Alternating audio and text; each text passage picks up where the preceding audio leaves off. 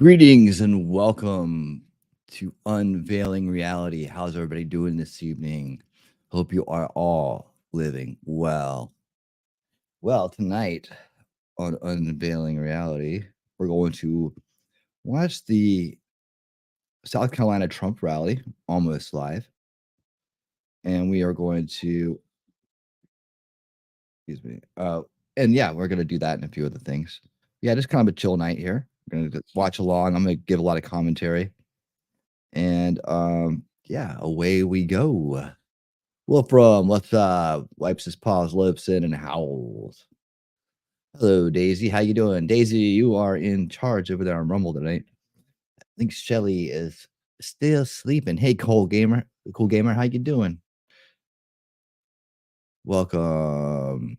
Yeah, so I'm gonna need help from my mods tonight. The because Shelly is getting some sleep, I believe. She's not awake yet. Let's see. So we're getting off to a start here. Let me make sure I got all my links right. I think I do. So this ought to be pretty good. I like this time of year because you can actually follow. You know, these rallies are fun. They're every 4 years. You get to have some rallies, so that's pretty cool. They're a lot of fun. They're not like going to a Democrat rally where it's just like death on earth. The end of time, as you could call it. Cool.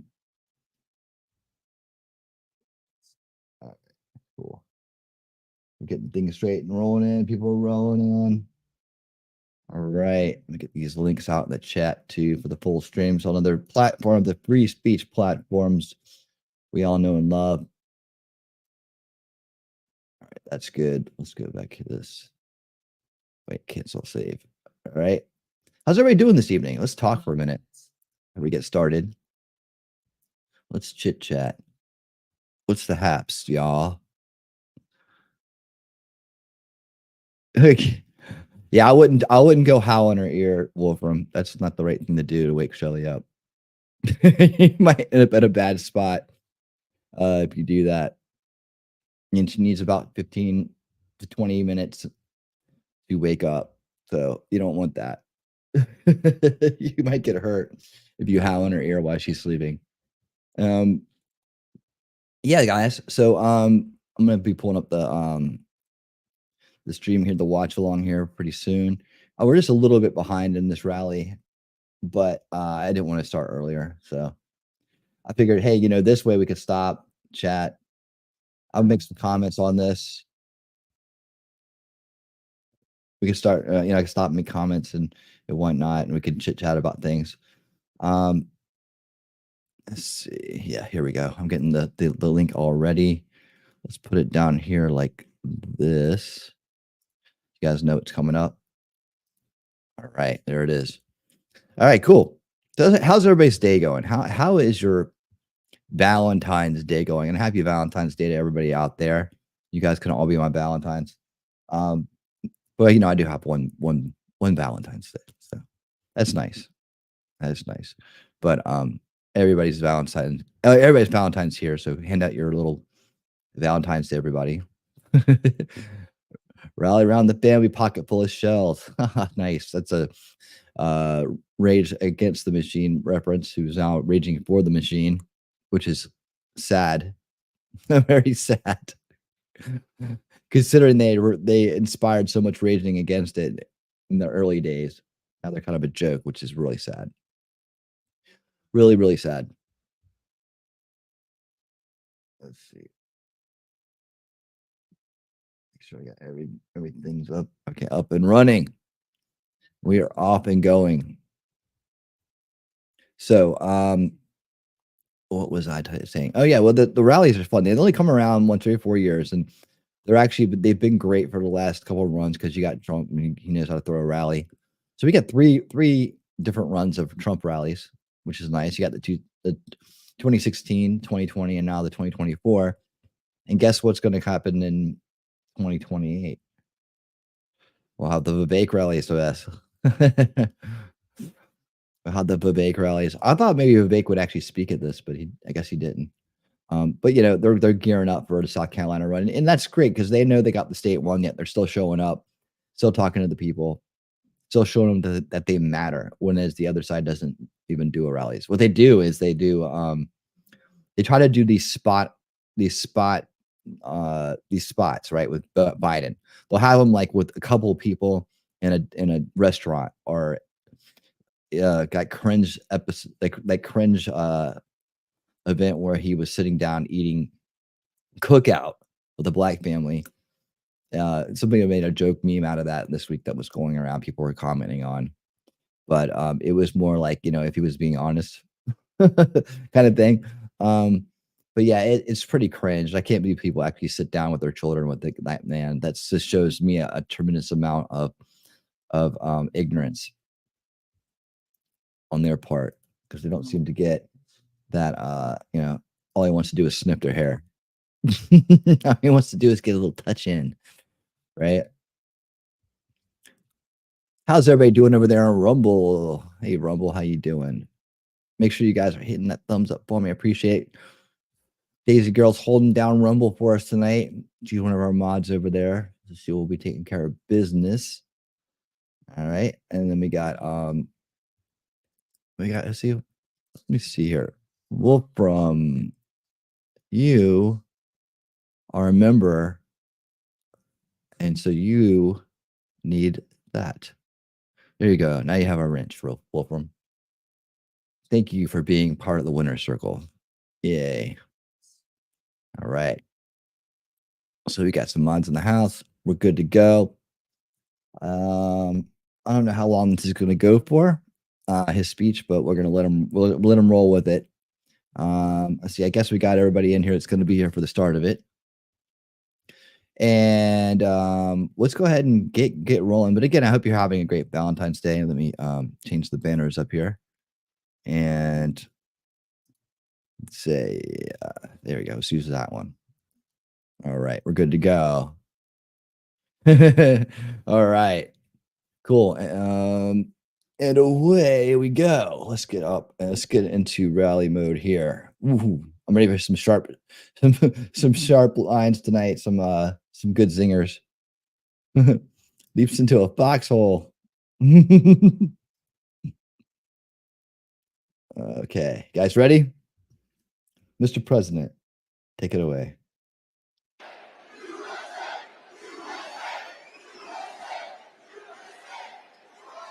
Well, thank you very much, South Carolina, and happy Valentine's Day, everybody.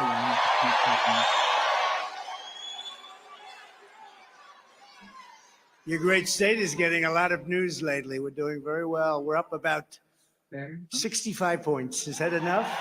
I'm thrilled to be back in this beautiful state with thousands of hardworking, God-fearing American patriots.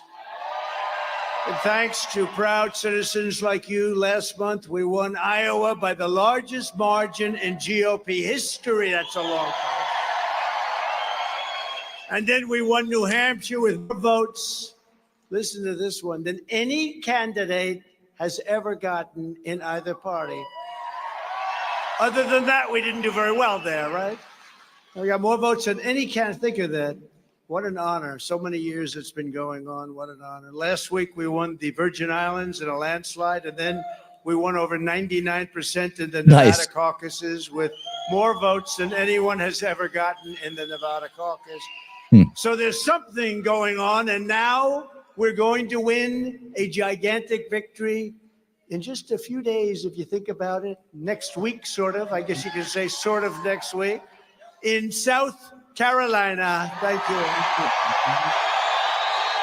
The primary is Saturday, February 24th, but in person. Early voting is underway right now, so go and vote.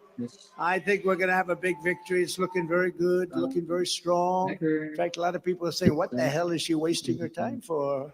Right? And I agree with that. It ends on February 22nd, and it's closed this Sunday, the 18th, and Monday, the 19th for President's Day. But you just go vote early or get there. It doesn't, frankly, from my standpoint, just vote. Whether you do it then or whether you do it early, just go and vote. Nikki Haley is pushing Democrats to vote. So if you don't want liberals and Marxists to meddle in your primary, which they shouldn't be able to do, then you have to get out and get every patriot you know, come out this week and vote for our campaign. It's going to be over very quickly, very, very quickly. With your help, we're going to win this state, and this November, we're going to win the White House, and we're going to take back our country. Right, Henry?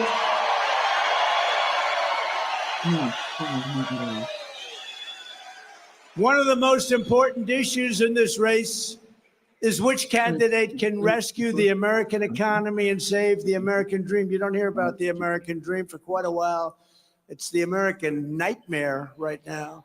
Under the Trump administration, you were far better off. Your family was better off. Your neighbors were better off. Your communities were better off. And our country was a lot better off than it is today. Today, our country is going to hell. It's going to hell. Nobody's ever seen anything like it. Millions and millions of people pouring in from places unknown. America was stronger, richer, safer, and more confident than ever when I was sitting behind that beautiful Resolute desk in the Oval Office. Together, we built the greatest economy in the history of the world with record tax cuts, record regulation cuts, record energy production. We were doing a lot of records, and rising wages for Americans of every race, religion, color, and creed. That's why Hispanic Americans, African Americans, Asian Americans, women, men, young students with a brilliant education, young students with no diploma, no education to speak of. Every single group was doing better. There wasn't a group that was not doing as well. But then crooked Joe Biden came in and began waging an all-out economic war on our great middle class. That's what's happened, by the way. Yep. That's what's happened. Yep. Let's compare the smoldering records of Bidenomics. How about that name, Bidenomics? With the incredible success we had just 3 years ago under President Trump on Maganomics. You ever hear that term? I just heard it. I just heard it. And I like it. I said, let's use it every once in a while. Let's use it in South Carolina. Under Biden, we've had a 3-year inflation rate of over 30%, and inflation was higher than expected. Yet again, you see, they just announced the numbers 2 days ago. It's back. 60% of Americans are now struggling to pay for their groceries. We didn't have that. And as Crooked Joe himself foolishly pointed out on Sunday, it's not just that prices are getting higher, it's that packages are getting smaller. Thank you for telling that, Crooked Joe. Worst president in the history of our country. Yeah, they say by like far. grocery inflation is the worst. Jimmy Carter is a very happy man because his administration is brilliant by comparison. Under my leadership, you had virtually no inflation, and there was no such thing as Joe Biden's shrinkflation. You ever hear that one? Shrink. That's his new name he comes up with. Under Crooked Joe, energy prices have reached the highest in history, and gas prices have reached $5, $6, and even $7 a gallon. And now it seems like they're going up again. They're doing everything they can. They'll use anybody, send it around. They want to do anything they can. But after the election, they can't. We can't let them win. We're not going to have a country. But after the election, if a tragedy happened, like happened 3 years ago, that was a tragedy. What happened? That was a tragedy. Look what's happened to our country. Our country's gone to hell. But if a tragedy happened, you'd see prices, energy prices go up double and triple. Yep. 3 years ago, under my leadership, we had energy independence, and soon would have had energy dominance. We're going to be dominant all over the world. We were behind Saudi Arabia, Russia. Within the first year, we were way beyond them in terms, we have more liquid gold under our feet, just think of it, than any other nation. And we don't want to use it. They want to go all electric cars. Isn't that a great idea? They don't go far. They don't go far. I had gas, think of the gasoline, gas prices, and we had some times where it was below this number, $1.87 per gallon. Think of that. Doesn't that sound good? Yeah, I remember that. You could buy those big, beautiful trucks. Now you say, let's get a little one. Thanks to Bidenomics, the 30-year mortgage rate has hit a 22-year high, the highest in over 22 years. Average mortgage payments now a brutal $3,322 a month. When I was president, the average monthly mortgage payment was $1,700 a month, nearly 50% less than what you're doing right now. You had a savings with me of $19,000 a year. That's a lot. And this is an affordability crisis. Remember, under crooked Joe Biden, credit card debt is the highest in history. Never been higher. That's a tragic number. Over $1 trillion for the first time ever. Wow. It's never been even close to that. 62% of Americans now report living paycheck to paycheck. Under President Trump, Americans liberated themselves from debt by paying off roughly $150 billion from their credit cards. The only major decline in decades. The first time in decades that it was happening. Don't talk about that very much. And while Crooked Joe likes to brag about the stock market, the truth is his record is horrendous when you correct for inflation, which is an amazing number. After adjusting for all that has taken place over the last couple of years. But think of it, with all of the inflation and everything else, the stock market is up just 8% total for the entire period. By contrast, under my leadership, the stock market was up by an astounding 62% with inflation almost at zero, 62%. In short, crooked Joe Biden did our economy exactly what he did to our border. He's done it to our economy and our border. Have you ever seen anything? Look, forget about speeches. Have you ever seen anything where millions of people are allowed to pour in? Millions and millions. He inherited an amazing success from me. He wrecked it almost immediately, turned it into something resembling much worse, actually, not resembling, much worse than a third world nation, a banana republic. There's never been a border in the history of the world that's looked anything like this tragedy. It's a tragedy. And he can shut it down. All he has to do is say, close the border. We got to get our country straightened out. And he doesn't. He wants to have some phony legislation passed, which actually makes it worse. But with your vote, we're going to save our economy and we're going to bring our country back from hell. That's where it's been. That's where it's been. The next Trump economic boom will begin on November 5th, 2024, right? Upon taking office, I will end Joe Biden's war on American energy, cancel his ban on exporting American natural gas, beautiful, clean natural gas, and we will drill, baby, drill. Bring it way down. I will revoke China's most favored nation's trade status, and we will impose stiff penalties on China and other trade abusers. They're abusers. Don't forget, I took in hundreds of billions of dollars from China. No president's ever done anything like it. Under my policies, no company will ever want to even think about firing their U.S. workers and outsourcing your jobs to foreign countries, like is happening now at record levels, and we stopped it. Because if they do, those countries are going to pay a very steep price, and that's why they didn't do it. They didn't play games with us. We will once again live by the maxim of the Trump administration: buy American, hire American, buy and hire American. To protect South Carolina workers, I will also pass the Trump Reciprocal Trade Act. You know what reciprocal trade is? When they screw us, we screw them. It's very simple. If China or any other country makes us pay a 100 or 2%, think of this. It happens all the time. We did a lot. We did very nicely with China. They aren't doing well right now because of the tariffs and taxes I put on. If China or any country puts on a 100 or 200% tariff, we will make them pay a reciprocal tariff of 100 or 200% right back. If they charge us, we charge them. And as tariffs on foreign countries go up, taxes on American workers and families will come down very dramatically. We'll take in a fortune. You know, it's an amazing thing that hasn't been done. We were doing it at levels never seen. We were taking in hundreds of billions. We were taking in billions and billions of dollars. And it was easy. It was really easy, amazing. And we kept a lot of businesses going. We saved the steel industry, but now they're blowing it. Did you see where U.S. Steel was just bought by Japan? How about that? Okay, can you imagine? What? I wouldn't let that happen. It will almost solve U.S. Steel is bought by Japan? Swoop if we do this reciprocal act. Think of it, reciprocal trade act. That doesn't make sense. They charge us, we charge them. And then you have senators and some people that say, no, what's wrong with it? It's perfect. That's called Make America Great Again. That's what they do to us. And other countries will not be allowed to rip us off any longer, which is what they're doing. The only ones who hate it are the globalists, because basically they hate America. In a certain way, they actually hate our country. By contrast, crooked Joe Biden's plan for his next term raises your taxes over $6 trillion. You know that? Including a colossal tax hike, this will be the biggest tax hike in history for you, the people in this room and everybody else. Millions of middle-class families, they're going to take away your Trump tax cuts. So I gave you the largest tax cuts in the history of our country, and they want to take them back. That's not going to happen very easily, I will tell you. I will make the Trump tax cuts permanent. You know, they expire in a year. And we will cut your taxes even more than that. You know, we took in more revenue after the tax cuts than we ever took in before because the tax cuts inspired investment. But Crooked Joe is not the only massive tax hiker in this race. You also have a person known as Nikki Birdbrain Haley, Birdbrain, who tried to double your gas tax here in South Carolina and also supports a 23% national sales tax. By the way, Henry will never do that. That's for sure. I will never let that happen to you. It's not going to happen. Henry wouldn't let it happen either, frankly. The radical left Democrats want Nikki Haley because they know she's easy to beat. Look at her polls. Her polls are terrible against Biden.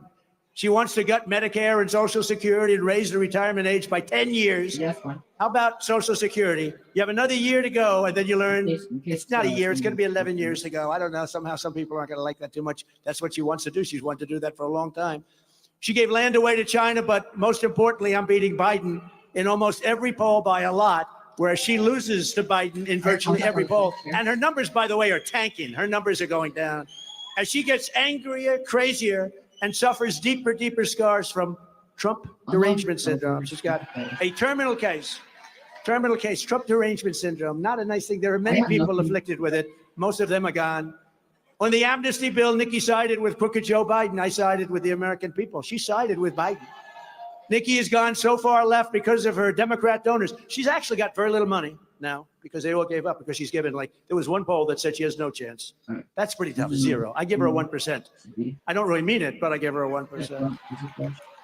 And that she's not just attacking me, she's actually attacking the entire, she is really going after the Republican Party. And that's very bad. We got to beat Biden. We got to beat Biden. 3 years ago, she said, all of us who worked with Donald Trump witnessed the tremendous amount of love and respect he has for our military. He was determined to protect our military. We had many conversations in the NSC meetings about protecting them. He loved our military so much, is what she said. Now she says, well, I don't know too much about him in the military. And on that, though, she was correct. I love our military. You have a big military here. I love our vets. I've taken care of our vets like no president has ever done. No president has ever given the vets what I gave them. I gave her the job at the United Nations, 90% for one reason, because I wanted to make Henry McMaster the governor of the great state of South Carolina. Nice. And he's done a great job. Thank you. Thank you. That's very pretty much. smart. Thank you for being here. Thank you, Henry. So he gives Haley a throwaway job, basically an ambassador job to get her out of the governorship and then put somebody in there he likes. Dude, that's 4D chess. Nikki is also political best friends with a guy named Mitt Romney. Has anyone ever? Oh God, not Mitt Romney. That's not a good thing. Who has run? Really, I mean, he's been run out of office essentially. Remember, he was with the mask running down Pennsylvania Avenue with Antifa. I said, this guy's not good. No, he didn't run because he couldn't have had my support. And in Utah, he couldn't have won the race. He could not have won. So he didn't leave very easily, but he left. He's gone. He's gone. Yes. Unless he changes his mind. Maybe he will. I hope he does. Then he goes down in defeat. And she seriously thought about supporting a gentleman named Barack Hussein Obama. Oh, gosh. Well, it's right on the tape. I don't know if they're going to put up that tape. If you look at like the state of decline in the U.S., man, it really just, it was already not, it was already corrupt before Obama, but you look at the decline in the U.S., it all started with him. But it's right on that tape. Barack Hussein Obama, she wanted to support him, and she decided to go with Romney and said, that's all we have to know about her. It's don't want to waste a lot of time on her because we have much more important subjects, so we'll get to it. But it's no wonder Joe Biden and his thugs are so and they are desperate. They are. Do you see this guy on television today? I mean, he's like a crazed lunatic. Round eyes. The eyes are all round as hell. But I know he didn't have any plastic surgery. I know. The eyes are round. Foreign leaders look at him and they say, you got to be kidding. They only know that we are the only, and they know this, that we are the only ones who are going to stop the Democrats. They're going to destroy our country. That's why they're weaponizing law enforcement for high-level election interference. That's what they've done. It's all election interference. They love to talk about disinformation and democracy. It's all disinformation. They're great at cheating on elections, and they're great at misinformation, disinformation. Similar, not the same thing, but both. Because they're the ones who are weaponizing the DOJ and the FBI, our election systems, and attacking free speech. And they're also going into the states, and they're getting the district attorneys, and they're getting these people are really bad for our democracy. He is a threat to our democracy for numerous reasons. Number one is he's grossly incompetent. That's number one. Number two, they're weaponizing law enforcement against their political opponent. In the case of me, it's me who's their political opponent. And because we're leading him by so much, it doesn't make it any easier, probably for him or for us, but we're leading by so much, partially because the people of our country get it. Congress ought to impeach crooked Joe Biden for attacking his political opponent by weaponizing the DOJ, the FBI, and even the local DAs and attorney generals against his political opponent. They ought to impeach him because that is the most undemocratic thing that you can do. This happens in certain countries, but never happened in our country. All of this persecution is only going on because I'm running for president and leading big in the polls, beating Nikki by 36 points in the latest South Carolina poll, and beating Biden by 15 points in the latest morning consult poll. Remember, I always used to talk about polls, right? Always, because to me it's very important. Only I would talk about them if they were good. If they're bad, I didn't bother with. But they're good. These are the best polls we've ever had. I actually think their weaponization of DOJ, FBI, I actually think that's driven our numbers way up because people don't like it. They're not going to stand for it. In the latest morning consult poll, we're at 80% in the Republican primary. We're dominating everybody. And then when you go over to the Democrats, Crooked Joe in the general election, we're leading by landslide margins, and they're very worried about it. I don't know. Personally, I don't think he makes it to the starting gate. I hate when they compare him to me. He's old, he's broken, he's incompetent. But let's also talk about Trump. You know, I stand up here, I make these speeches. Everybody's pushing that line, time, man. He's not going to make it. We have the biggest crowds in history. I want the rematch. In history. I want the rematch. If I didn't have it, you'd know before anybody. Front row Joes would know. Our great people from North Carolina. Over here, we have like 35 women. They follow me, North Carolina. They follow me all over the country. They're beautiful. They're great. I don't know what the hell their husbands are saying. This is, I think, their 117th stop. But front row Joes, you may even top it, right? These are serious. How many stops? Yeah, in the 90s. Right, they beat you. The women from North Carolina won. That's all right. But no, but there's never been anything like this. Look, we do these rallies. They're incredible. This isn't really a rally. This was a stop. And we have thousands of people outside that can't even get in. It's amazing. And, you know, yesterday she had a rally. 9 people showed up. 9 people. She's finished. In fact, our lead against Biden is now 6.7 points, 9 points, 11 points, and even one at 15 points. And the betting markets all over the world, the betting markets have us beating Biden by 21 points. We have to do that. And by the way, she's getting clobbered. She's getting clobbered by the Democrats, even though she probably is one. I think she probably is. They're putting up her money. They have the biggest Democrat supporters giving her money because Republicans aren't. They think it's a hopeless case. But don't let that fool you. They cheat like hell. So everyone has to go and keep your eyes wide open for the cheaters and vote, vote, vote. You got to do that. And the primary just coming up. I know you think we're going to win by a lot, and I think we are by probably a record. We've broken every record so far. We've broken Iowa, New Hampshire. We broke every one of them. Every record, every place we've run. Nevada, we broke. The Virgin Islands, we got 100% of the vote. We broke it every record, and I think we're going to break the record here. But it doesn't matter. You have to go vote because we have to show in November the kind of a movement that we have. There's never been a movement like this in the history of our country. This is MAGA. This is MAGA country. This is MAGA country. It's just MAGA country. And you know, when Biden gets up and he barely can read, he can barely stand. Remember, he used to say, I'd like to take him to the back of the barn. And everyone thought it was so cute. When I said I'd love to go back there with that guy, it'd take about 2 seconds. I'd go like this. He'd go down so fast. But when I said it, they said the fake news. But look at all that fake news. When I said it, they said, he's a fascist. He's a fascist. When he said, oh, isn't that nice? When I said it, they said he's a fascist. No, I'm not a fascist. They also said years ago, remember Hillary Clinton? I don't call her crooked anymore. I use that term for Joe. We don't need to. We don't care about her so much. To me, she's beautiful. It's Hillary. bad touch She's a very Biden. beautiful woman.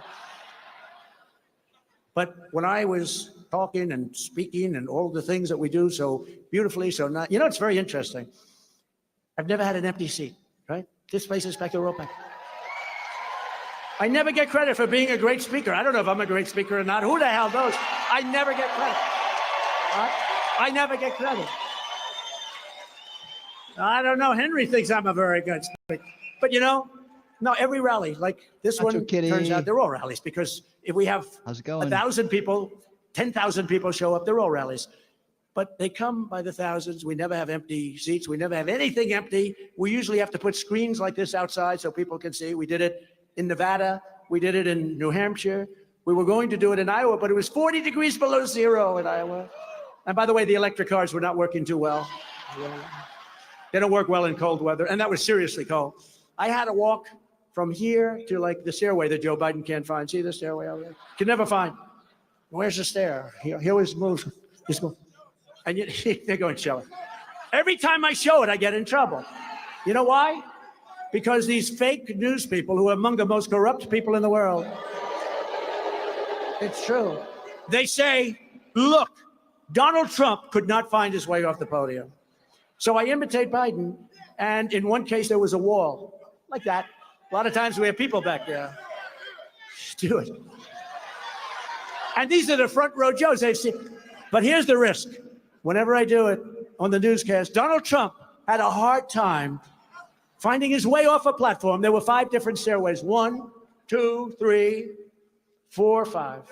It's real easy. He's the only guy in history that cannot find it. But when I do it, they show it at night. They show me mimicking him, and they say, Donald Trump could not find his way off the platform. These are very dishonest.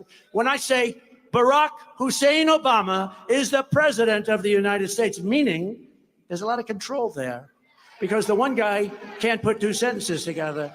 So I say, Barack Hussein Obama. Remember Russia used to go, Barack Hussein Obama. You go, Barack Hussein Obama. But he'd do that. Rush, do we miss Rush? Yes. But when I say that Obama is the president of our country, blah, blah, blah, they go, he doesn't know that's Biden. He doesn't know. So it's very hard to be sarcastic. When I interpose, because I'm not a Nikki fan and I'm not a Pelosi fan, and when I purposely interpose names, they said he didn't know Pelosi from Nikki, from Tricky Nikki. He didn't know. I interposed, and they make a big deal out of it. I said, no, I think they both stink. They have something in common. They both stink. And remember this, when I make a statement like that about Nikki, that means she will never be running for vice president. She will never be running for vice president. Remember that. There are things you can say about people. You ever see where, you're really hitting one person, they're hitting you, but it goes to a level. But we're at the level now, I am in particular, bird brain and lots of other things. There are things that when you say that you're never going to have her. So I hope nobody wants her because I think she's absolutely terrible. She's terrible. So you're never going to have her. And I don't think anybody's very devastated. We do have a lot of great people, by the way. We do have a lot. He's screaming, Tim's got. By the way, I tell Tim's here someplace. I tell Tim, because I watched his campaign. And the truth, it was a beautiful thing in a way. He's a modest person. And I called him up because he was defending me on Deface the Nation. Did you ever watch? Ladies and gentlemen, CBS, ladies and gentlemen, it's Tim Scott on Deface the Nation. Because they do. Or Meet the Fake News. Remember, most of it, ABC, this is ABC fake news. They're all fake. They're horrible. If they ever turned conservative to a conservative way, or let's say it differently, if they ever turned to common sense, you know what? Their ratings would triple. I tell the top people, I said, if you ever went common sense, your ratings would triple. But I told him, so he was, look, he did well, but he wasn't as forceful as he is because he feels, he doesn't want to talk about himself. It's sort of interesting. And then I see him on Deface the Nation and Meet the Press and all this stuff. And he's just killing everybody. And I called him, I said, you're a much better candidate for me than you were for yourself. I mean it. This guy is the best. He was like a different person. He was like a different person. And I say that with admiration, because I'm the opposite. I'm much better for me than it would be for somebody else. I would be terrible. I'd be terrible. If I was in that position, I'd get up, all right, I did a great job. You should have voted for me. You made a man, but this guy's okay. All right, I'm going home. No, I would be terrible. I'd be the opposite of Tim, but that shows great character with Tim. It really does. Where is Tim, by the way? Where is he? I mean that so strongly. He's amazing. Thank you. Thank you. No, he's amazing. He has been, Henry, you know what I mean. I watched him the other day on the Sunday shows. He's just destroying people for me, but he didn't act that way for himself. And he said to me, I find it harder to talk about myself than to something I believe in, something other than myself that I believe in. I thought it was beautiful, and I want to thank him very much. Great guy.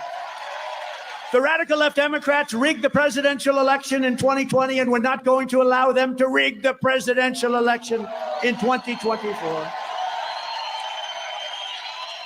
Every time the radical left Democrats, Marxists, communists, and fascists indict me, I consider it a really great badge of honor. Thank you very much. It's a lot of fun.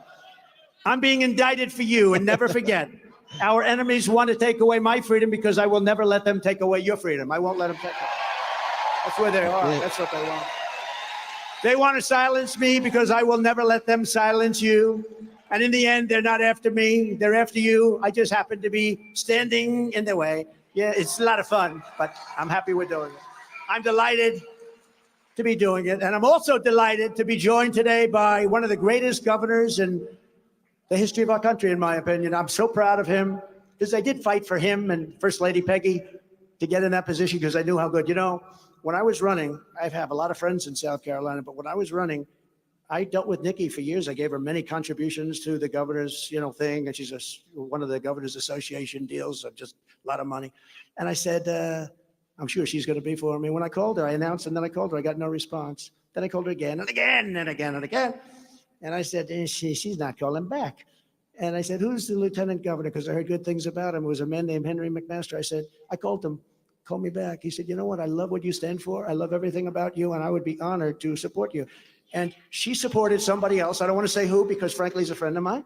So, when I become friends after wars, I get along very well with people. So I'm not going to say who, but she supported somebody else. And I had Henry and Peggy going around from 6 o'clock in the morning till 12:30 in the evening, virtually every day for like a month. And we ended up winning like nobody has ever won before, right? Nobody's ever won this state like we won. We had a record. But we're more popular today, Henry, than we were then. But Henry, 7 years ago, Henry and Peggy were unbelievable. And I didn't know him too well. I said, boy, that guy's doing a job. I was saying, who are the hardest workers? Well, probably the lieutenant governor. Anyway, in the end, we crushed her. She was like nothing. We crushed her. And I said, this is the most incredible thing. This man, I was telling this at the victory speech. I said, I would much rather have the lieutenant governor on my side than the governor because he's far more effective. And that's what happened. You have one of the greatest governors in the history of the state, one of the greatest governors in our country, Henry McMaster, and Peggy, our First Lady. We love you, Peggy. Thank you very much. Huh? Thank you very much. We're very proud of you. Very proud of you. And then we just talked about him, Senator Tim Scott. Thank you very much, Tim. Thank you. Thank you very much. Thank you. Great job. Congresswoman Nancy Mace. We've come a long way. We've come a long way. Thank you very much, Nancy. I appreciate it. Treasurer Curtis Loftus. Curtis, he's here. I just saw him. Thank you. And a young gentleman who's got a big future, who's got a great father. Oh, I loved when he spoke up in Congress. I'm sure you all forget. Oh, that was a beautiful thing. It made him very popular. Nobody knew it at the time, but it was something very special, actually. South Carolina Attorney General Alan Wilson. Say hello to Joe. Alan, say hello to Joe. Thank you very much. Thank you. South Carolina Secretary of State, a really good guy, a supporter for a long time, Mark Hammond. Thank you, Mark. Great job.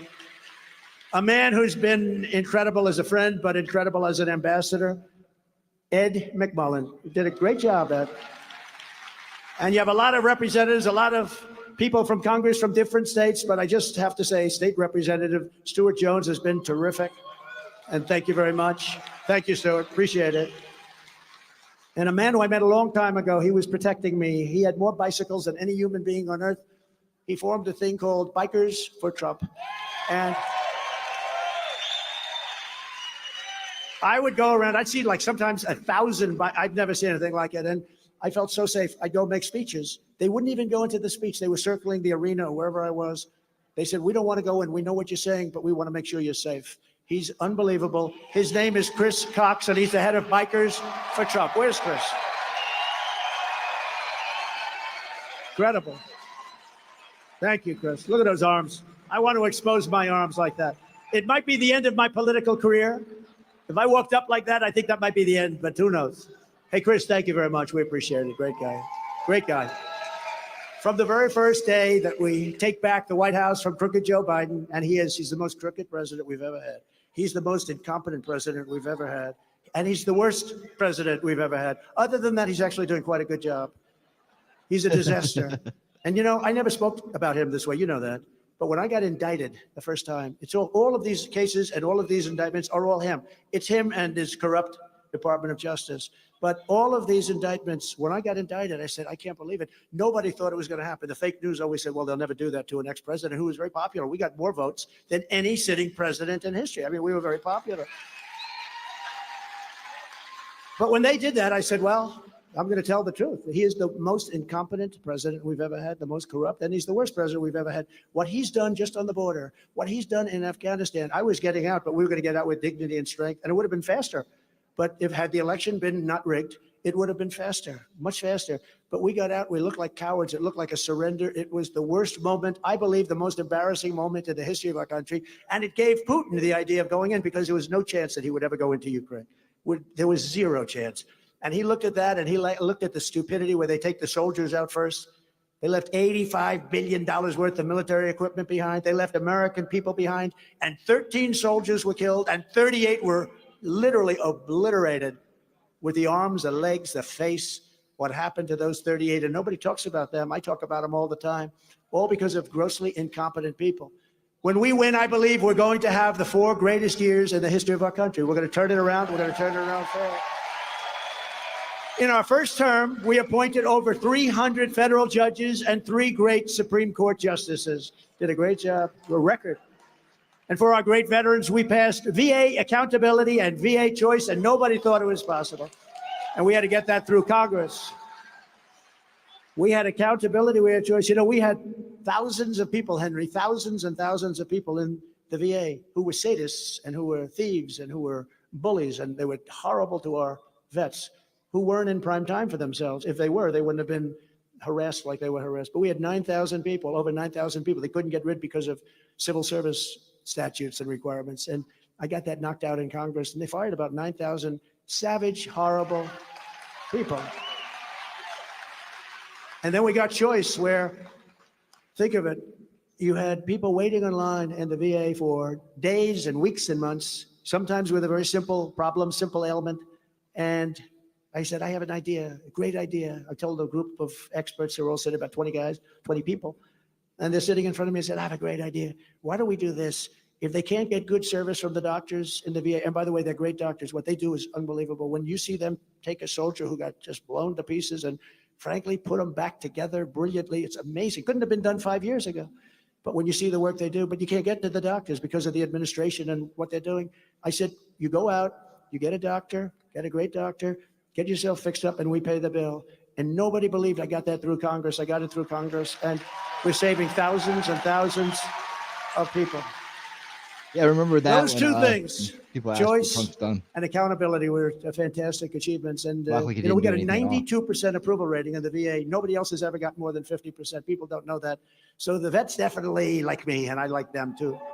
We fully rebuilt the U.S. military and created Space Force, first time in 78 years. And the Space Force is a big deal, by the way. No, are you from Space Force by any chance? I think. Boy, they were very happy back there. Oh, I see. Good. That's great. Thank you very much. That's very nice. And we got our allies to pay their fair share and bringing in over $400 billion to NATO. They weren't paying their bills. You've been reading about it. I've been saying, look, if they're not going to pay, we're not going to protect, okay? And Biden said, oh, this is so bad. This is so terrible that he would say that. No, if they're not paying their bills, and most of them weren't when I got there, and when they asked me a question, they said, does this mean one of the heads of one of the countries, at that time we had 28 countries, of which 7 were paying their fair share, which was still low, but 7. The United States was paying for almost all of it. It was terrible. And I said, what's going on? They said, Bush will come in, make a speech, and leave. Obama would come in, make a speech, and leave. Nobody would say anything about it. When I came in, I didn't make a speech. I looked at the numbers. I said, these numbers are terrible. Nobody's paying their bills. And I told them that. And then I came back 6 months later. I said, now you've had time. But one of the heads of the country stood up and said, does that mean that if we don't pay the bills, that you're not going to protect us? I said, that's exactly what it means. Exactly. I'm not going to protect you. We don't want to be a stupid country any longer. And the next day, the money came pouring in. If I said like all the Obama said, it would have nothing to do. And Obama, they probably liked him much better than me. He said, no, that would have no effect. Don't pay your bills. We'll protect you. No, if I say that, they're never going to pay the bills. Hundreds of billions of dollars came pouring into NATO. And I said it just the other day because they've been very lax. We spent 150, maybe 200, because now they want to give them $60 billion more. 60 billion with a B. They want to give them 60 billion more. And I said, wait a minute, do it this way. Loan them the money. If they can make it, they pay us back. If they can't make it, they don't have to pay us back. Loan them the money. Put it as a form of a loan. Why should you just hand it over to them? Do it as a form of a loan. I do that with athletes. They can't quite, like a professional golfer who I think is very good. They don't have any money, but they have a lot of talent. I'll say, here's the deal. I did it with a number of people. Here's the deal. What I want to do. Professional golfer. I play golf. I play very nice. Did you see the picture of me, the horrible picture with the stomach out here? So what I do is I'm putting up today a picture of me what I actually look like hitting a ball, smashing that freaking ball. And you'll see I wouldn't say slim, but not bad. But the ball does go far. I would say it goes about 9 times further than Biden can hit it, 9 times. He said he's a 6 handicap. That may be his biggest lie. Do you ever notice? Pilots come in and he said he flew planes. Biggest Truckers lie. came in, he says he flew. Military come in, he says I was in the military. They're all lies. His biggest lie is that he's a 6.2 handicap. I've seen him swing. He's like this. That's not. I know a lot about golf. That's not a 6.2. And it wasn't a 6.2 30 years ago. That's a bigger lie than the fact that he flies and he drives trucks. That guy is something, I'll tell you. Think of it. Think of what happened. They just came out with a report. Drives trucks. They said he's not competent enough to defend himself in court, but he's competent enough to be president of the United States. How does that work? How does that work? But me, I got to go through a trial, and I had a thing called the Presidential Records Act. I did absolutely nothing wrong. But I don't know. I wouldn't have liked that verdict. You can not defend yourself in court because you're grossly incompetent. You don't memorize. You don't have any memory. You're a disaster. But you can be president of the United States. I don't want the president that's not allowed to go in and at least talk and defend himself. So they're protecting him. They're actually protecting him, but they're not protecting our country. Our country's in big trouble. But we still have a lot to do. We're going to do things that you can't even believe. We're going to do it fast, too. Under Biden, 19 out of 30 other NATO members do not even pay the bare minimum of 2%. Think of that. Of GDP, you're supposed to pay 2% of GDP, which is a very low number. I thought it should go up to 4%.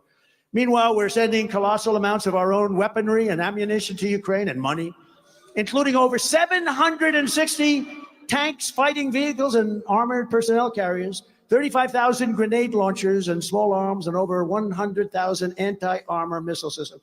Do you remember a year ago when Biden made the statements that we have no ammunition? This stupid guy. He's saying, even if it's true, you don't say it. You don't say it. He said, remember, he was at a news conference. I thought it was one of the classics. We have no ammunition because we've sent it all to different countries, in particular Ukraine.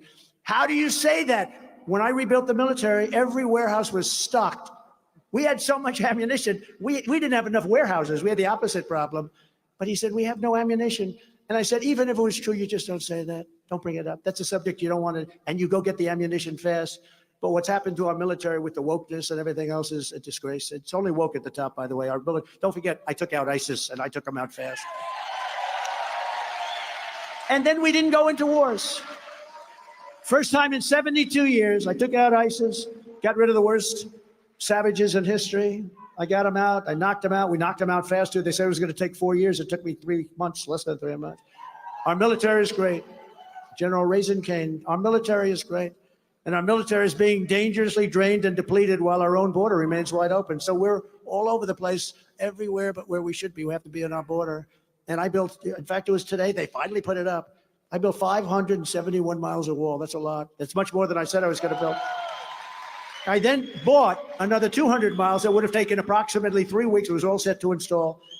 And we had the rigged election, and the other side took over, and they sold that 200 miles of stuff for like 5 cents on the, think of it, 5 cents on the dollar. They sold it. They sold this unbelievable, that was exactly what Border Patrol, I didn't want that particular wall. I wanted to use concrete plank going 40 feet up in the air, would have been fine, but they said no good.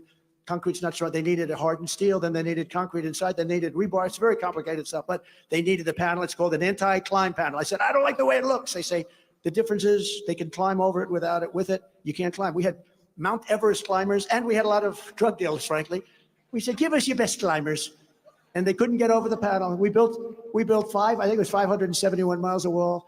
We had another 200 miles to go, would have been up in 3 weeks. And these guys said, we don't want to do that. We want to have open borders. And I never believed they did, because who the hell wants open borders? Who would want it? Who would want it? Hey, Lex, what's up? And they come in by the millions, and they're coming from jails and prisons. There's a slight difference if you know that. And they're coming from mental institutions and insane asylums. There was a man in the paper not so long ago, I guess a psychiatrist who worked in one of the mental institutions in South America. And he was sitting reading a newspaper. They were interviewing him. He said, I've never had time to read a newspaper. It's a luxury because I work 29 hours a day. He was saying more than, I better check that because, when I say 29, meaning they work more than 24. But if I say 29 without a perfect, meaning more than 24 to you fake news people. They work 29 hours a day. They'll say, he thought that a day has 29 hours in it. Oh, they are so bad. They're a big part of the problem of our country, by the way, I got to say. A big part, the fake news. But he said, I work 29 hours a day. I work all the time. That's all I ever did. But now I don't have to work very much because almost everybody in this a mental institution, almost everybody in our institution, you could see he loved it, actually, loved what he did. But he said, I have nothing to do because they've all been brought to America. They've all been brought to the United States. These are mental patients. These are some very sick people, too, very, very sick, dangerous people. And he was complaining. He was not complaining. I mean, I think he understood it. But he said they won't be given the care that we gave him. He was a little, torn, to be honest. But he said they're very dangerous people. But they've all been brought to America. And if I were one of the guys in South America, or all over the world, by the way, this is not just South America. They're coming in from the Congo. They're coming in from Africa, Asia, South America. They're coming from the Middle East. Many, many people are coming in. They're coming in from Yemen. We're bombing Yemen. Here we go with the bombs all over the place again. That will never happen. You know that Israel being attacked would never have happened. You know that Ukraine would never, ever have happened. Would never have happened. Inflation would never have happened. But before I even arrive at the Oval Office, I will win the presidency. I will be doing things that will be amazing. Like I will get the war between Russia and Ukraine settled forthwith. It'll be settled very quickly. President Putin of Russia has just given me a great compliment, actually. He's just said that he would much rather have Joe Biden as president than Trump. Now, that's a compliment. A lot of people said, oh, gee, that's too bad. No, that's a good thing. And of course, he would say that. Look, I'm the one that stopped Nord Stream 2, probably the biggest pipeline anywhere in the world. But immediately, Biden, think of it. Biden immediately, I stopped it. It was dead. It was a dead deal. It was going all over Europe, to Germany in particular, going to be the biggest deal they ever made. That was the biggest deal they ever made. I stopped it. It was stopped dead. He got into office, and he immediately approved it. I said, I can't believe it. I'm sitting back there. I say, I couldn't believe it. But he did stop immediately the Keystone Pipeline in our country. So he approved the pipeline for Russia in Europe, where they're sucking all of the money out of Europe. Think of it. We're defending Germany and all these countries. They're not paying their bills. Germany's paying just a minor fraction of what they're spending. And yet they're buying oil and gas in billions and billions of dollars a month. They're buying oil and gas from Russia. So they're paying Russia a lot of money. We're there defending them. And the whole thing is screwed up. But I stopped Nord Stream 2, and he approved it right after I left. So Putin is not a fan of mine, actually. You remember when they used to say, oh, Trump, they had a body language person on CNN Fake News, and they had me and Putin together. And they said to the expert, well, who's the dominant force? And the expert said, as you know, I've analyzed it. I've spent a lot of time doing it, and I don't think you're going to like the answer, but President Trump is the dominant force. Said that. I don't know if it's true. I don't know if it's true. Remember, we both walked on but I got along good with him. But he doesn't want to have me. He wants to have Biden because he's going to be given everything he wants, including Ukraine. That's a gift. He's got a gift. He's going to have his dream of getting Ukraine because of Biden. The whole thing is just crazy. Biden has given him the only president in the last 5 that hasn't given Russia anything is a president known as Donald J. Trump. You know that. I don't have to go over the list. But Biden is going to give him Ukraine, the way it's looking to me, it's terrible. So Putin came out and he said, I'd much rather have Biden be president. I said, well, that's insulting. And then I said, wait a minute, that's actually a very good thing. I think I'll mention it tonight at the speech in front of the people of South Carolina. The war, that's a war. And that's, I think everyone agrees. A lot of Democrats agree. They say, well, I agree that would never happen. But that's a war that never would have happened if I was president. Under the Trump administration, we will return to peace through strength. Remember when Hillary Clinton during the debate, remember those debates? Oh, they were great debates. Only Rosie O'Donnell, remember that is? That brought the House down. They were great debates. But you remember she said, he'll start a war. He's a very militaristic person. He's going to start a war. Look at him. I said, no, my personality is going to keep us out of war. That's what happened. Our personality kept us out. Again, the first, and I think they said 72 years, it didn't start a war, other than we got rid of ISIS. We knocked the hell out of them. 3 years ago, we had the most secure border in U.S. history. We ended catch and release. We built 571 miles of border wall. We got Mexico to send 28,000 soldiers to our border free of charge. You think that was easy? I said to Mexico, we need 28,000 soldiers. They laughed at me. I said, don't laugh. You're going to give them to me. Because you couldn't get the money for the wall. So I had to do something, right? I have to keep my pledge. You're not allowed to do, there's no legal mechanism where they pay for a wall that we have on our territory. So I said, that's okay. We'll think of something else. We want 28,000 soldiers. So they laughed. No, no, no, we will not do that. I said, yes, you 100%. No, no, no. Then, and the president, who I like a lot, actually, I like him. He's a socialist, but I like him nevertheless. And he said, no, we can't do this. I said, send your representative. I don't want to really negotiate with you. It's disrespectful. Send your representative. So they said, this very handsome guy comes into Washington. I was with a woman from the State Department. I asked Tom Homan and Brandon Judd, they're great. I said, give us a top 10 list of things that you want. I'll get every one of them. They said, you'll never get them. We've been trying to get them for years. I said, just give me a list. I'll get every one of them. I guarantee you that. So this guy comes in, very handsome guy, beautiful suit. In fact, I was going to ask him, who's your tailor? I like it very much. And I said to him, we need 28,000 soldiers. We need remain in Mexico. We need catch and release in Mexico, not in the United States. We call it catch and release Mexico version. Not catch and release U.S. version where they drop them. A criminal, what have you done? Murder. Okay, you'll come back in 7 years. We're going to give you a case. And nobody ever shows back unless they're very stupid. The stupid ones come. You don't want them either. Nobody comes back. You know, we catch and release. We release them and then we say, come back in 4 years, 5 years. They never come back as obviously nobody would. Who would? We were the stupidest people on earth. But I asked for 10 things, but remain in Mexico is a big one. You couldn't come in here. You had to remain in Mexico until we decide whether or not you could come in, of which 95%, maybe more than that, couldn't come in. That was me. And Biden ended it. So I said to this handsome guy, I said, no, we need 28,000 soldiers immediately. I'm building the wall. The wall will take care of itself, but we need them, especially during the wall. No, no, no, we will not do that. Yes, you will. No, you won't. We won't do it, sir. He said, no way. I said, way. You're going to do it? I said, I guarantee you, you're going to do it. I guarantee you. He's looking at me like, is this guy crazy? I told him no. And I said, I guarantee you, you're going to do it. Because I have before me a document, and the document says, this was a Friday evening. It says on Monday morning at 7 o'clock, a tariff will be imposed on all of the cars and all of the other billions and billions of dollars worth of stuff that you send into our country. You know, they stole 32% of our automobile manufacturing business. And by the way, with the head of the auto workers, they're going to do it again with his all-electric car mandate because those cars are all going to be built in China. Okay? What they've done to the auto workers, United Auto Workers, they're all going to vote for me because I'm going to bring all that business back. I'm going to bring it all back because we're going to impose tariffs on cars coming in from foreign countries, and they're going to have to build those cars in our country. So, and they're going to hire United Auto Workers and a lot of other auto workers that you have right here in your great state. But they want to take all that business away. So I said to him, you're going to do this. And he said, no. I said, here's the story. Monday morning, 7 o'clock. He said, sir, you don't mean that. I said, no, I totally mean it. I'm ready to sign it right now. I actually had the document done. Do you want me to sign it or not? He said, man, take 5 minutes and call my president. I said, absolutely. Comes back in about 2 minutes. Sir, we would be absolutely in love with giving you 28,000 soldiers, sir. We think it's a wonderful idea. We will give you remain in Mexico. We will give you all sorts of titles for the bad. You know, we have a lot of sick people, and we want to take care of people, but we don't want them infecting our people. Does that make sense to you? They have a lot of very sick people coming in. Now we have everything coming in. They gave up everything. They gave up remain in Mexico. And the other day I saw where Mexico wants $10 billion just to talk to the United States. They wouldn't be saying that to me, I can tell you right now.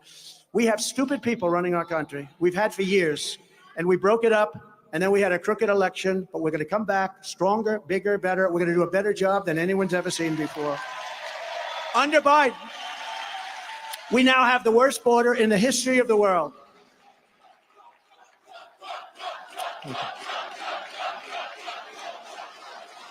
Thank you very much. Thank you very much. This is a lively group. This is a lively group, Henry. Thank you. Thank you. Wow. Thank you. I think Nikki's in big trouble, big trouble. Who wants her? Who the hell wants her? No, we had the worst border in world history. There's never been a border. I say it all the time. You take a third world country, you take a banana republic. There's no way a thing like this ever happened. They would fight with sticks and stones. They wouldn't allow that to happen to their country. There's never been anything worse than our border. And you know, the biggest victims, I just started saying this because I realized these are the biggest victims. It's millions and millions of people. They're pouring into our country. The biggest victims are African Americans, Hispanic Americans, Asian Americans, people that want a job, people that really feel they want a job. They're getting decimated in their hourly wages. It's happening already. And you know, another big victim group, it's not so much down here. You don't have too many of them, frankly, but the unions are going to be destroyed. The auto workers are going to be destroyed. The Teamsters are going to be destroyed because they get big hourly wages. And let's say that that's fine, but they're not going to be able to compete when these people are coming in, and they're coming in at levels never seen before. Unions are going to be totally decimated. A lot of the workers in our country, but the worst devastation is going to be the African American and Hispanic American people. They're going to be decimated. So I have an extra thing, you know, because the crowd is so crazy tonight and so large. It is crazy.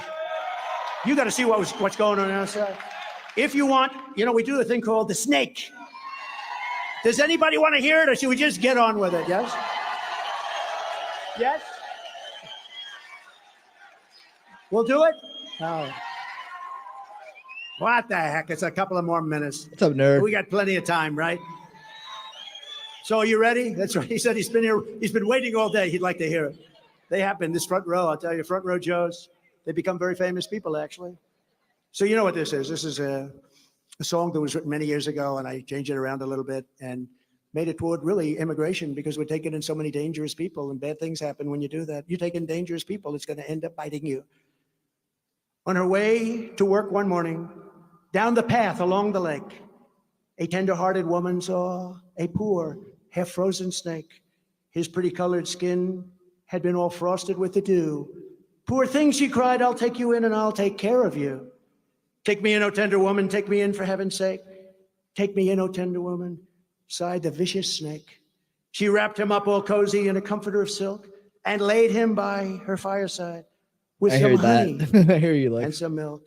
She hurried home from work that night, and soon as she arrived, she found the pretty snake she'd taken in had been revived. Take me in, O tender woman, take me in for heaven's sake.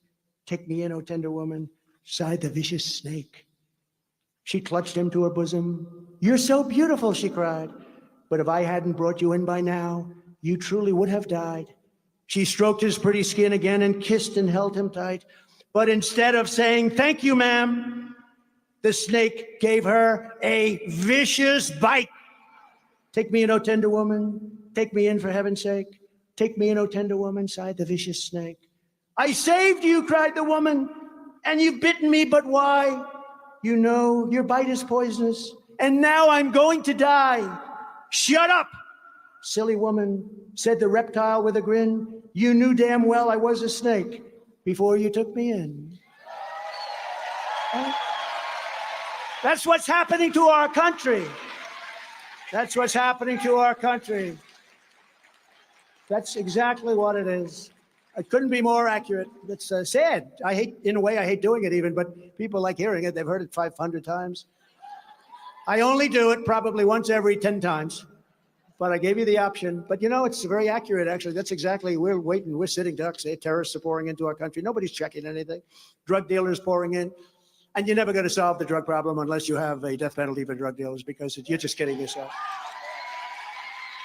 Ladies and gentlemen, I'd like to launch a blue ribbon community, beautiful blue ribbon committee of socialites from New York, California, and all over the country to tell you about drugs and the drug problem. They can't do it. They're not going to be able to do it. The only thing that works is the death penalty. Don't forget, a drug dealer kills anywhere from 500 maybe to 1,000, but 500, a minimum of 500 people during his or her lifetime. 500 people. And you know, when I was in China, I used to get along great with President Xi, and I'd say, do you have a drug problem? No, we don't. Like it was a stupid question I'm asking. I said, you don't have a drug problem? Why? He said, quick trial. I said, what's a quick trial? We catch the drug dealer, we give him a quick trial, and we execute him. And we no longer have any problems because all those people have come to the USA. They have no drug problem. They have no 1.4 billion people. They have no drug problem.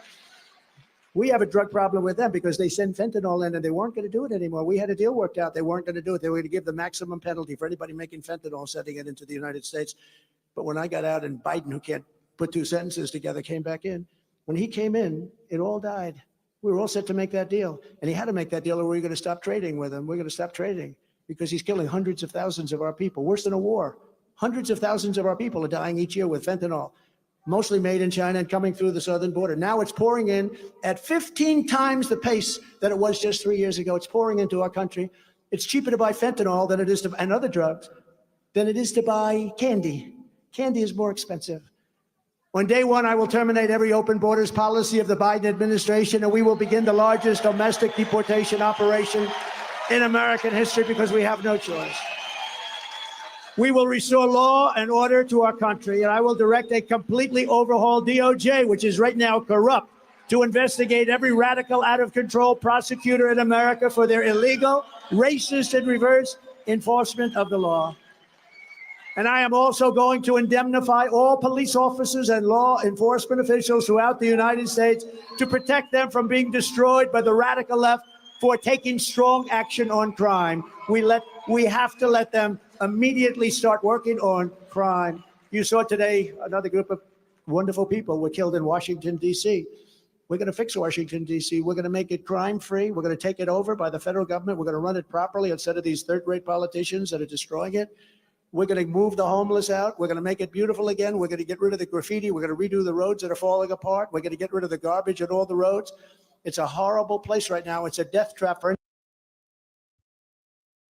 Real quick, why T-Rex is here. Hey, T-Rex, how you doing, buddy?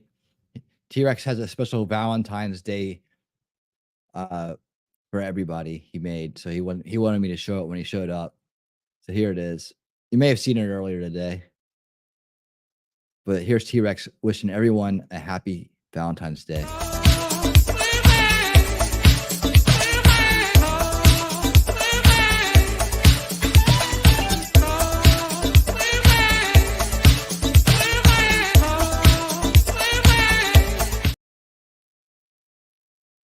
There you go. Happy Valentine's Day, everybody. Anybody that walks into Washington, D.C., you would go down to Washington, D.C. You were so proud of it. It's a death trap. We're going to take it over. We're also going to rebuild our cities into beacons of hope and safety and beauty, better than they have ever been. We'll work with Democrat mayors. They're all run by the Democrats, unlike Nikki Haley, who doesn't have what it takes and never did, actually. I will always defend Medicare and Social Security for our seniors. She won't. On day one, I will sign a new executive order to cut federal funding for any school pushing critical race theory, transgender insanity, and other inappropriate racial, sexual, or political content onto the lives of our children. And I will not give 1 penny to any school that has a vaccine mandate or a mask mandate.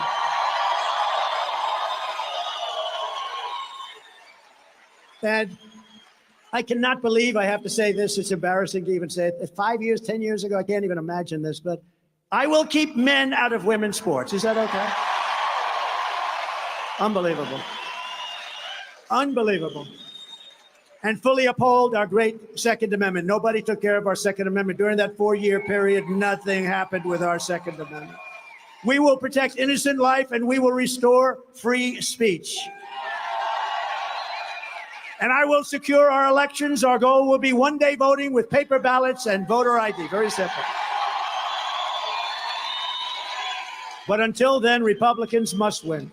If you took the 10 worst presidents in the history of the United States and added them up, they would not have done near the destruction to our country as Joe Biden and the Biden administration have done. There's never been anything like this happen. It's not even the same country that we knew. And believe me, they are a threat to democracy. They are a serious threat. They are the threat. They like to talk. You know, let's see, how do we beat Trump? Because they have nothing to run on. So they're going to run on Trump. That's okay with me because I think we have the greatest movement in the history of our country. MAGA, MAGA, make America great again. So if you want to save our country, if you want to save America, then you have to go and vote. Remember, the primary is Saturday, February 24th, and in-person early voting is underway right now. If you need details, it's sc.donaldjtrump.com. Don't wait. Go cast your ballot right away. So we're coming to the end of a beautiful evening in a beautiful place. In conclusion, together we're taking, somebody say, keep going. No, don't stop. Don't stop. Don't stop. Don't stop, please.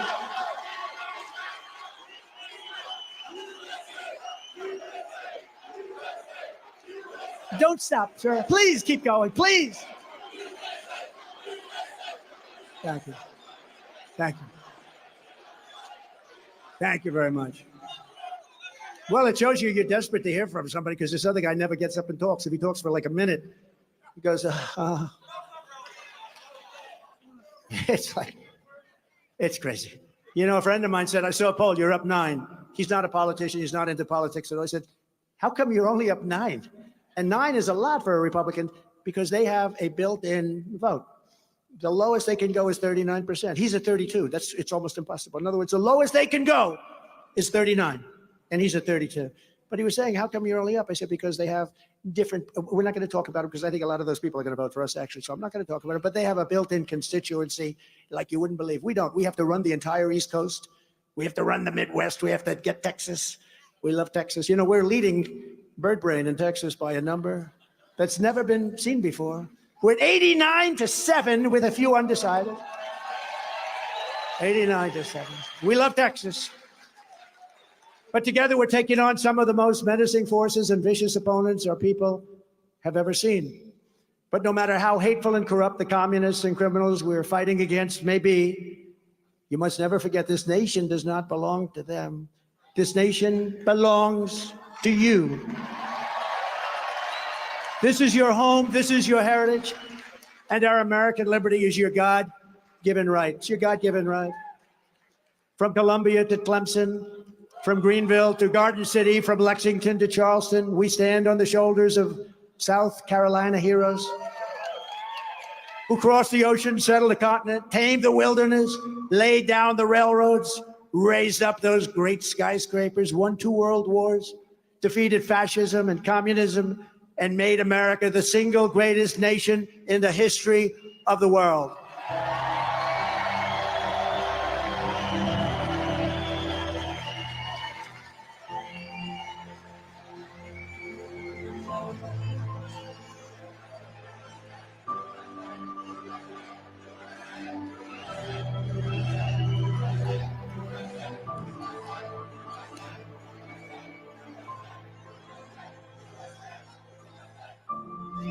But now, we are a nation in decline.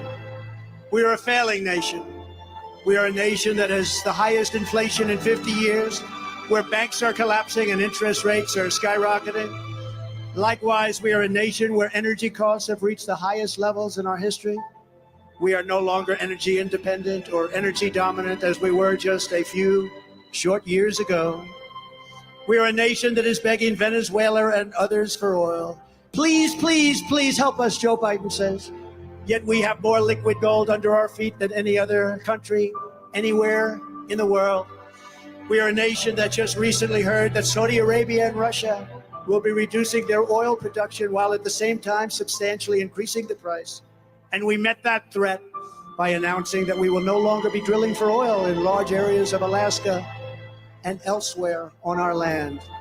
We are a nation that is consumed by the radical left's Green New Deal, yet everyone knows that the Green New scam is fake and will lead to our destruction.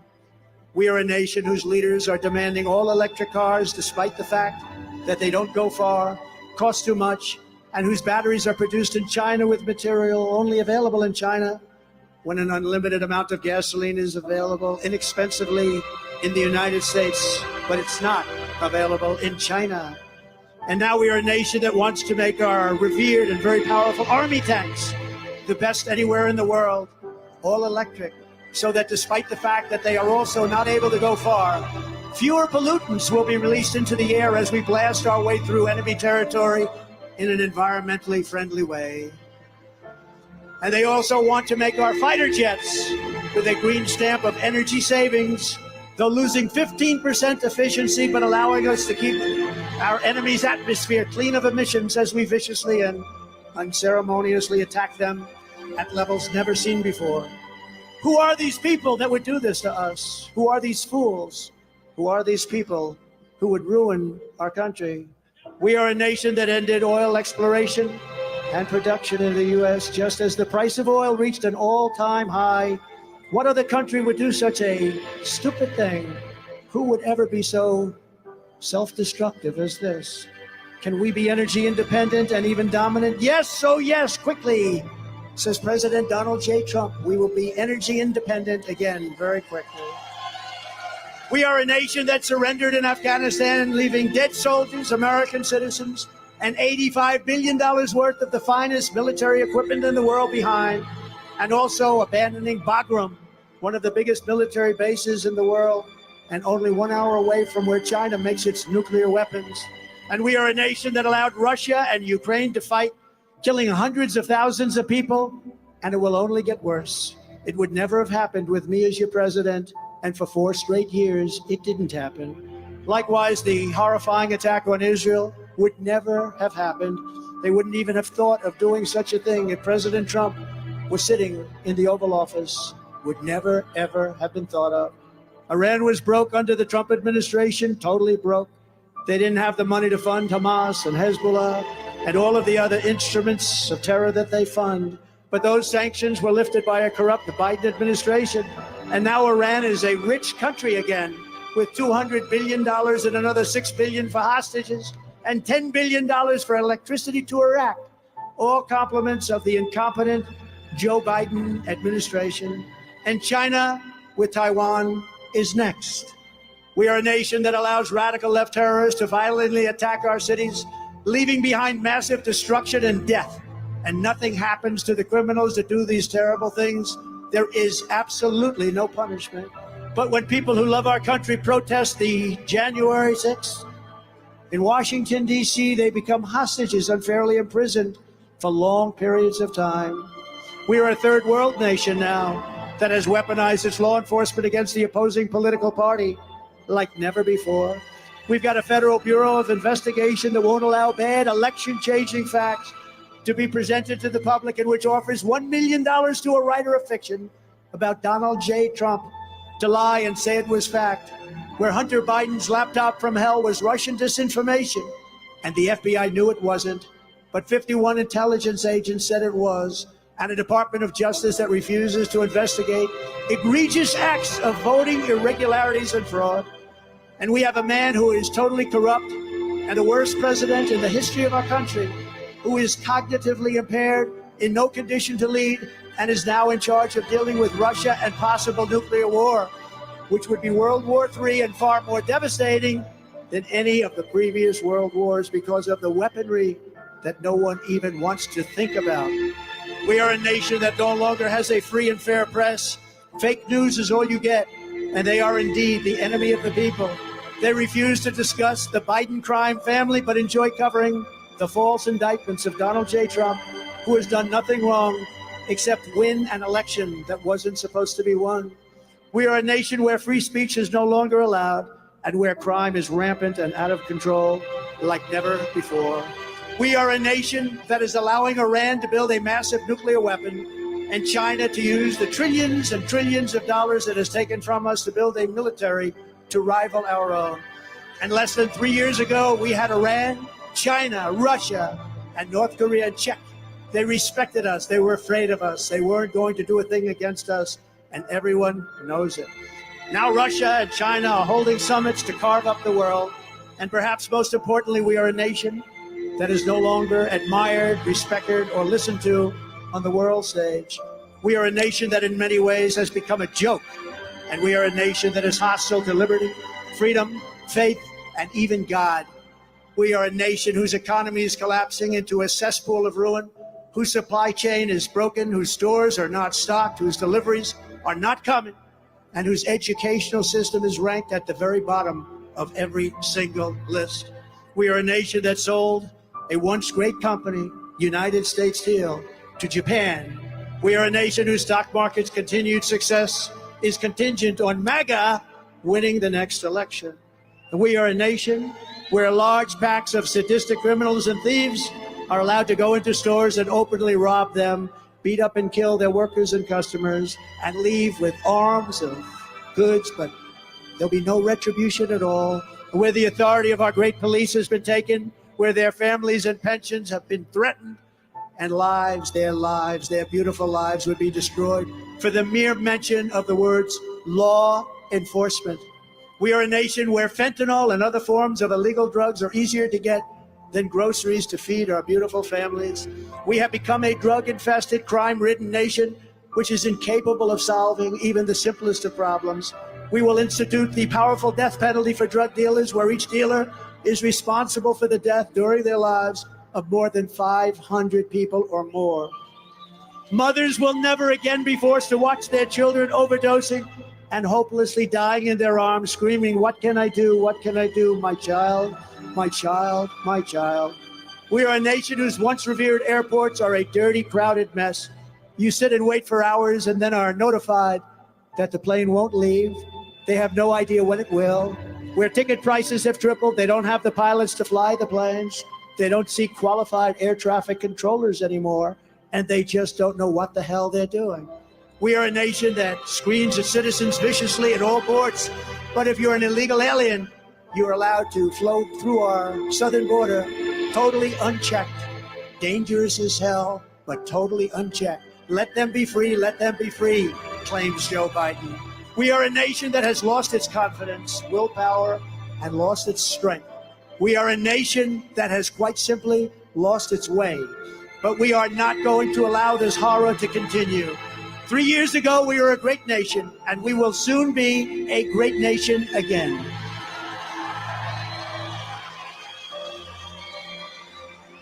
It was hardworking patriots like you who built this country, and it is hardworking patriots like you who are going to save our country. We will fight for America like no one has ever fought before. 2024 is our final battle. With you at my side, we will demolish the deep state. We will expel the warmongers from our government. We will drive out the globalists. We will cast out the communists, Marxists, and fascists. And we will throw off the sick political class that hates our countries. We will rout the fake news media. We will drain the swamp. And we will liberate our country from these tyrants and villains once and for all. Like those patriots before us, we will not bend.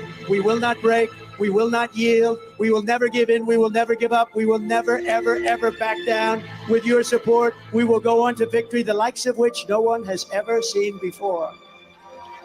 We will evict Joe Biden from the White House, and we will take back our country on Election Day 2024. Crooked Joe Biden will be gone. The great silent majority is rising like never before, and under our leadership, the forgotten man and woman will be forgotten no longer. We are one movement, one people, one family, and one glorious nation under God. We are the greatest movement in the history of our country. We are MAGA, Make America Great Again.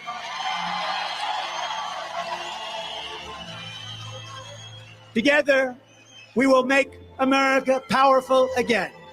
We will make America wealthy again. We will make America strong again.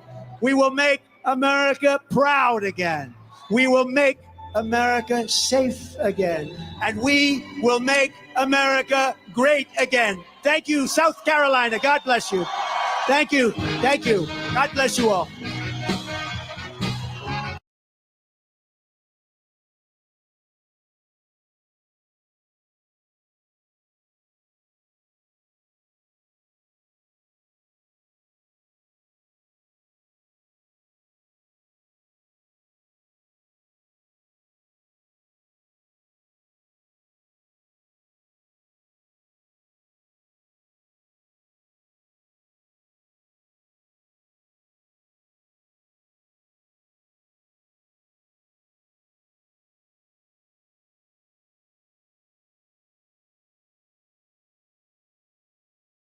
Hey, yeah. There we go. I yeah, I had to mute that song, so thank you. I realized yep. I had to mute that song. But yeah, that I was just saying that I don't think that, I don't know that the violin there at the end, the sad violin music was like way out of balance with the sound. And um it was just, it was too even. Like the vocal should have been higher. And it kind of made it a little bit distracting. I mean, I'm sure it was done for dramatic effect and for the crowd that was there. But I was saying, yeah, I might prefer to hear another song under that. Is the sad violin music, but really low. You gotta, it's about what's being said, not the freaking music. I don't know. We don't need to listen to that, dude. All right. But yeah, that's awesome. Cool. A lot of good things said. few things missed. I would have liked them to have included China in the southern border, people that are coming across the border illegally, just to raise awareness about that. But all in all, great rally. It shows up for the crowd, man. They love it. And I do have some additional stuff I'm going to show you guys. So let me get that squared away.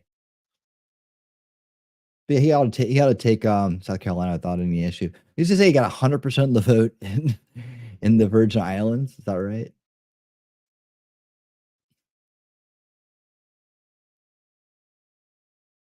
I'm trying to get this squared up. Stop that. That might help. Yeah, so I'm pumped. It seems like he sounds different than he did in 2016, you know. I mean, a little bit more seasoned, I should say. Which he should be at this point, so no surprises.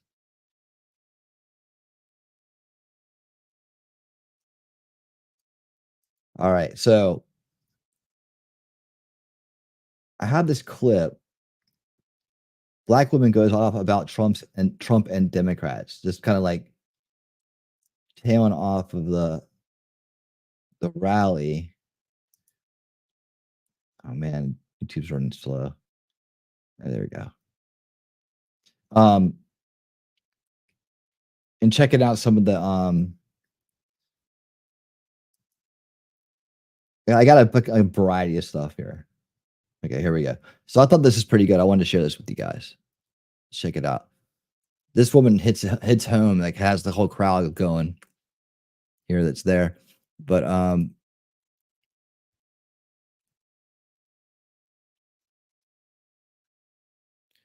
see, yeah, okay. So I see Daisy's talking about Soros. The links in the chat. If you want to check it out. Soros set to take over America's second biggest radio station chain. I mean, wow, what would he ever do with that? Another control oligarch after you know, major resources and the communications, you know, control over language, what you know, controlling the outcomes. But you know, hopefully most people are turning away from the radio. I mean, I don't know why anybody listens to the radio anymore. I haven't listened to the radio in, man, I'm gonna say 20 years, maybe at least. I mean, when you get into music, the radio gets kind of lame. The that's one thing. But then the radio is lame as it is. I remember listening to the radio when I was young, you know, because that's all there was, thinking that's all there is. And then when I discovered there was music outside of all that, and you know, it was better. It kind of like, you know, it made me see the game going on with the radio, like, you know, how they just overplay songs. You go, oh, not this song again, man. And you know, and you never hear these other kind of songs. You know, they wouldn't play certain, you know, other types of, if they weren't in the club, they didn't get played. So hopefully he just wrecks the radio stations and they all go out of business. You know, maybe that's the best thing. Maybe it's not such a bad thing. But you know, obviously he could very much make good use out of propagandizing things with that power.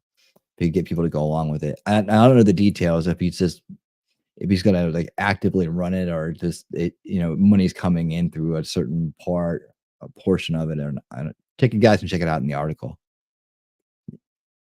Oh, he gets control of the airways ham radios. Oh, really? Ham radios? That's controlled by radio stations?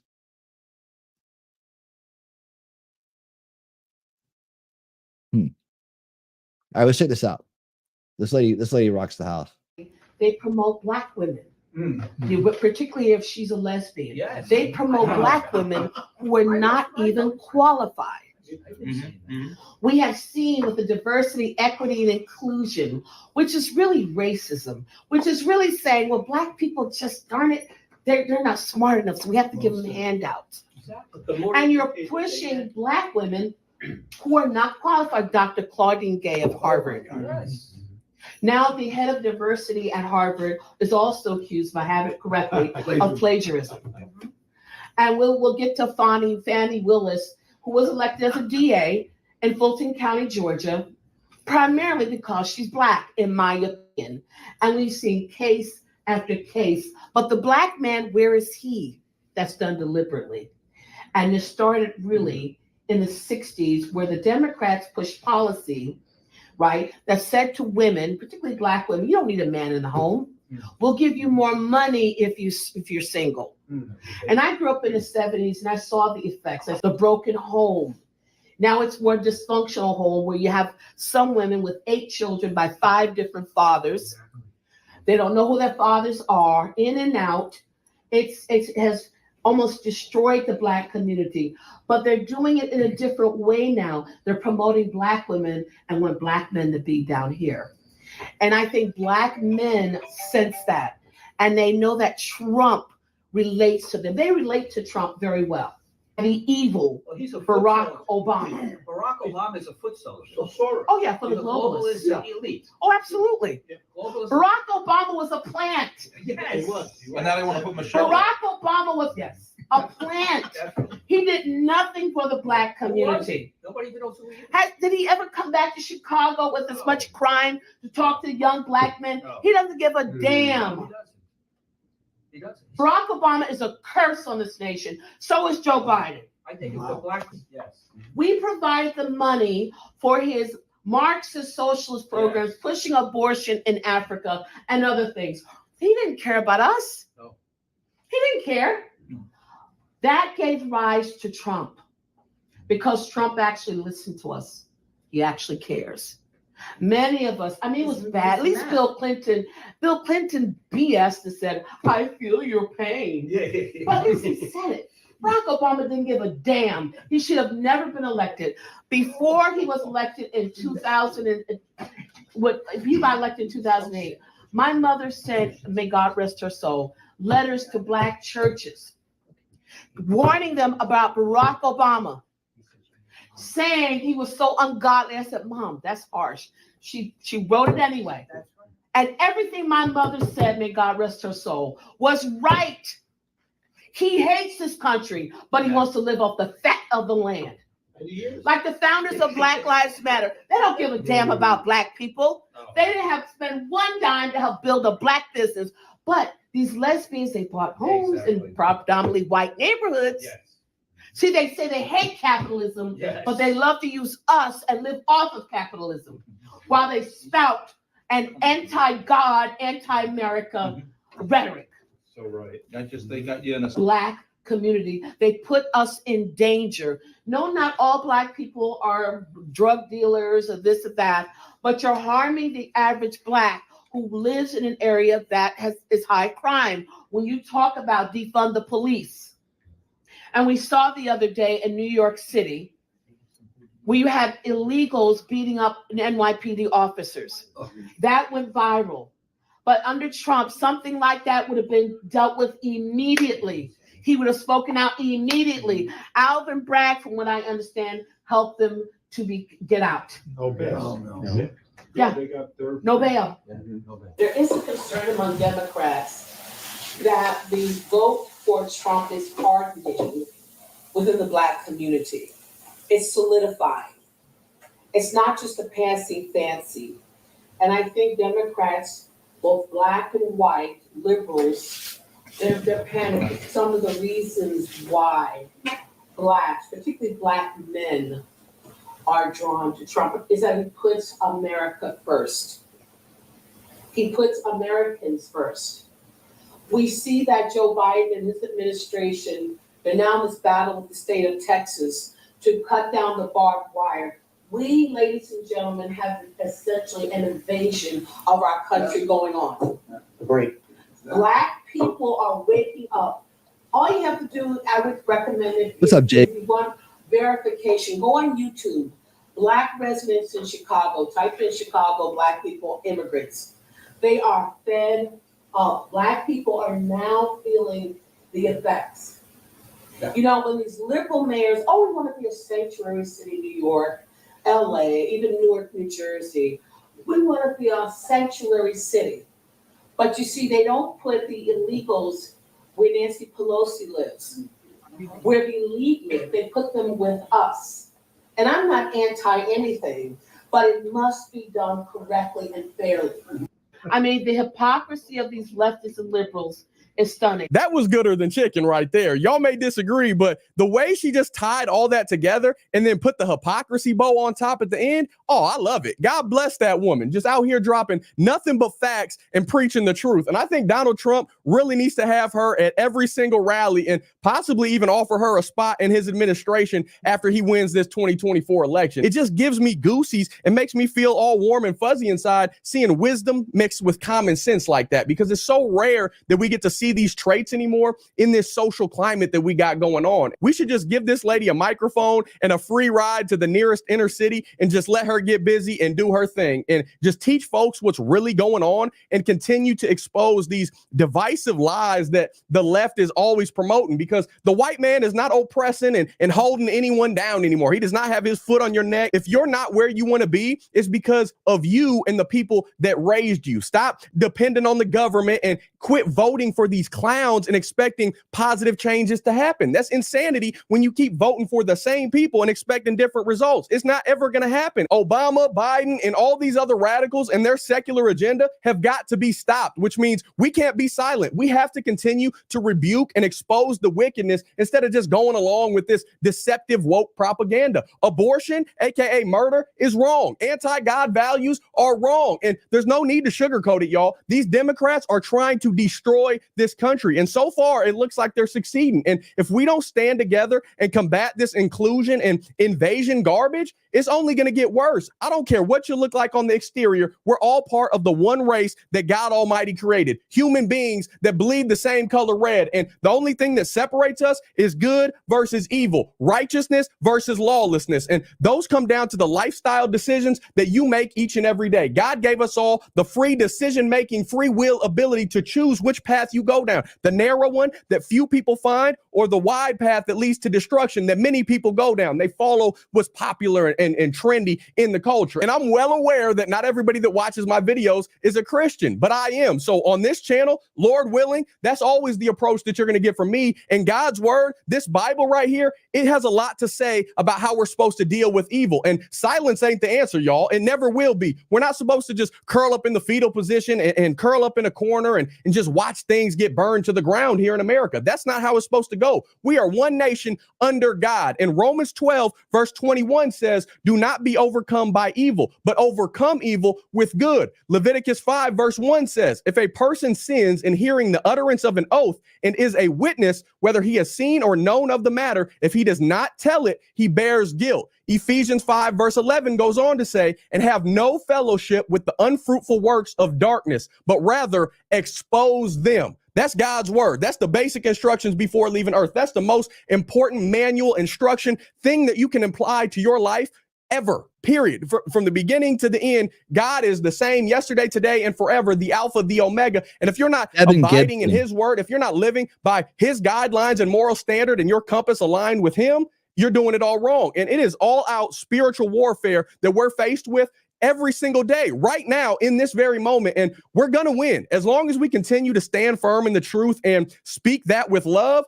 continue to put on the full armor of God every single day and resist caving into the sin, then we can overcome all of the evils that are in this world. And Lord, I know that you're in complete control at all times. And I pray that you let the scales fall right off the eyes of these people who are still blinded by darkness. And I pray that they repent and put their faith in Jesus as their Lord and Savior so that they can step into the light and really get to experience what eternal salvation and peace and freedom and the only fulfillment and contentment that you will ever have and need is in Jesus. I pray that for all of these people. Amen. So I would love to hear what you think about all this. Cool. I know I get.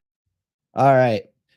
That's Devin Gibson. That first part. I don't know who the lady was in the first part of it, but she was rocking the house, man. Right? Just facts and facts and facts, and just saying it out there, man, putting it out there. All right, so hold on a second. You guys might have heard about the whole we talked about this a little bit earlier. The publicity stunt where where Biden had a sit down. Like, he doesn't do rallies, right? He doesn't do anything that's going to show that he has stamina. But he sits down to eat fast food with a black family, and they got to be somewhere, I don't know, wherever there's a cookout. I know we have them here. I thought they were kind of just local. I guess they're national. But let me get this right. Okay. YouTube's running a little slow. But anyways, so they filmed these little PR stunts, right, with Biden. And he's sitting there talking. And okay, so let me get this the right spot here.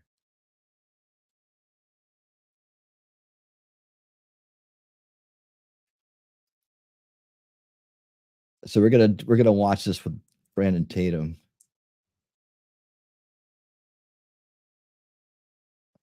Okay, so bring it on up.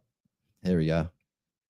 So, anyways, here's the re-release of this, if you will. Check it out. It's funny. This can't be real. I know it ain't real. It can't be real. Now, the thing is that Biden can actually say this, and people still vote for him. He went on Charlemagne the Fraud show. I make sure I can put his name on there correct. Charlemagne the Fraud. He went on his show and said, if you don't know if you vote for me or Trump, you ain't black. And you got to come see us when you come to New York, VP Biden. I will. It's a long way until November. We got more questions. You got more questions, but I tell you, if you have a problem figuring out whether you're for me or Trump, then you ain't black. I want y'all to imagine that this is real. Matter of fact, don't even imagine it's real. I'm translating his interaction with black people eating chicken. I'm going to translate it for you.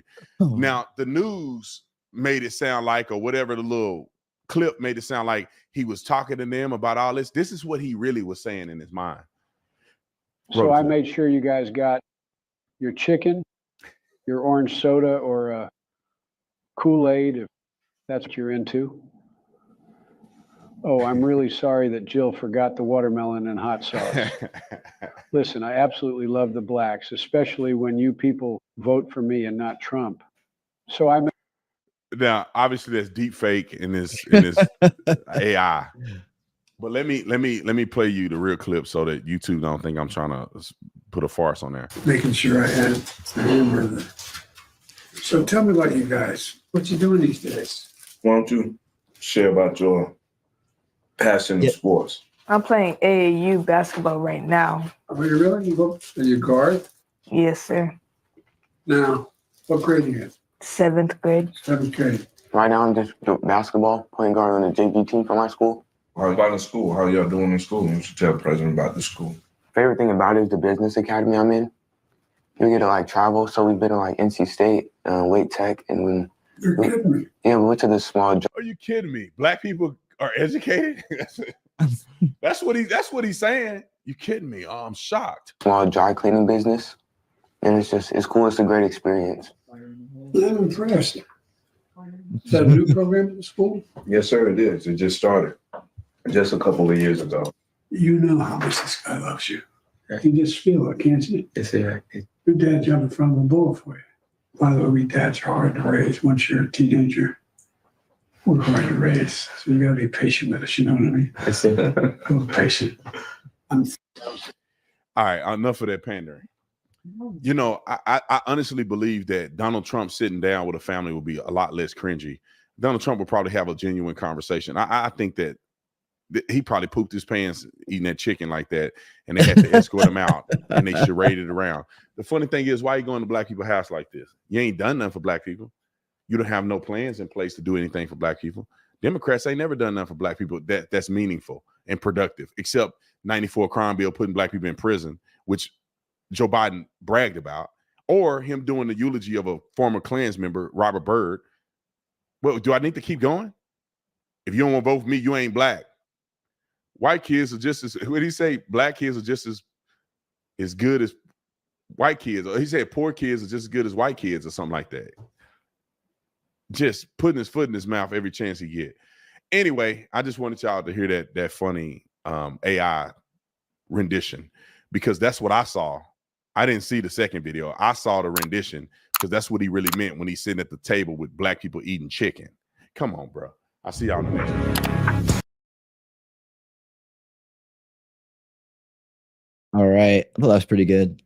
That's hilarious. Let's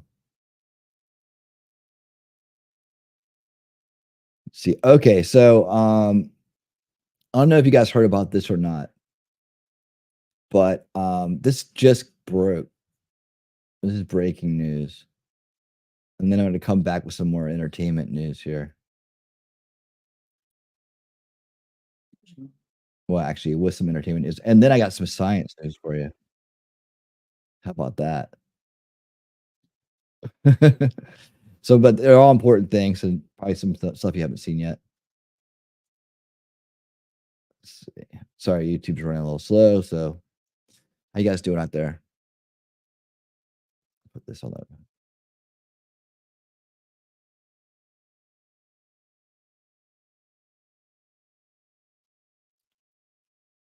Yeah. All right. All right. So I don't know if you guys heard about this or not, but some of these liberal activist jackasses triggered mind control victims, attempted to or did desecrate the U.S. Constitution. Oh, I got a new member. Wolfram, thank you. I thought you already were a member. I have you on there already. I saw you on there, but thank you. Awesome. And just for you. It's cold up there in Vietnam. It has to choose. I can't imagine a more beautiful thing. It's cold. I can tell you all about it. I mean, look at this thing. Gonna try to the title amazing thing. There you go. Welcome to the Lunar Circle, officially. All right. Cool deal. Awesome. Thank you so much. I really do appreciate that. All right, here we go. So this happened today, and Benny Johnson's going to run us through it at 1.25. And I'm going to steal the Declaration of Independence.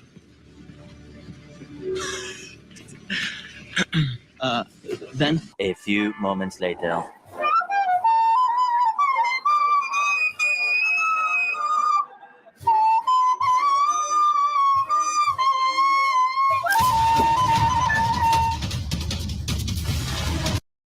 Now, I've been to see the Constitution before, and I'm wondering if they actually were able to do that, or if the title is a little bit an attempted desecration, like maybe missing a word. But I mean, those things are like they're, you can see them through this window, and then there's this big gap, like they're like down in this hole kind of thing, and they can literally be sealed up and then elevator down. If something happens, like they have this whole mechanism. I remember like learning about it when I went there. So see if he brings that up and what they actually got away with. What's up, guys? Boy, Benny, you hear me talk all the time about how much I hate communists and Marxists, and part of the reason why I hate them so much is because these people have meaningless lives. They don't shower a lot. They've never met a bar of soap or any shampoo or conditioner. They're smelly, gross, and they have orange teeth. These people are also living inside of a fantasy world, a godless, loveless existence where they simply claim to be revolutionaries for the cause. They don't know what they're revolting against, except for they know that everything in society, that the society that hasn't given them exactly what they want in life, that everything in that society must come crashing down. That is the ultimate purpose of the Marxists. That's why Marxists have always been fat, slovenly, lazy, grotesque, smelly individuals who need a shower. Karl Marx was that person. He used to have French fries in his beard and a bunch of Chick-fil-A sauce. And he was really sick. He was like a repulsive figure. Vladimir Lenin, the same thing. Same with Mao Zedong. These people are utter goblins. They have always wanted that the central core of Marxism is to tear down everything that came before you. It's called Year Zero Maoism, Year Zero Marxism. Marxism in and of itself is the practice of destroying everything that came before you, because everything that came before you is a power structure that could potentially threaten your power. And Marxism is really the end result of having getting full and total power for these godless, smelly people. And so they will always burn the churches, desecrate the institutions, blow up the statues. I mean, Vladimir Lenin spent the first 20 years of his rule in the Soviet Union burning every church, like destroying the priesthood. Karl Marx in the Communist Manifesto talks about how the first thing we got to do is get rid of the family. We got to get rid of the church. Take the kids from the parents. Does that sound familiar? Like, you got to get rid of these old institutions that hold us back from having total and complete end-to-end, cradle-to-grave power over you. And that is why historic works of art, historic statues that are beautiful, and historic documents of real meaning to the world are oftentimes the targets of this neo-Marxist movement that has taken the shape of the climate movement in our modern era. The climate movement terrorists, as I will call them, went to Washington, D.C. today. And this one hits the heart because I used to live in D.C. I care a lot about our founding documents. And these monsters went into a place that is hallowed ground called the National Archives in D.C. And they dumped red powder paint all over themselves and the Constitution of the United States. So two gross, smelly, right? Grotesque, smelly, zit-covered dudes were able to desecrate our founding documents inside of the National Archives. This hits close to home to me or anybody who's been to DC, because the National Archives and this display specifically is, well, one of the most powerful and one of the most important displays in in America, arguably the most powerful and important display in America. It's hallowed ground. I mean, it's quite literally hallowed ground, right? Like, you're not allowed to take photos of it. You're not allowed to touch the glass. This is something that was obviously featured quite prominently. Nicolas Cage movie, National Treasure, for good reason, ladies and gentlemen. This is a very, very important display. And what these people have done by desecrating it is to prove, obviously, the tenets of Year Zero Marxism, that none of it matters. The only thing that matters right now is the here and now power. We should actually destroy the founding documents. It would be better if we just desecrated and destroyed and violated the founding documents, because that they are preventing us from taking full end-to-end control of your life. And that is what these people are doing. And that is what they're saying. So, ladies and gentlemen, let's go ahead and listen here to what these people did and how this all went down at the National Archives. We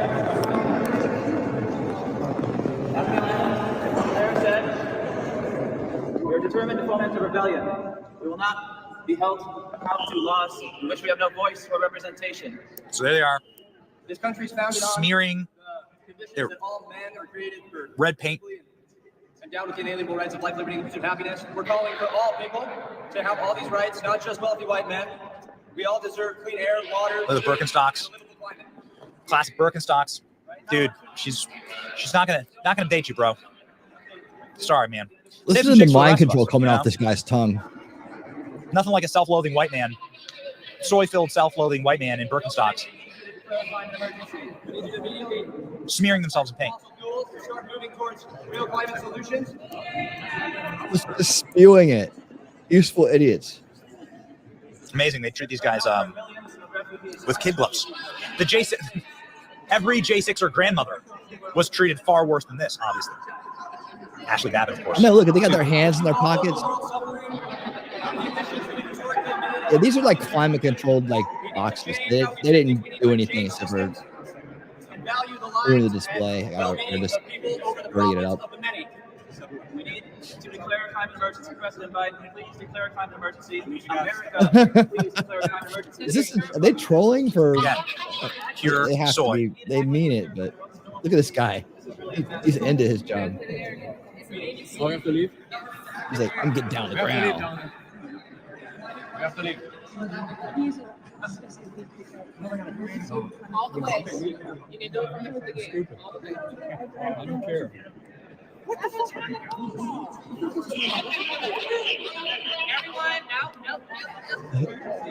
So the guys are now getting arrested. They gotta shut the gates, guys. They gotta shut the gates. And they go on lockdown. I can understand the, quite frankly, I can understand the concern of cops here. with me saying at the gate? No, you can say right there. You have no idea what powder, what that powder is. You have no idea what substance has been brought in. What did they picked pink powder? All right, get ready to go to jail for a long time. Hopefully. Come on. Police brutality, right? It's interesting. Thank you very much. Man, can you go to the left, please? Real quick. Excuse me, sir. Can you go to the left, please, sir? Oh, she said we could film the gate. Clear out for me, sir.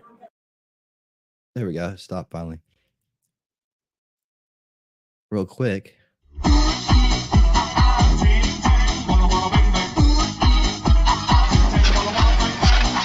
Oh my!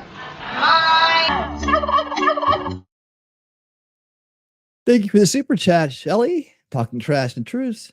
$10 super chat. These people are a disgrace. They have no respect for anything, let alone the documents that allow them to be idiots they choose to be without restraint. They are the terrorists of today. Bite me. Awesome. Thank you so much for that. You can like super chats now. Really? What's that mean? You can actually like thumbs them up? Right? They're insurrectionists. They are. They're taking over. All right, here we go. Clear out, clear out, clear out, clear out. Thank you. Good for the officers there. I mean, again, I can understand, like, what the hell is all this powder, right? Like, weird. What is all this strange powder? Like, I can understand people's hesitancy. But it sounds like these complete assholes were arrested. Listen, man, here's the deal. They're talking about the danger of petroleum products. Yet they're sitting there with Birkenstocks and leather belts, which are animal and petroleum products. The guy's wearing a Gore-Tex jacket, which is a petroleum product. That's a petrochemical that is used to make that product. That dude's glasses, like, are made out of petrochemicals. These people, they don't care. Here's a Van Gogh. This is in Europe. These people, they don't care. They're here to desecrate the things that we beloved in society, the things that, that connect to all of us. This is called culture, right? Like, when you have a culture, like a shared culture, like an actual cohesive culture, is like paintings that we all agree are beautiful, and documents that we all agree in the premise and pretenses of the documents, right? All men are created equal. Okay, good. Inalienable rights, right? Like freedom of speech and so forth. These are like things we agree on. They're targeting the things that we agree on. Here's the girl with the pearl, right? It's a very famous piece of artwork. They specifically target the things in society that are culturally relevant and beautiful for destruction. They're trying to destroy those paintings and documents because they wish for, actually, the Marxists wish for the destruction of culture. They long for, if it were up to them, all this art would be shredded. If it were up to them, all of this, this stuff wouldn't exist. Maybe you've heard of this piece of art. The Mona Lisa is culturally relevant. Think people care about the Mona Lisa? They're smattering it with paint. If there wasn't protective glass there, it may have been ruined forever. And that would have been their goal. These people in their Gore-Tex boots and their petrochemical jackets, wearing literal oil products while they talk about the dangers of oil. These jackals. So this is what the goal is. The goal is year zero Marxism. The goal is to ensure that there is no future for you or me, no future worth living. These people are, I think, loosely part of the Just Stop Oil campaign. I would assume they're part of the Just Stop Oil campaign. These are normally the jack that go and protest. And who funds the Just Stop Oil campaign? Well, you'd be very interested to find that the person who funds it is the heiress, Eileen Getty, the granddaughter of the oil tycoon, J. Paul Getty. She is the key funder of all of this. So the granddaughter of an oil tycoon. Raise your kids correctly, ladies and gentlemen. Because there are forces out there that are coming to corrupt your children. So a woman who has never had to worry or had a single care in her entire life, a spoiled Nepo baby of the left-wing Getty family, taking the profits of her grandfather's oil riches and then funding them into groups that literally use oil products to destroy priceless pieces of art, or at the very least try and destroy it. That is exactly why I call them a suicide pact. Like, it's culturally suicidal. They wish to destroy our culture. They wish to destroy the things that like combine society, that make this world worth living in. Art, the little pieces of art and beauty, the things that connect us to like a time gone by, like to the past, and that give us wisdom about the future. That give us like a mooring, like our Constitution. That give us like a something to anchor to. And they cause unbelievable destruction. This is why I will end with a good note. Frankly, there are times when these people get what they deserve. When law enforcement has had enough and they arrest them, they put them in cuffs and in chains and in shackles for literally making society awful to live in. Thank goodness. Look at this. I mean, it's amazing. Like all these emergency crews that needed to come through. Like this was out in Nevada, I think during Burning Man, very famously. Look at People the are traffic gluing jam their that they hands to caused. the street, man. That's Look like, at like the pain and suffering that these lose their selfish, hand. narcissistic, fatalistic, nihilistic pricks caused. You don't want, like, trust me, you don't want to see what comes next if these people get their way. You think COVID was Agree. bad? What these Marxists have planned for all of us, if they actually gain like true power, if they get their little climate emergency, Get they're in able to shut down line. all business and all industry forever. That is the goal. That's the end result. So keep fighting. Okay. They're attacking the Constitution now. And that's not the bug, that's the feature. They wish to destroy the Constitution. Keep that in mind when you vote. Subvert the Constitution, subvert the Which I right. do. It's your boy Benny. Like, share. Yep. Subvert the Constitution.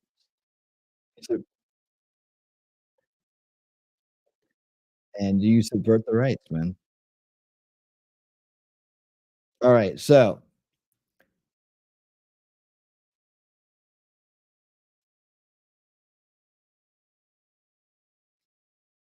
hold on a second. I'm getting this video straight. Yeah, it is laggy tonight. Is everybody else getting some lagginess on the YouTube side when they're pulling videos up? I might just up.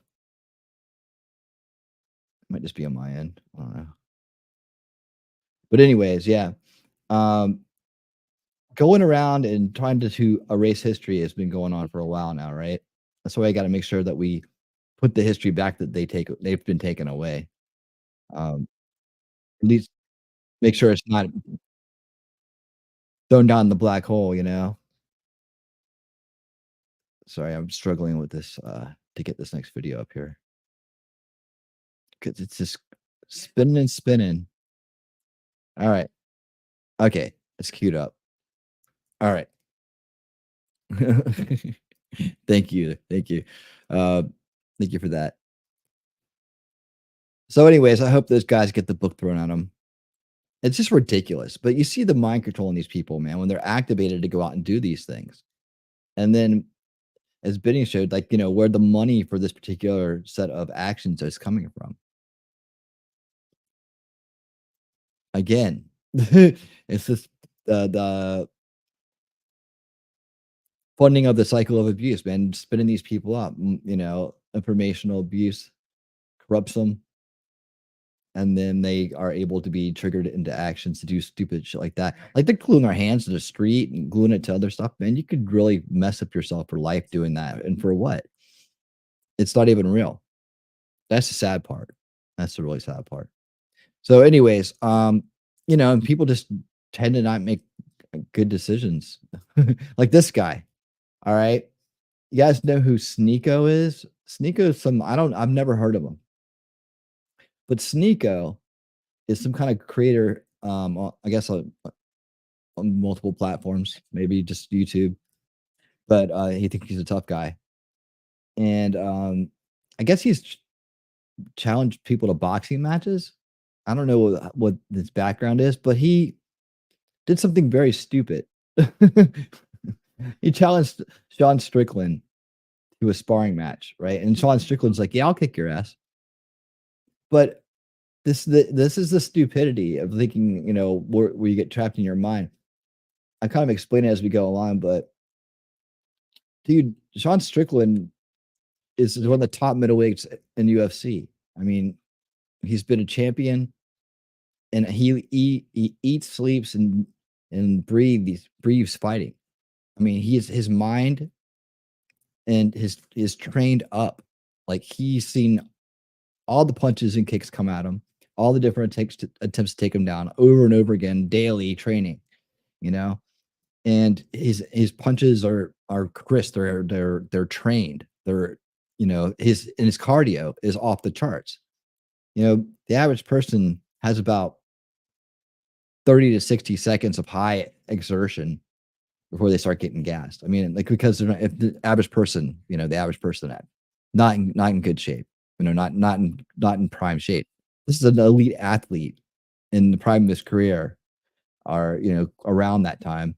And he trains daily. He thinks, eats, and sleeps daily. So watch this guy. Watch how he handles this. He actually handles this like a pro. You're a very tough influencer. Is it set in yet that you're about to get hurt? No, you're good. You're good, bro. In your brain. Halfway. What do you think is how it's gonna go? Sneeko, what were you thinking? Hold on. Tremendously. And one thing that can help you be that. Hold on. One was a different spot, but it was doing this thing. Yes. Also, there's no that you can pay your debt off in a front. Well, I'll make a video. Make sure you still subscribe to this channel. Like, Sneeko can't fight to save Jesus Christ. I know that because he fought this other social media personality. That big old bodybuilder dude punches about this slow. They were heavy, but they were about this slow. Sneeko, you got to stop trying to fight people, bro. You ain't really about that life. And then you fight a dude that's a world champ MMA fighter. What are you thinking? And he lost the belt on some technicalities, to be honest. He didn't just get beat. So you got the baddest man in his weight class, and you're gonna try to fight. And he crazy. He almost beat up Machine Gun Kelly. Look, right? But that was great. I was at a UFC vampire. fight. I met Machine Gun Kelly and Megan Fox, and you know I didn't really talk. I didn't even know who he was. I didn't know who Machine Gun Kelly was. It's just tall, skinny dude with Megan Fox. I'm like, he was Megan Fox. And I met the dudes in his band, which they were cool. And then I started researching. I found out Machine Gun Kelly is a rapper, and he had a really cold diss track against Eminem. A lot of people say Eminem won, but I don't know, man. Machine Gun Kelly was fire on that track. Regardless of that, I know for a fact Machine Gun Kelly ain't a punk, but he ain't finna fight Strickland. You got to be out your mind to fight a dude that fight for a living. When you see them kilos on that, them cauliflowers on that ear, you shouldn't fight that guy unless you're ready to die. And let me tell you what Sneeko made the mistake of, because Sneeko can't fight to save his life. He actually fight like a little girl. But then he challenged Strickland to a fight, and this dude, Sneeko would be dead right now if they were actually fighting with the MMA gloves and he can do kicks and chokes. Sneeko would be dead in 30 seconds, probably less. But he put the boxing gloves on him and toyed with him for the first 5 minutes of it. Let me show y'all this. Don't be Sneeko. Roll the clip. In this moment, you're realizing, there you go. You cannot hurt me. Pathetic. No way, it's coming. You're a very tough influencer.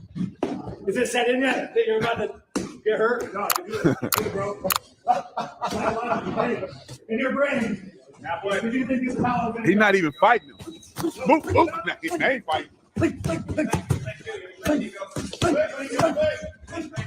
Don't run, bro. Why you running, bro?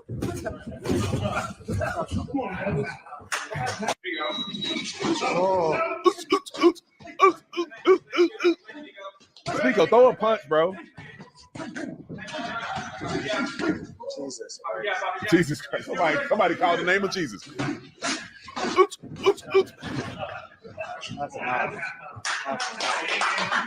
They go clap his hand. Did he lose his teeth? Fall down, Sneeko. You didn't fall down. Find the graphics for any shots, man. All right, so don't give Sneeko too much credit, because the reason he didn't get knocked unconscious because they got these big boxing gloves. And Strickland was only doing shots like this. He wasn't doing no body shots, no leg kicks, none of that. Sneeko would have lasted 1 second if he did a leg kick. He'd have been out. He would have been laying on the mat crying. I think he was just trying to, bludgeon him a little bit. He wasn't trying to really knock him out. That'd have been too easy. So I would have fared a lot better than Sneeko. However, I would never challenge a professional fighter to a fight, and I ain't no fighter.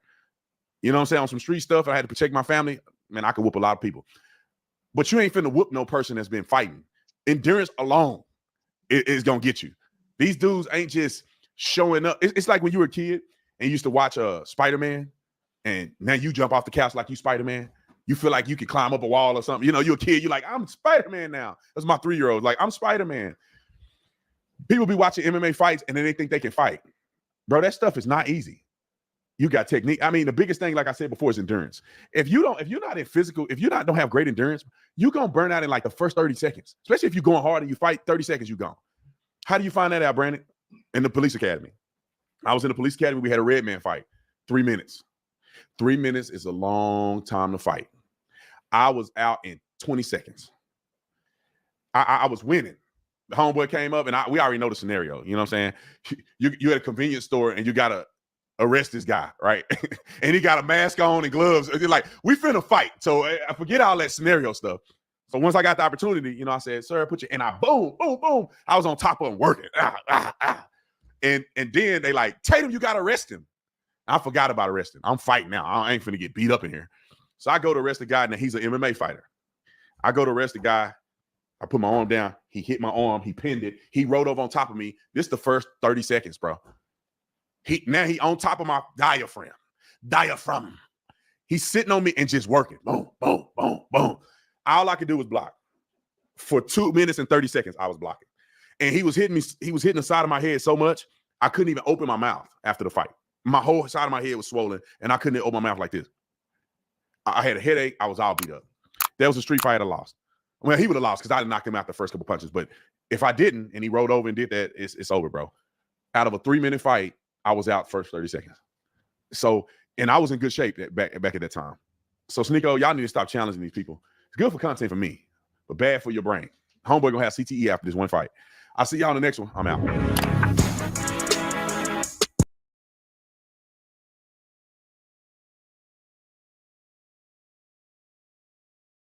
All right, cool.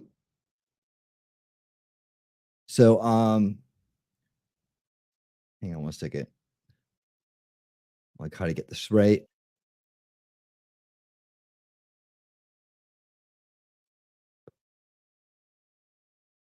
Man, this thing's lagging tonight. Yeah, so the moral of the story is don't challenge a seasoned fighter.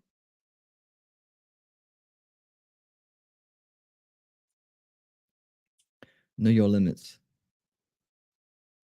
Okay, let me see. I gotta find a certain story. And I still do have that science news. So like the one thing reason why I wanted to pull that the science news thing up is because to head off some BS that may come out about it, so that you guys have the inside scoop on the sun's pole shift. That's coming up. But let me find here, let me do it this way. Let me do it this.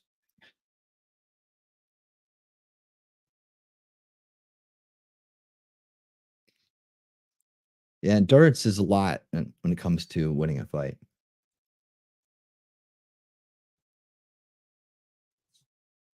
All right. I had this under. Oh yeah, I actually had this saved under good news, Daisy.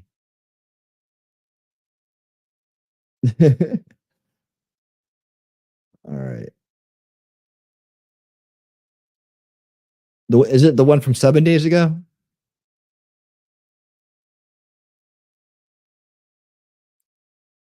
You wanted to see, or is there a newer one?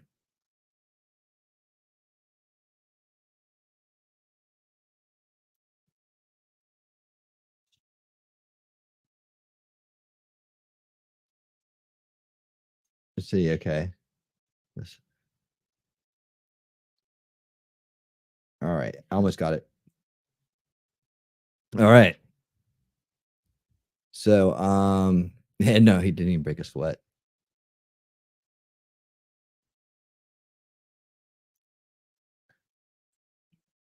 All right, here we go. So this is the one I got. Oh, you got a link there? Let me see which one you got.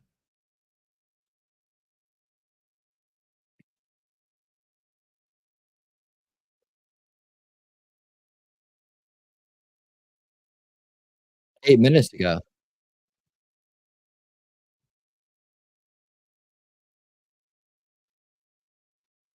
Oh, wait a second. I thought, okay.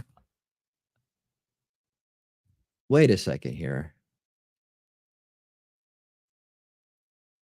When did this happen? This just came out? I thought you were talking about something else. I had the wrong video queued up. That's why I'm glad I double checked. Oh, just dropped. Okay. All right. So breaking news, more breaking news. Thanks to our raving reporter, Daisy Girl Williams out there. Hero Alpha Male Chief fans take out mass shooters at KC Super Bowl parade. Wow. Did not hear about this. Let's bring in BCP.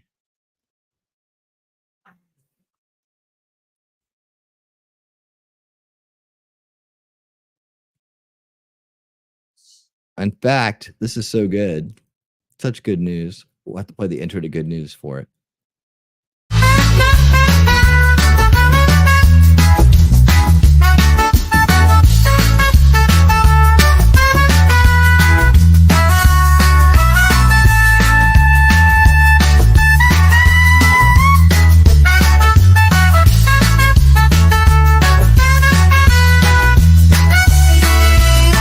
Good news, yeah, we're here to spread the word, bringing joy and love to each and every nerve. Positive vibes, that's what we're all about. Gonna lift you up when you're feeling down. Every day we're gonna make it bright. Good news coming your way. You're gonna smile no matter the day. Good news, turning it around in this crazy world. It's the good news of the week. Oh. All right, a little out of place, but it's the good news of the week intro, just because this is good news. I don't know why that's sitting there. Here we go.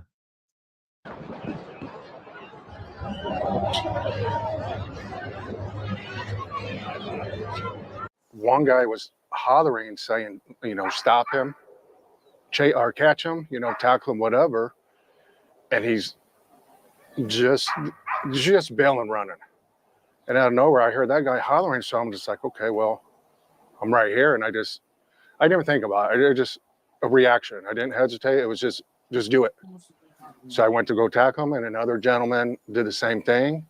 And as I'm tackling him, I see his weapon either fall out of his hand or out of his sleeve, because he was wearing a long jacket or like a Carhartt. So when I seen that hit the ground, I'm like, oh, we got to take this guy down. And so, like I said, I did. And another good. Okay, my bad. I thought that they prevented it from happening, but evidently, someone was hurt. A bunch of people were hurt. One person died. I'm sorry. My bad. I thought that they had prevented it. Samaritan did, and we held him down. And it seemed like forever, but it probably wasn't. It was like 30 seconds holding him down, and me and the other gentleman are hollering at ongoers, where's the cops? Get the cops over here, get the cops over here. We got them. All right, guys, so we got to talk about what is a very tragic event, but could have been a lot more tragic had it not been for the bravery of what I would like to call toxically masculine men.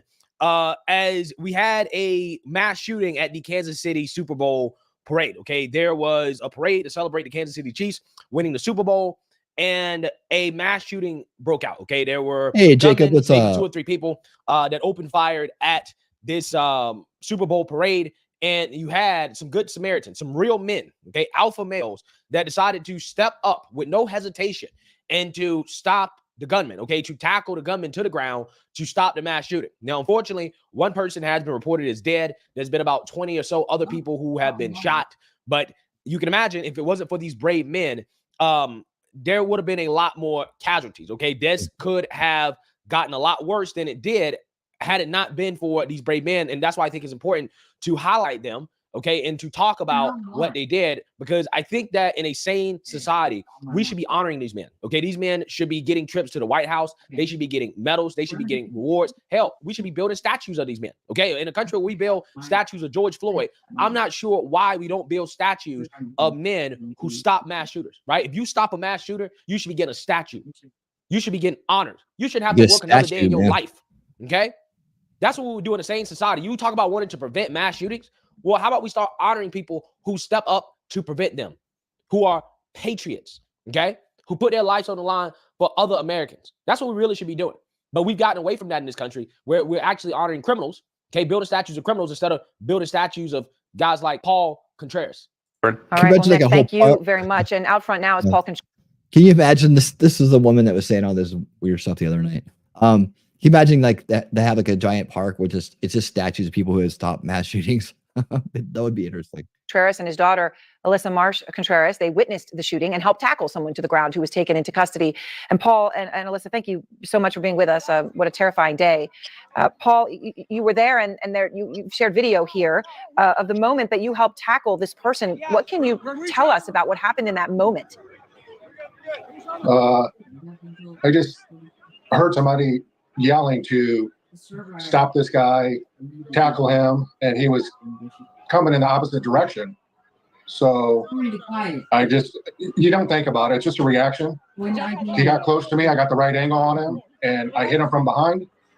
And when I hit him from behind, I either jarred the gun out of his hand or out of his sleeve, because as I'm taking him down to the ground, I see the gun on the ground.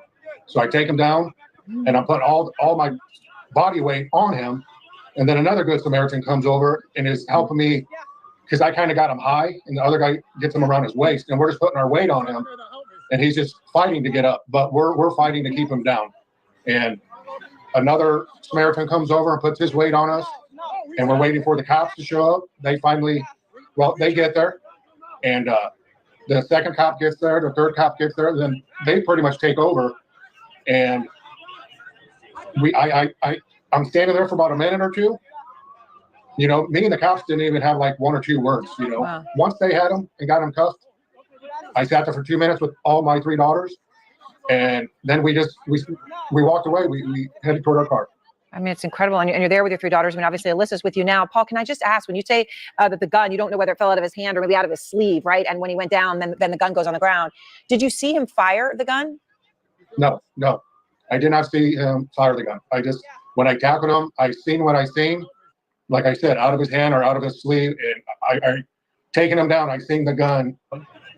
Yeah. So, again, thank God that they're okay. Thank God for this man, who I would say that if it wasn't for his toxic masculinity, a lot more people, unfortunately, could have lost their lives in that incident. These are the types of brave men that we should be celebrating. We should be building statues of men like, these average, everyday men that step up and to, save lives, right? Situations like that. It's not an easy thing to do, because he could have lost his life, but he put his life on the line for others. And, stories like this help me keep hope and faith in this country, right? That we do have good people out here, good men who step up, when it's time to be a real man and to protect others, right? So I definitely think he should be honored. I would like to see him get a trip to the White House. I would like to see him get a medal. I would like to see everything in the world given to men who step up in situations like this. And these are the type of men that we really should be spotlighting and talking about more when these types of incidents happen, rather than pushing the political narratives that the mainstream liberal media wants to push every time this happens. So today was supposed to be a day of celebration for a community of people to come together and feel a sense of joy. And yet it is another day where America has experienced senseless gun violence. Gun violence is the #1 cause of death for the children of America. There's the pivot. They always pivot when it comes down to shootings. They always pivot to the gun thing. Like it's like clockwork. Some form of illness or car accident, gun violence. And the reality of it is a lot of this can be prevented if members of legislators, including the United States Congress, just have the courage to act with reasonable gun safety laws. Never let a crisis go to waste. For everyone to understand, it doesn't have to be this way. It doesn't have to be this way. So with that being said, I believe there are 3 suspects that allegedly were responsible for this mass shooting. As you can see here, doesn't really fit the narrative. You can see very, very, very clearly that these suspects, they'll probably be swept under the rug. Okay, the media probably won't talk about this story too much outside of pushing the gun control narrative. They're not really going to talk too much about the identities of these individuals for obvious reasons. People have been detained. Officers chased down one of the suspects, and another appeared to be tackled by fans. I have heard that as well. I have heard that fans got involved in the apprehension or the pursuit of one of the suspects. I cannot confirm that right now, but that is something that I have heard myself. Fan Alyssa Marsh Contreras spoke with KTLA. She says her father was one of those who took down the gunman. My dad, along with another Good Samaritan, running, jumping, and just tackling the second offender. As they tackled him, the weapon fell out. A cop was able to secure that. After that, I just remember yelling, you know, cops, we need cops over here. Somebody come over here. Not much longer, multiple cops come over, get on top of this guy, make sure he's clear of everything. And then after that, we were just all free to go. From an aerial view, watch the suspect get tackled. Now, a closer look. Even as bystanders wrestle with that suspect, watch as a woman in the crowd picks up what appears to be a rifle that came from the man and places it nearby. Thousands of people were there. The Kansas City Chiefs players and their families, fans, the governors of Kansas and Missouri, also the mayor of Kansas City attending with his family. Wow, And look at this crowd of people. I mean, this could have been a whole lot worse. This could have been a whole lot worse. Okay, we could be talking about a massacre. Okay, that's what we could be talking about if it wasn't for these brave men. Again, this is why I say you have to, again, as a society, if we want to get back on track, right? If you talk about wanting to set the right culture, okay, to inspire young men to be better, okay, and to embrace the traditional values that men should be embracing, you got to start with putting real men on the pedestal again, right? We got to stop honoring criminals and start honoring real men. That's where it starts. Because these men saved a lot of lives. They saved a lot of lives. his first reaction now is anger and frustration. I don't want us to have to, in our country, for every big event, think about a concern of being shot. President Biden has been in touch with the Kansas City Police. He's now offering the full resources of federal investigators. Police also saying in that late afternoon news conference that there might have been actually two separate shooting scenes. For now, live in News Center, I'm Sandra Mitchell. Cher, Micah, back to you. Yeah, so thank God that it wasn't worse. It could have been a lot worse. Yeah, absolutely. Again, these brave men, I hope that they get some type of reward or something like that. They should definitely be honored. Statue, maybe a statue. And, you know, the left, they're going to make politics out of it. But I think, you know, trying to make this political is going to take away from the real story here, which is one, the bravery of these young men, and two, the criminals that committed this act of violence, why they did it. And, you know, what it says about our country, that we continue to have individuals that want to commit these acts of mass violence and shooting. So let me know what you guys think. Make sure you like, comment, and subscribe. Most importantly, share a Black conservative perspective. Peace.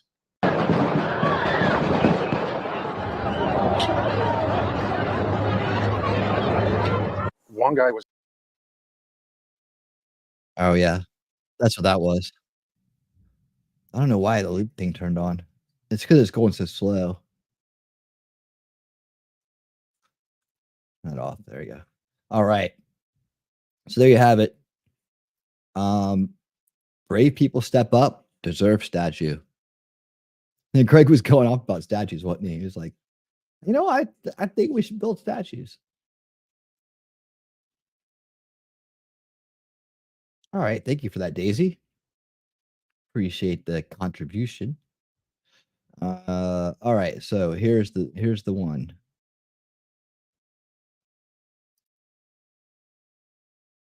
All right. So in case you didn't know,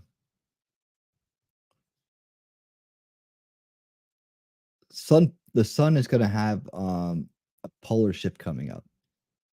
So just magnetic poles basically reversing. And you might hear a bunch of stuff about that coming up. Hold on, I'm clicking on one side over here. All right, so you might hear some talk about that and what it means. And for those who aren't in the know about what that actually means, some people take it and skew it way out of proportion and say that, you know, the end of the world's going to happen. But there are some minor, low probability events that could come off of that. So, in case you didn't know, I thought we'd take a look at this. Why is the quality so bad on this? There we go. Let's get this better.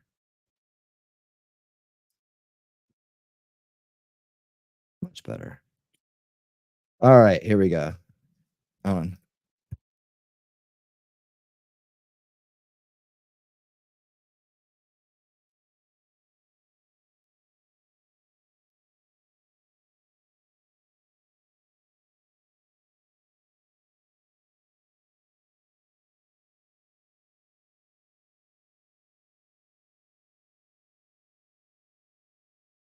two magnetic poles, the magnetic north and the magnetic south. On Earth, the poles rarely change their order. They flip once every hundreds of thousands of years. But on the sun, it is a fairly regular occurrence. The poles flip about every 11 years. They last reversed in 2013, and you don't have to be a math genius to know that the next reversal will take place this year. Scientists say it will be an epic transformation. But they also claim that it can be terrifying for us. So how will this shuffle impact the Earth? Should Earthlings be scared? No matter which school you went to, you were bound to learn three things by rote. 1, the Pythagoras theorem. 2, mitochondria are powerhouse of the cell. And 3, the sun is a big ball of fire. This story is about that last bit, because this year, the ball of fire is quite the hot topic. For starters, a total solar eclipse is predicted in April. This happens when the moon crosses paths with the sun, blocking it from view. It is a highly anticipated event for scientists. But they are concerned over one thing, fact that the sun itself is getting ready to flip. Its poles are about to reverse. Here's how. Just like the Earth, the sun has two poles, the magnetic north and the magnetic south. Every 11 years, the polar magnetic fields weaken. They go to zero and then emerge again with much more energy, but with opposite polarity. So the North Pole becomes the South and vice versa. This is a regular part of the solar cycle, unlike the one on Earth, where the poles flip once every hundreds of thousands of years. The sun's poles last reversed in 2013. Even those bad at math will know that the next due date will be sometime this year. Now, this may sound scary, but the flip is not a big deal. What comes before the flip is, leading up to the pole reversal, the sun has intense magnetic activity. Right now, the sun is more active than it's been in over a decade. During these periods, the sun displays extravagant fireworks. There are solar flares or mass ejections. Scientists call them solar storms. Think of them as explosions. They hurl charged matter out of the sun, and it is shot across the solar system at a speed of hundreds of thousands of kilometers per hour. These particles can reach Earth in typically 3 days, and the results depend on what happens next. Remember, we told you about the Earth's magnetic poles? That's because the Earth has a magnetic field too. Usually, this field acts like an umbrella. It deflects the storm, much like rain bounces off an umbrella. But sometimes the storm is so strong, it rips through the Earth's magnetic field. And the results can vary. On the positive side, solar storms can result in vivid auroras, which is why this year the northern lights will be stronger than they have been in at least a decade. But in some scenarios, solar storms can be the perfect storm for disasters. They can disrupt communication satellites and GPS in space and disable electrical grids on the ground. The possibility of such a hit is rare, but it can happen like it did in 1859, when the Earth witnessed the Carrington event. It was the worst solar storm in history. It disrupted telegraph lines, hindered messages, sparked fires, and auroras were witnessed in Mexico City. It was a shock event, and if a similar incident occurs now, it could cost economies trillions. But in most cases, this active time for the sun is not dangerous. It has more positives than negatives. For starters, scientists have an opportunity to dig deep into the sun. Secondly, you can start planning your next vacation. I like the nice little up note they end on. You can, hey, secondly, you can start, planning your next vacation. That's another good thing about the sun's poles flipping is you can start planning your next vacation. I love it.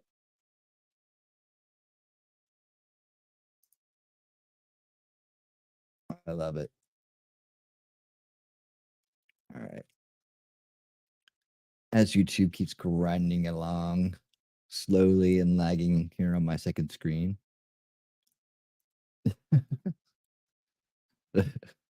Start planning your next vacation, guys. The sun's poles are about to flip. Man, it is dragging. It lags everything out. There we go. Stop it. Okay. Let's see, the darkest path of the upcoming. It's flipping. The sun's flipping out. The darkest path of the upcoming April eclipse is roughly from Texas to Michigan. Cool. Yeah. Good to know the sister on the Big Bang Theory got a new job. Okay. She called us Earthlings. Yeah, she did. Greetings, Earthlings. How are we all today? Let's see.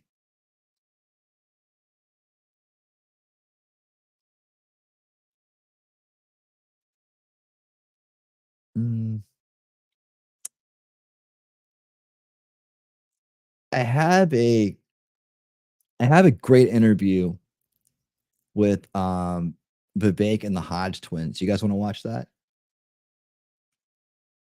I was saving it for something.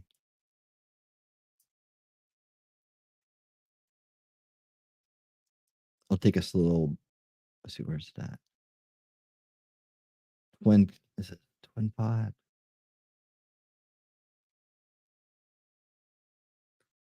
I think I put it in this other folder. If you guys didn't know this, I'm very folder oriented when it comes to YouTube. That's why I wish that Rumble would get folders going, man. I like making playlists. Actually, playlists, right? So I'm playlist oriented. You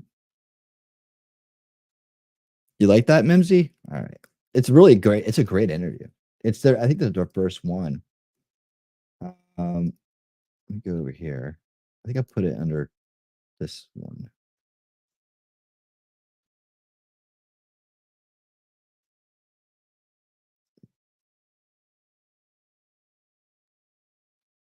Give me 1 second to find this. Give me 1 second to see. Oh, here it is. I found it. See? 1 second. All right. This is going to be great. It's long. I got to tell you that. It is long. We can watch it a little, let's see, faster speed. Won't take so long. So we're going to have to buckle in for this one. You guys want to buckle in for this ride? So Daisy's seen it. You going to buckle in? All right. Let's buckle in. I'll add it to the title.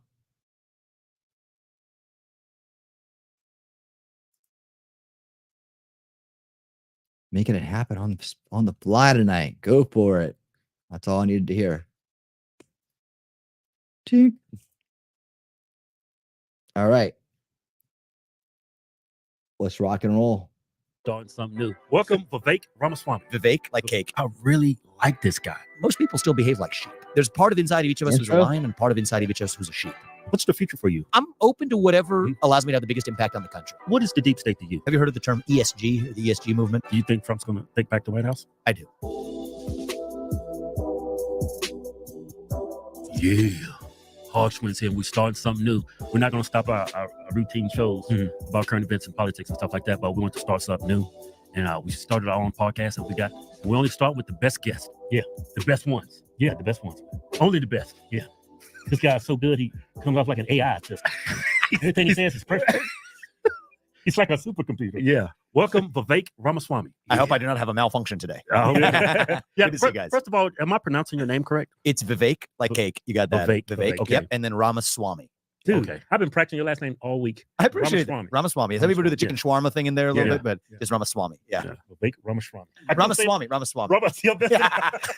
Just No, simple but as. seriously, when you came on the scene and you started running for president, I was like, I really like this guy. Yeah. I mean, I like you so much. I was like, because I seen what Republicans were saying. Oh, I don't trust this guy.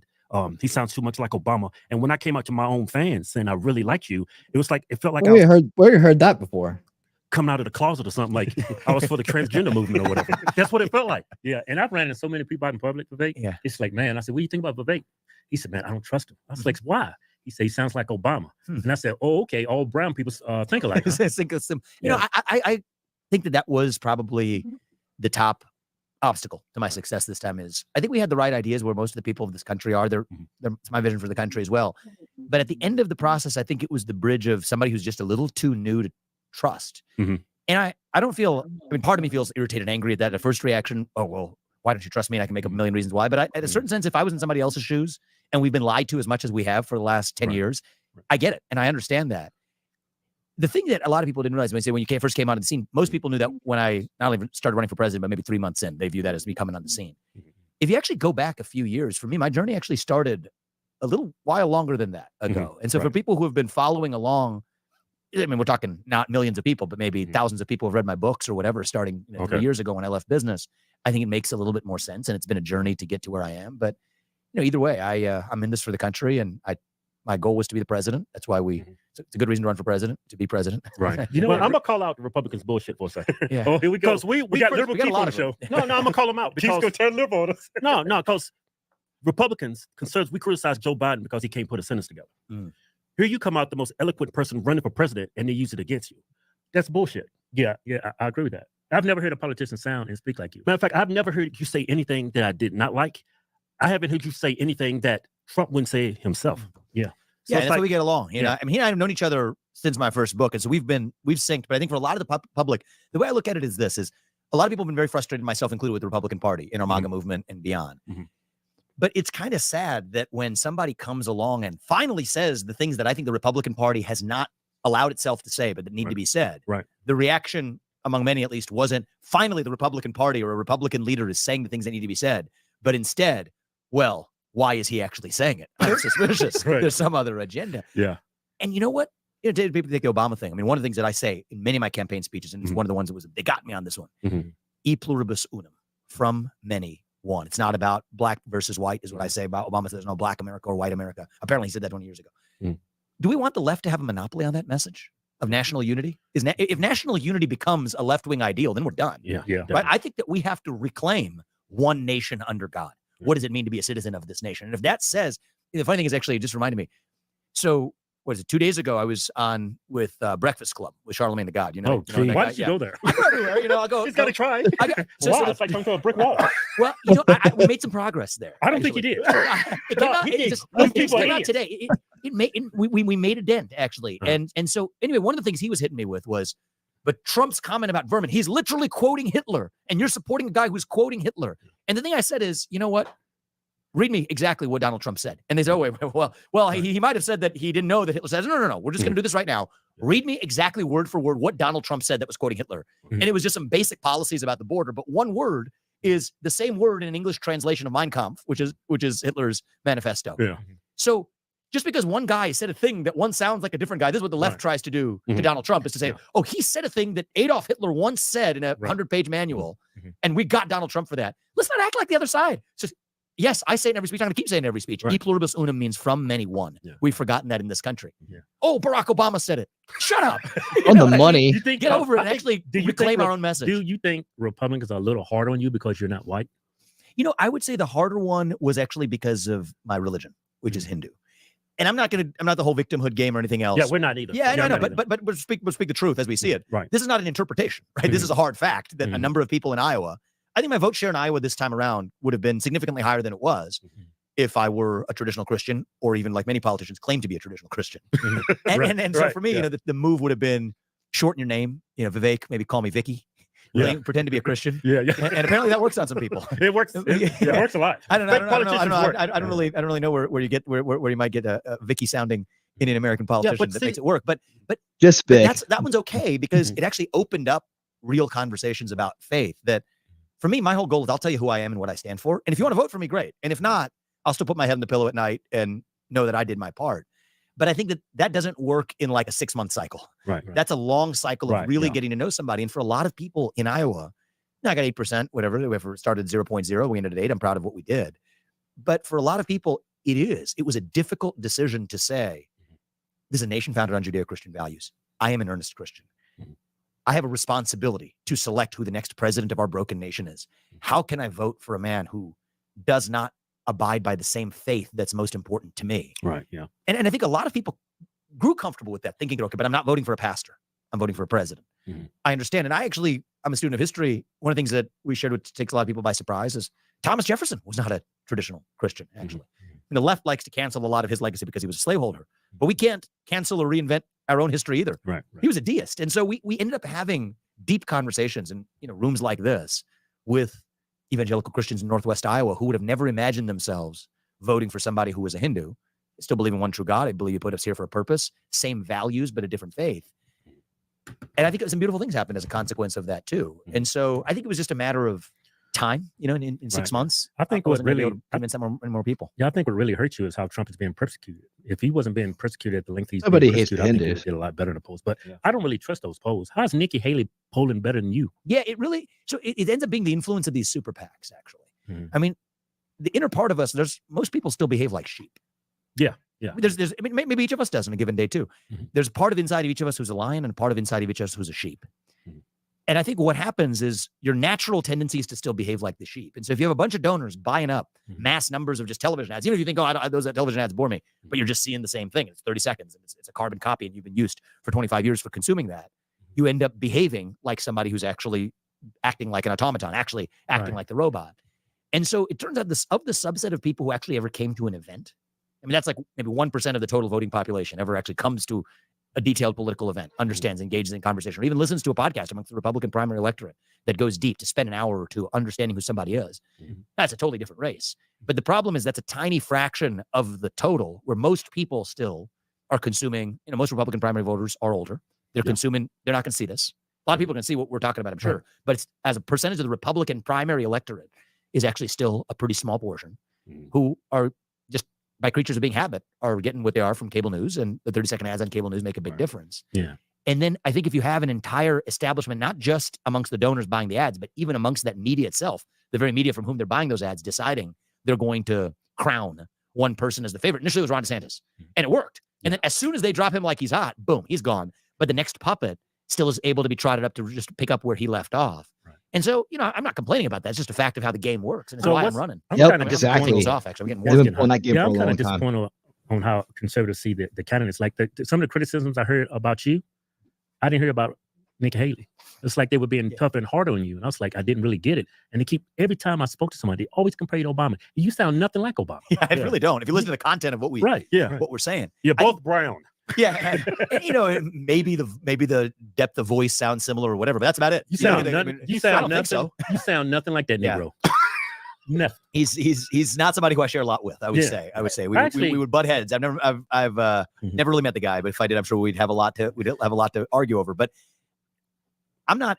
Look, there's a lot of people who go through a process like this and don't get the result they want and then whine about all the reasons why. And I'm just not one of these people, actually. I think we're just actually heartbroken that you didn't do better. Yeah, I can understand Trump's where he's at. Yeah. But for you to be dead last behind Dick Cheney and Hills, and for her to come out and say stuff like she advocates for parents having the option for the transgender surgeries. Oh my gosh, this woman is Hillary Clinton 2.0. This woman is Dick Cheney. Actually, I meant what I said. Yeah, I mean, she wants to fight foreign wars, keep the foreign war machine humming, use our taxpayer money, fork it over to Ukraine, cut Social Security, cut Medicare, cut veterans benefits here at home. And by the way, domestic surveillance states such that if somebody's using a social media account to watch this conversation, they have to tie their driver's license to watch it. Yeah. That's Jack Smith, Joe Biden stuff right there. So I don't know if that's Jack Smith, Joe Biden, it's Nikki Haley. I don't care. I'm against it. Just because you put a little R after your name doesn't change my opinion of what you had to say. I'm going to judge it based on the content of what you actually said.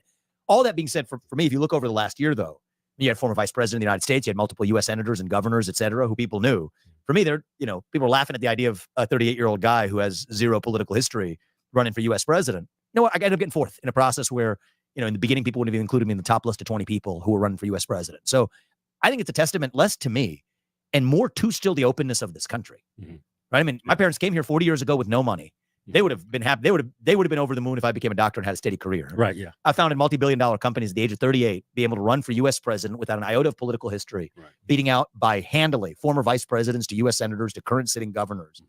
That's, I think, actually a testament to this country that says, you know what, we are so sick and tired of what we've been force-fed that if somebody else new comes along, actually, for all the people that didn't give me a shot, there were still millions of people who did across this country. And see, that's another criticism people have of you're not real. That's the really shit I've heard.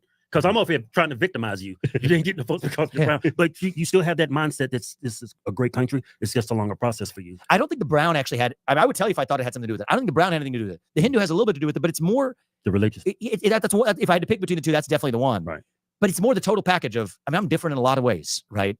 People haven't heard of you. I have no political background, different faith, difficult to pronounce name. Actually, that's a big one in the polling too.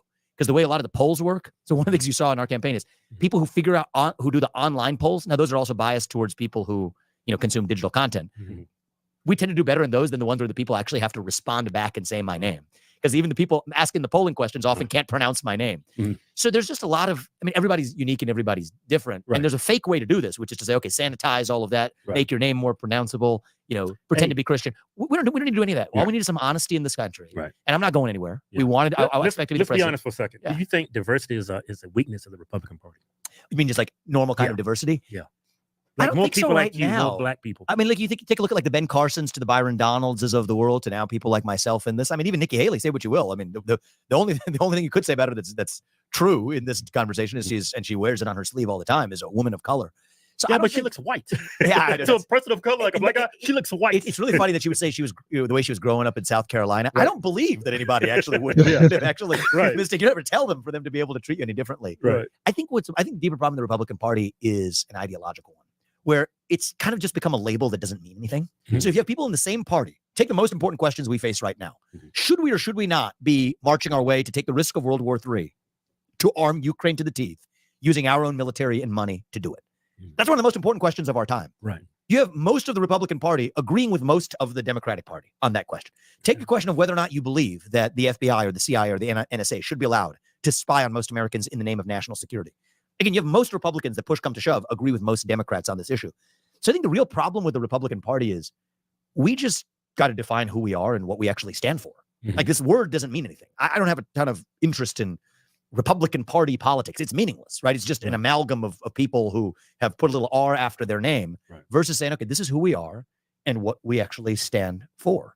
Like John Fetterman in recent days sounded like he's maybe tougher on the border than Nikki Haley is, right? And so I don't care what letter comes after your name. And by the way, on that one, I saw my background was in science. I would say that every neurologist in the country needs to study what happened in that man's brain. Because whatever it is, there's a miracle that is played out in plain sight. And so that means every Democrat has to wear a hoodie, and there's allowed to wear a hoodie in the Senate. I'm all in favor of that if that's what it takes. He's making a miraculous recovery. Yes, it's really amazing. It's really, he's making far more sense than Nikki Haley or Lindsey Graham or Karl Rove or Dick Cheney.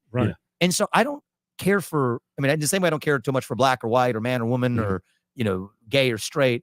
I don't particularly, increasingly, even the label Republican or Democrat, it's lost its ultimate meaning. Tell me what you believe and what you stand for. And if you're pro-American, if you stand for the values enshrined in that flag, then you know what? We're on the same team. And if not, let's talk about it. You know, you have a lot of Republicans that are soft on that will not second this, actually. So what's so that's kind of my view is I'm a libertarian nationalist. That if I had to take a label, that'd be the label I would take is, you know, I'm a libertarian nationalist. Those words mean something. We are far right. Okay. There we go. But Republican doesn't mean something, right? That was a joke. Whatever that means. Hey, if you want to accept your label, I'll take it. You know, it's nothing to be ashamed of. You know, People, so what's the future for you?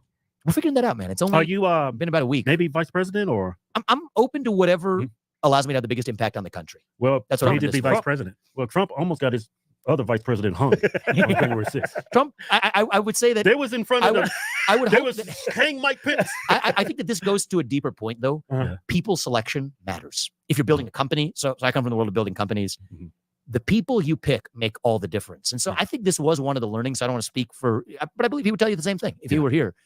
Is if you put the likes of John Bolton or Nikki Haley or Mike Pence in your administration, but you have the right America First vision, but then your administration is staffed by people who are hostile to your actual vision, but will stare you in your face and tell you, yes, sir, Mr. President, and say whatever it is that make you feel good, but actually go stab your back through the back door. I mean, Nikki Haley, for God's sake, was in Donald Trump's administration, right?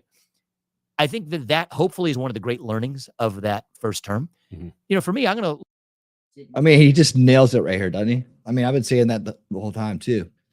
And I think that hopefully this is the big turnaround for this next run. Look myself in the mirror and ask myself, what are my unique God-given skills? Every one of us has our own God-given gifts. How am I going to use those to do what's right for the country? I did that a year and a half ago, and I came to the conclusion it was to run for president. But the beauty of this country is that choice doesn't belong to me. It belongs to the people of this country, and they spoke loud and clear. They're speaking loud and clear right now about who they want that to be. It's a man who shares 99% of my vision for this country in common and who's done it before, and so that's why I'm behind him. I'm going to do everything in my power this year to get him elected. But I'm not one of these people who believes that the only way to drive change in this country is through government. I think a lot of it comes through culture. A lot of it comes through changes in the economy. Culture. I think much more so than through politics. Now, I think the president uniquly, and you could make an argument for, you know, maybe the vice president, but the president, he sees it too. He sees that there's more than one, you know, one front we have to operate on in order to actually get the country back and get it to a good place. Where it's drives a lot more of a change in the tone and the pride of a country than a senator or a congressman. There, it's all just policy. But at the level of a president, you do have the merger of cultural character of a country with policy. And so that's why I think it's one of the most important, it's the most important position to change this country from the top. But for me, in terms of what comes next, I'm keeping a totally open mind. I'm sure I'll have an open conversation with a lot of people, including my wife, and understand what works best for our family, but also works best for this country. And we'll figure out what comes from there. Yeah, I don't want to push the race thing, but I think it's very important that the Republican Party becomes a lot more diverse. Like, I know we shouldn't focus on things like that, but it's really It's going to happen naturally is what I believe. I hope so. I think it's going to happen naturally. I think it is happening naturally. Yeah. I think it's happening naturally largely because a lot of people are realizing they've been duped. I mean, when I went to the south side of Chicago earlier in this campaign, everybody said it's a waste of time to go there. Maybe it was. Maybe that's why I got fourth. but I went there, went to Kensington, went to a lot of different places. What you realize is actually, and in particular, it was, I would say I got a lot of support. I don't know if it showed up in the polls or not. Good night. I got a lot of support from black men by the end of the campaign. I think that just people who feel like they've been lied to, because they have been lied to. I think all of us have been lied to, but I think a lot of black men in particular have been put in a box. And no human being wants to be put in a box, but especially black men, I think, have been put in a big box. Yeah, and you start speaking the truth about some hard subjects. I mean, it's not even subjects that like necessarily would be in a demographic survey what appeals to black men. But when I started speaking hard truths about Ukraine, about the truth of what really I believe happened on January 6th and what we haven't been told, the hard truths about, the things we've been lied to systematically about the Hunter Biden laptop, big tech censorship, origin of COVID, about the vaccine mandates.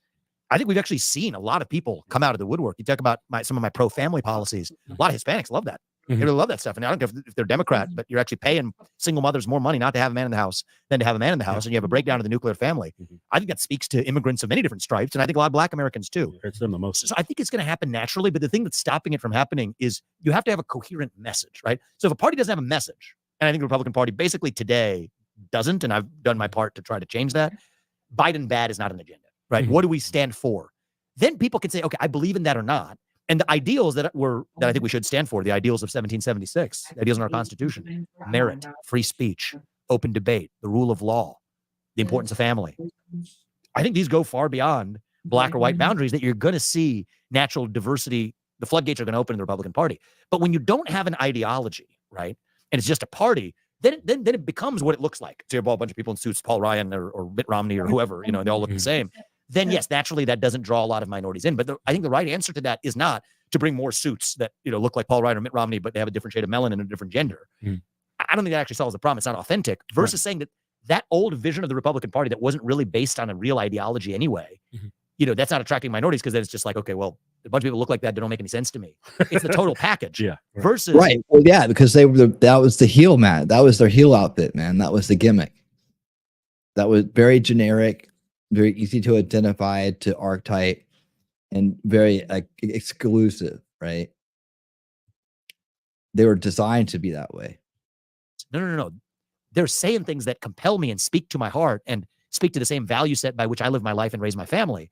Boom, automatically, I think you're going to have a far more visually, but also even in a deeper sense, diverse, in a good way, Republican Party that is representative of where I think most of the country actually is. That's how I think it goes. Yeah, I just think Democrats exploit our differences so much. And Republicans haven't figured it out. Yeah, it's like when Obama became president, it was Hillary Clinton who was supposed to be president. Yep. But the Democrat voter recognized something in him, and they embraced it. Yep. I think you could have been, how should I say this? You could have been I'm not saying let me say this.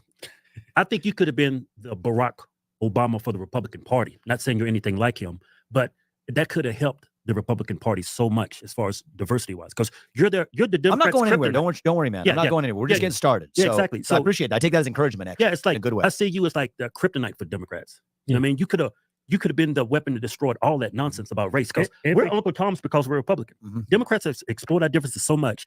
That's the common culture and belief in minorities across the country. Yeah. And I think that spills over into the Republican Party, and maybe that's why they're a little bit tougher on you. Fuck it. Yeah. But I think that's why it's so to important. what you're saying. Yeah. But I think that's why it's important too. Yeah. I'm not going anywhere. It's very important if we take that, not just give somebody a position because they're brown or they're not white. I mean, you got to earn it. Somebody like you who has all the qualifications, you're a billionaire, you're a successful business person, you're very articulate. Nothing you said was apprehensive or that scared me. And the Republican Party did not flock to you. They didn't support you. I was very disappointed because every person of color I talked to loved you. Well, they would say, well, he has no experience. I'm like, Trump didn't have experience. Trump doesn't have any experience. I think the lack of experience is a good thing at this stage in politics. As long as you bring competence, you're not tainted by that whole system. You have the competence. You have a $1 billion pharmaceutical company. You started that from scratch. Yeah. You've oversaw, you supervised it. You started from scratch. Not everybody can do that. Yeah. Somebody that can do something like that can be president of the United States because they can run the country like a business. Just like that's the approach Trump took. Yeah. And You know what my most recent business was? And so my first business, that's the biggest one and most successful, and I'm proud of it. More recently, we started a business called Strive. You familiar with this one or no? No. I'll tell you about this.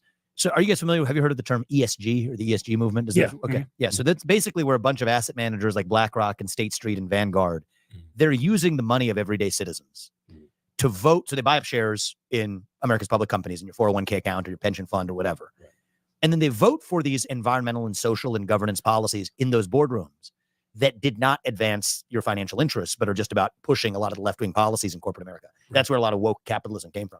So I started the leading alternative anti-ESG company called Strive that offers the same kinds of investment products. But other than voting for those policies, we're going to vote for what maximizes profit. And the first year after launching the first fund, we crossed over $1 billion in assets under management. That was twice as fast as it took JP Morgan to get to the same place when they entered the same line of business. And so I think part of what happens in our movement, so then when I ran for president, people say, oh, but BlackRock started investment funds and this guy also started the same kind of investment fund as BlackRock. Should we be suspicious? And at some point we got to open our eyes and think, we're not going to win this battle as Republicans or conservatives, as pro-American patriots, if we just retreat from the terrain versus showing up and actually winning in the terrain that we need to reclaim. Right? I mean, I invested in Rumble. You guys are familiar with Rumble? Yes, yeah. yes. So you're on Rumble, I assume. Yes. Yeah. So I invested in Rumble back when it was a private company because I believe that we need actual challengers to YouTube because one day it's going to happen. It's not tomorrow. It's going to be years from now that somebody wakes up on the wrong side of the bed and decides that somebody who has identified or voted in the wrong election the wrong way or whatever is going to be deplatformed. We need a competitive marketplace of alternatives. And so that's part of my message to our movement a little bit is that we're going to lose if we disengage versus showing up and saying we need competitors to YouTube and to BlackRock and to the way that pharma builds its old business model of effectively coordinating with each other to jack up effectively the cost of developing new medicines, which is what my whole first company was about challenging. And so I think it's my job as a leader not to complain about people's inability to see that and say, why can't you guys see it? As opposed to saying, I'm not doing a good enough job yet of explaining it if the majority of our movement still doesn't get it. And over the last year, I think we made a lot of progress in that. I really do. And so weirdly, despite, I think a lot of my friends probably have a similar reaction to you guys of being angry and frustrated to say, okay, you got somebody who's given you what you have been asking for the longest time and you couldn't step up and embrace it. I think that's what a lot of people who worked really hard on this campaign, who put their blood, sweat, and tears into this over the last year, I think that is their sense of frustration. And I have some element of that, I have to admit. But if you want to be a leader, you have to also say and acknowledge that if I failed to explain that sufficiently to people in the short time that we had, then that's on me. But I'm not going anywhere. And we're going to keep at this in one way or another to make sure that we still get there as a country. I don't think it wasn't you, it was them. They wasn't ready for you. I appreciate you framing it that way. But the way I take it as a leader is that's my call to level up. And I did what I thought was my level best. Well, my level best better be better next time around because this country needs it. So you don't think if you had hey, just stop. You need to knock it off. So do you think if you had a blonde ponytail? I don't know, a ponytail. Had blue eyes, right? And you had 1776 tattooed across your arm, you wouldn't have did better in the polls? Let me actually just think. I'm all about truth. Let me just sort of wear this. Let me just wear this.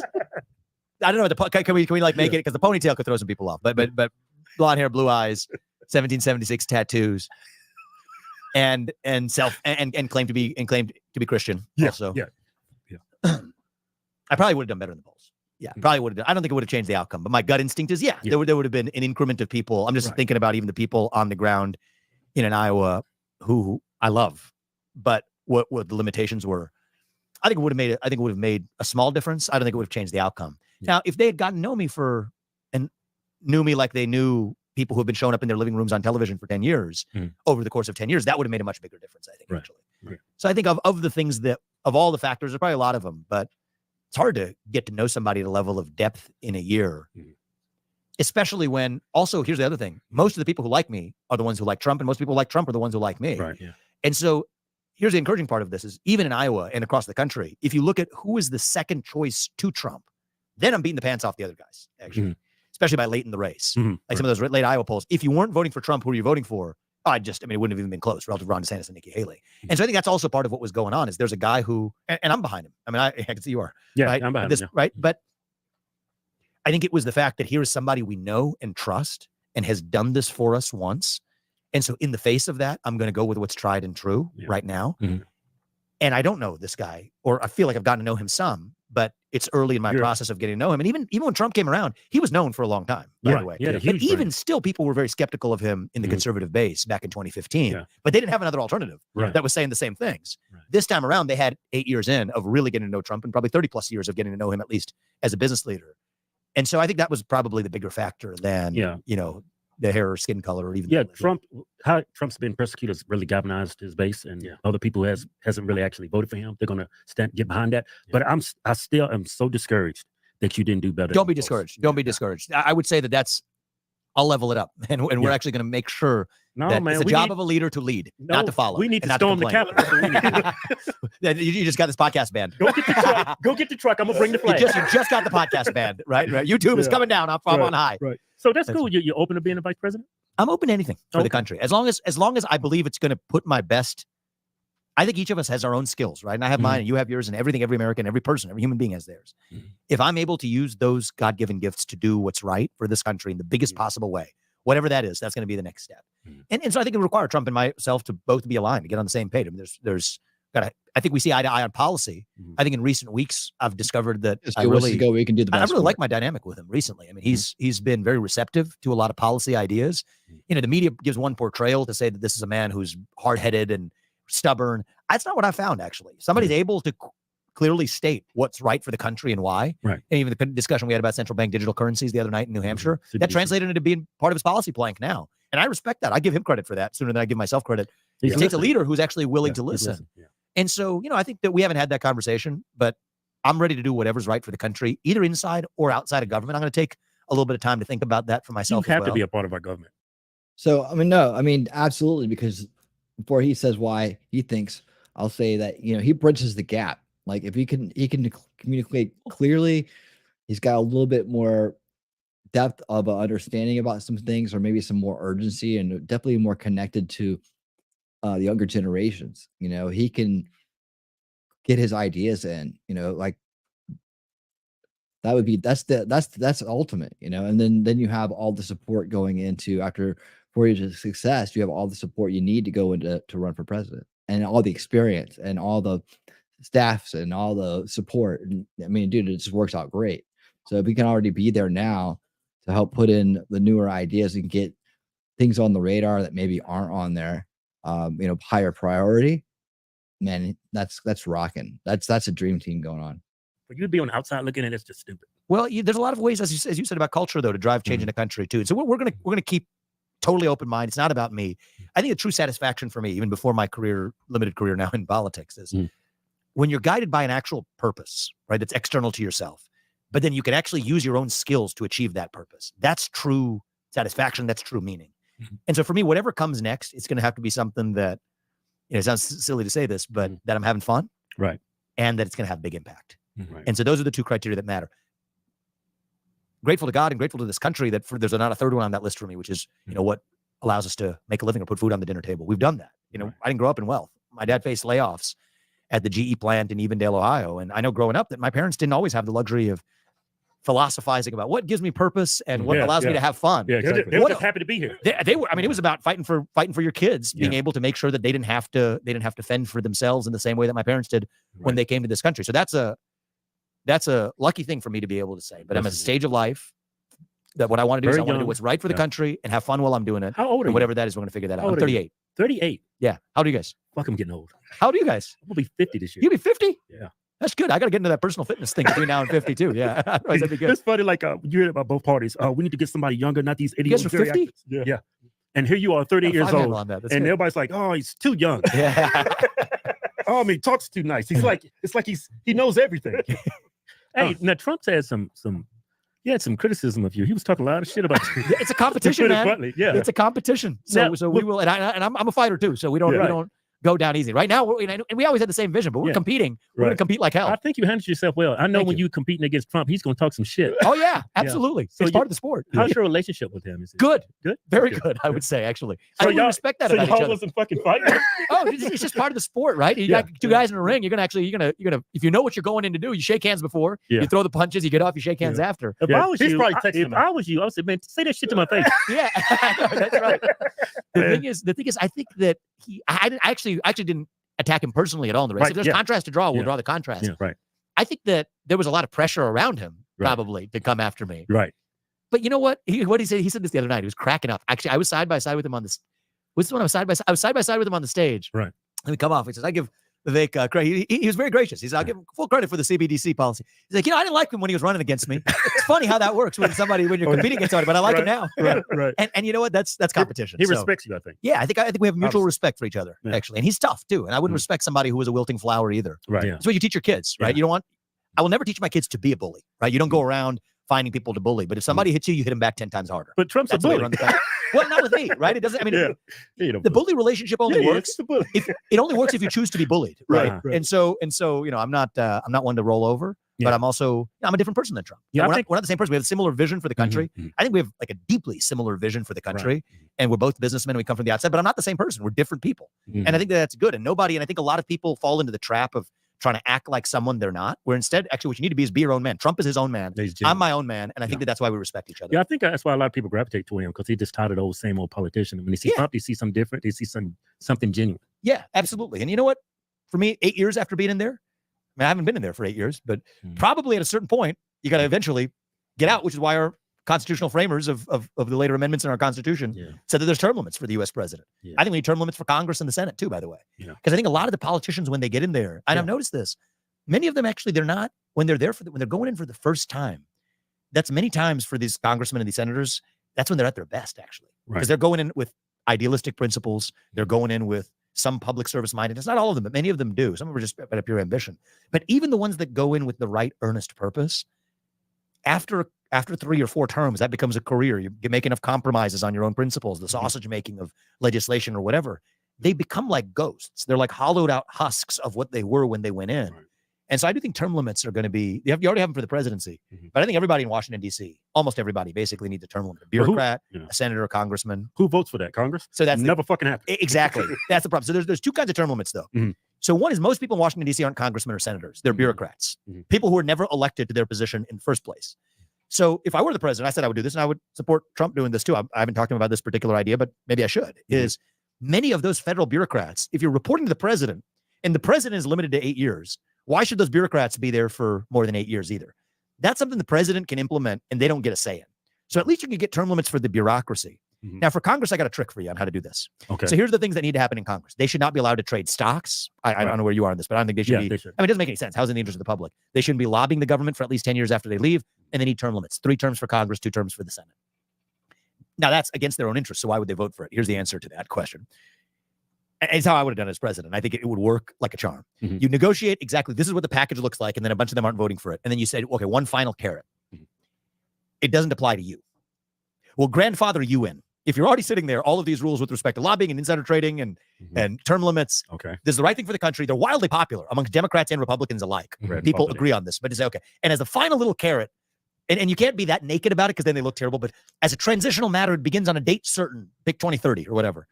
Then they're all going to vote for it because it's wildly popular with their constituents and they get to claim to be the anti-reform corruption people. But you have a little fine print in there that it starts, in 2030 or does not, shall not, these terms and conditions shall not apply to people elected prior to 2024. Great. Then you're good, right? You take the self-interest off the table. And so that's again, I'm a businessman. You got to work within the incentives that people already have. Yeah. And the incentives, of most politicians is they care about their self-interest first. Of course. Use that in our favor to still get done what's right for the country, as twisted as that is. And that's how I would have done it. And, if I'm talking to Trump or, I think Trump's gonna be the next president, I think that's what I would tell him. But either way, this is what it's going to take you want to really drain the swamp. You got to fire 75% of those bureaucrats. You need term limits in the bureaucracy. You need term limits in Congress and the U.S. Senate. That's how we get this done. Hey, so I got a question. Do you think Joe Biden writes his own tweets? No. How about, I don't think most politicians. You got to ask that question. How about Nikki Haley? No, absolutely not. Now she had a couple that the last couple of weeks really started to sound as incoherent as she normally does on stage. I was like, I actually responded to one of her tweets. I said, it looks like she actually wrote this one. But I don't think most politicians write their tweet. And people ask, what's your social media strategy? Because I started at literally zero. I wasn't even on social media. We've generated a lot of following, and of all of the other presidential candidates, it's been on fire. And I said, my best strategy is write your own posts. Right. And so there's the time to do that. So what I do is I just post mine on X, and then I got a team that, across all the other platforms, they'll just use the similar text that I put on X. But at least the original ones came from me. Right. Don't get no realer than that. Yeah. I mean, why not? Right. You'll be sitting there. If you feel it, just put it out and say it. Exactly. And my general view is if it's going in your head and you're running for U.S. president, people might as well know what's in your head. Exactly. Just say it. Sometimes it gets you in trouble, but it's not that bad. You still believe it. Everybody knows Trump's tweets are real. Yeah. I know that's real. I don't think anybody doubted that one. So this upcoming election, do you think Trump's going to take back the White House? I do. You do? I do, but I have some concerns about the next few months. I'll tell you what happened is I've been saying this for a long time, and I'm saying it today. It makes a lot of people in our Republican Party and a lot of Trump supporters mad. It made them mad when I said so in the race, but I'm still going to say it because it's the truth.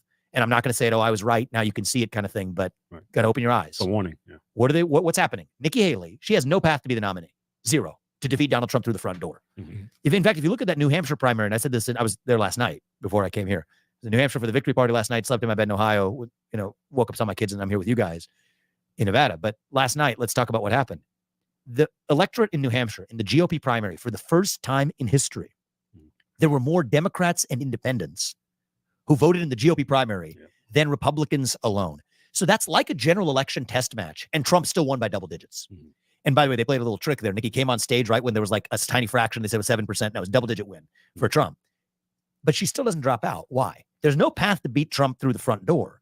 But what the donor establishment is rooting for, and I've been saying this for a long time, and you could go look back months ago, people say it was conspiracy theorist, crazy man. Well, now it's played out exactly like I said it would. They want to narrow this to a two-horse race.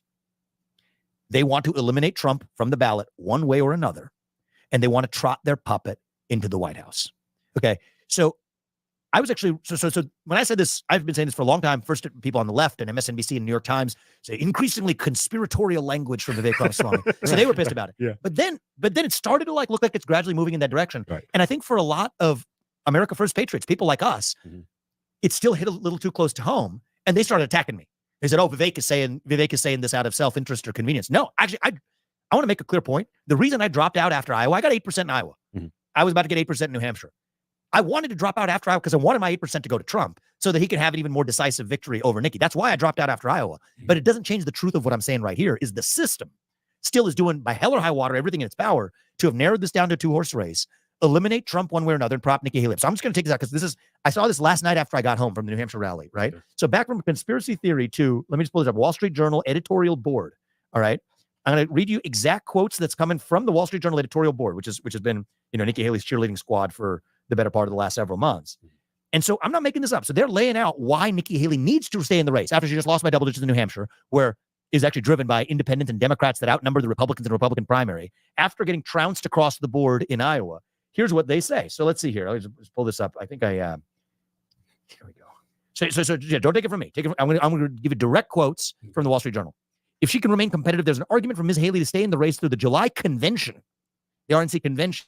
Because Mr. Trump faces a treacherous legal road, Ms. Haley could stay in the race, rack up delegates, and see what happens if he is found guilty. Now, it gets worse than that. They go later in the article. I mean, this is straight from the Wall Street Journal editorial board. I'm going to ask you guys, what do you think they mean by this when they say this? Strange things can happen with candidates who are this old and this disliked by a majority of the public. The 2024 election may have more twists before the Trump versus Biden die is cast, is the word they use. Die is cast. It sounds like an assassination. What does that sound like to you? I'm just going to read. Sounds like they know something. I'm just going to read this to you again, okay? I just want people to, because when I was saying this 3 months ago, people said conspiracy theorist. When I was saying this 1 month ago, MAGA and a lot of other supporters are hitting me and saying, how dare you say this? I've done everything I can. I dropped out. I wanted to send my support Donald Trump's direction, and I believe we're going to make sure that this doesn't happen. It's my job to make sure that Donald Trump wins this. It's all of our job, but I'm going to do everything in my part to make sure Donald Trump wins this election. And all of us have to do the same thing because our country depends on it. Right, exactly. But what do you have from the establishment? Word for word, Mr. Trump faces a treacherous legal road. Think of that word, treacherous legal road. Ms. Haley could stay in the race, rack up delegates, and see what happens if he is found guilty. Later. Strange, I'm not making up the quote. This is just from this morning's or last night's Wall Street Journal. Strange things can happen with candidates who are this old and this disliked by a majority of the public. The 2024 election may have more twists before the Trump versus Biden die is cast. Untimely death, you found. It's weird. Yeah, I mean, it's like they know something that we don't know. It's freaking weird. Yeah. And I think that we in our movement, and I said this before and people got mad at me, and maybe at this point people have understood I'm out of the race, right? I threw my support behind Trump because I want to prevent this 2-horse race situation from happening. And as I said on the stage alongside Donald Trump last night, I view that last night is the night the general election begins. We got to basically move to the general election and Nikki Haley's done and treat it like it's done. But the establishment is still putting up their own alternative vision. And it's downright bone chilling if you think about it in terms of the game they're trying to play. And so we cannot be duped is all I will say is we have to open our eyes, people. Okay. People say, you know, and this is a part where you get a little bit of irritation from me now. It's, oh, well, does he sound like Obama?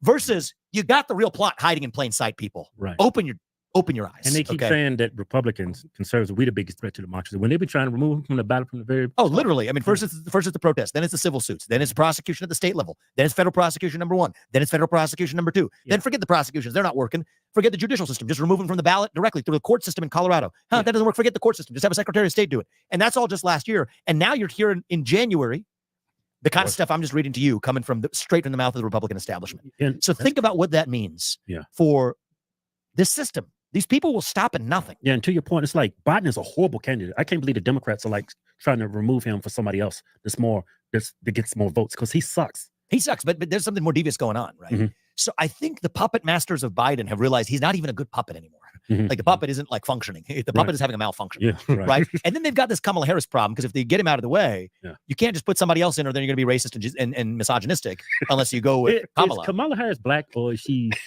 She's actually half Indian. She's like a fusion of of us. But you get like the worst version of everything imaginable in the actual product, which has nothing to do with her being black or Indian. It just has to do with her being idiotic. Actually, she's claiming she's black, and she only started doing this when she was running for vice president. That's right. She'll claim to be whatever you need her to be. Because her dad looks like me, and then her mom is full blown, Indian, right? Yeah, exactly. And all of a sudden, she's an African American. Yeah, so we both have something to be deeply ashamed of.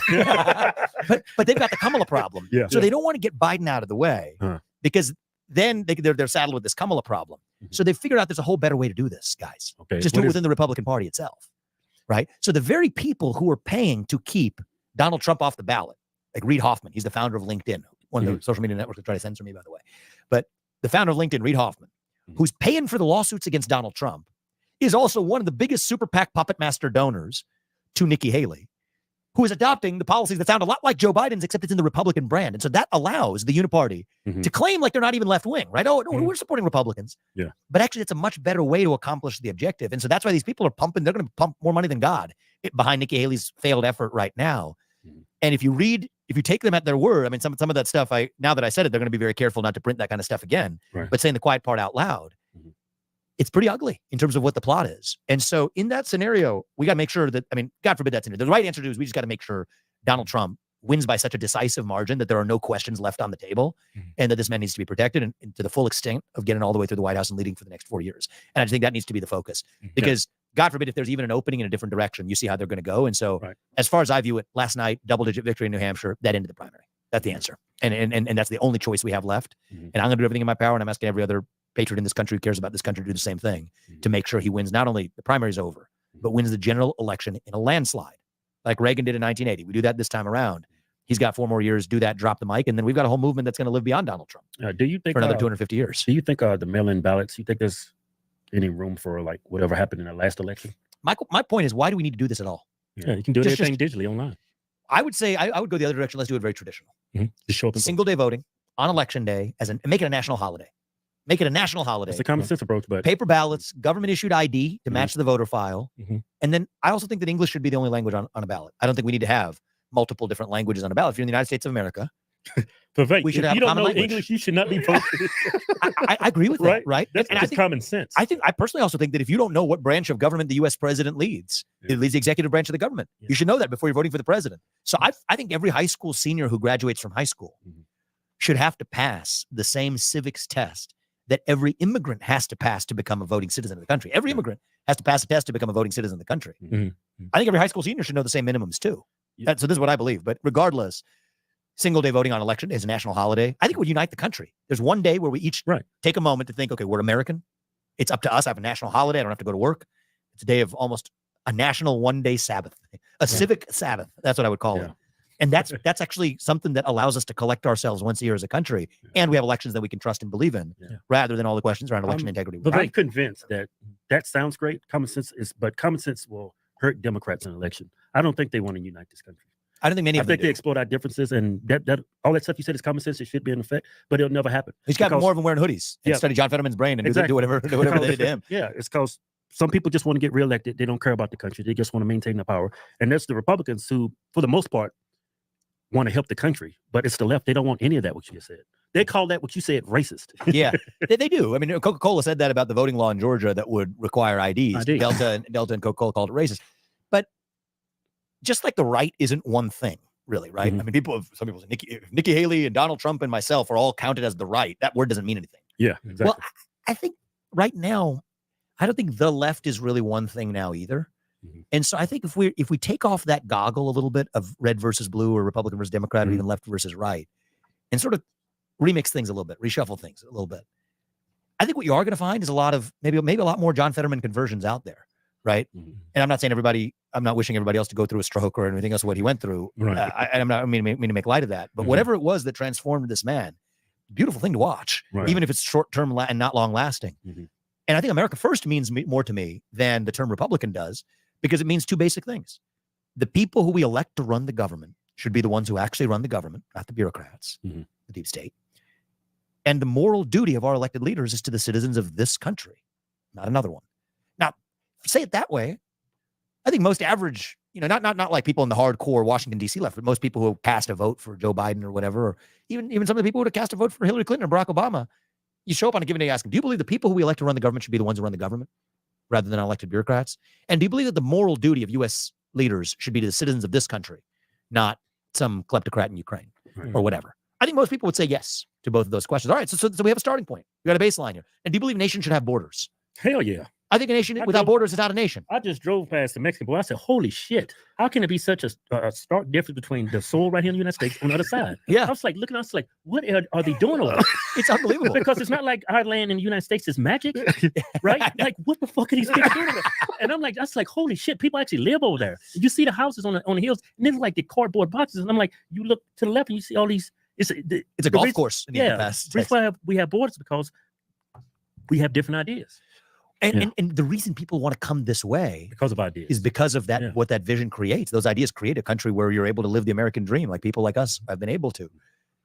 But I think that most Americans agree with that, actually. I think 80% of Americans agree with that. So, yes, there is this toxic fringe that has captured the Democratic Party who believes that the United States of America shouldn't exist, who hates our country and our founding ideals, and is trying to do everything in their power to cause it to cease to exist. Right. I mean, this thing that, 10 years ago, what Democrats were saying, including Biden and Mayorkas, the current Homeland Security Secretary, they were saying, oh, well, we need a population change in the United States as a way of securing lasting electoral majorities.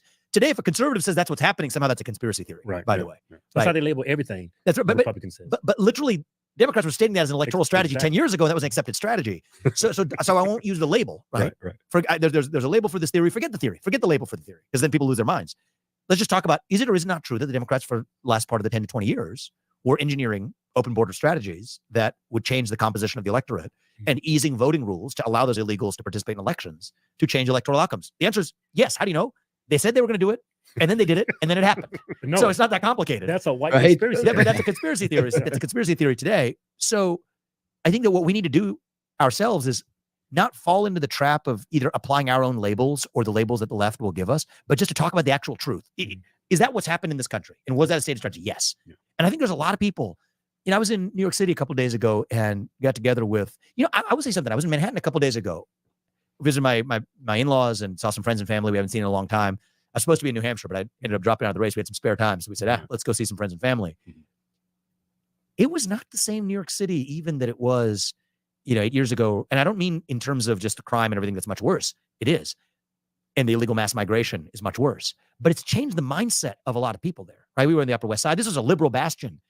We've got people looking at cars. I'm not kidding. I'm walking right on Central Park West.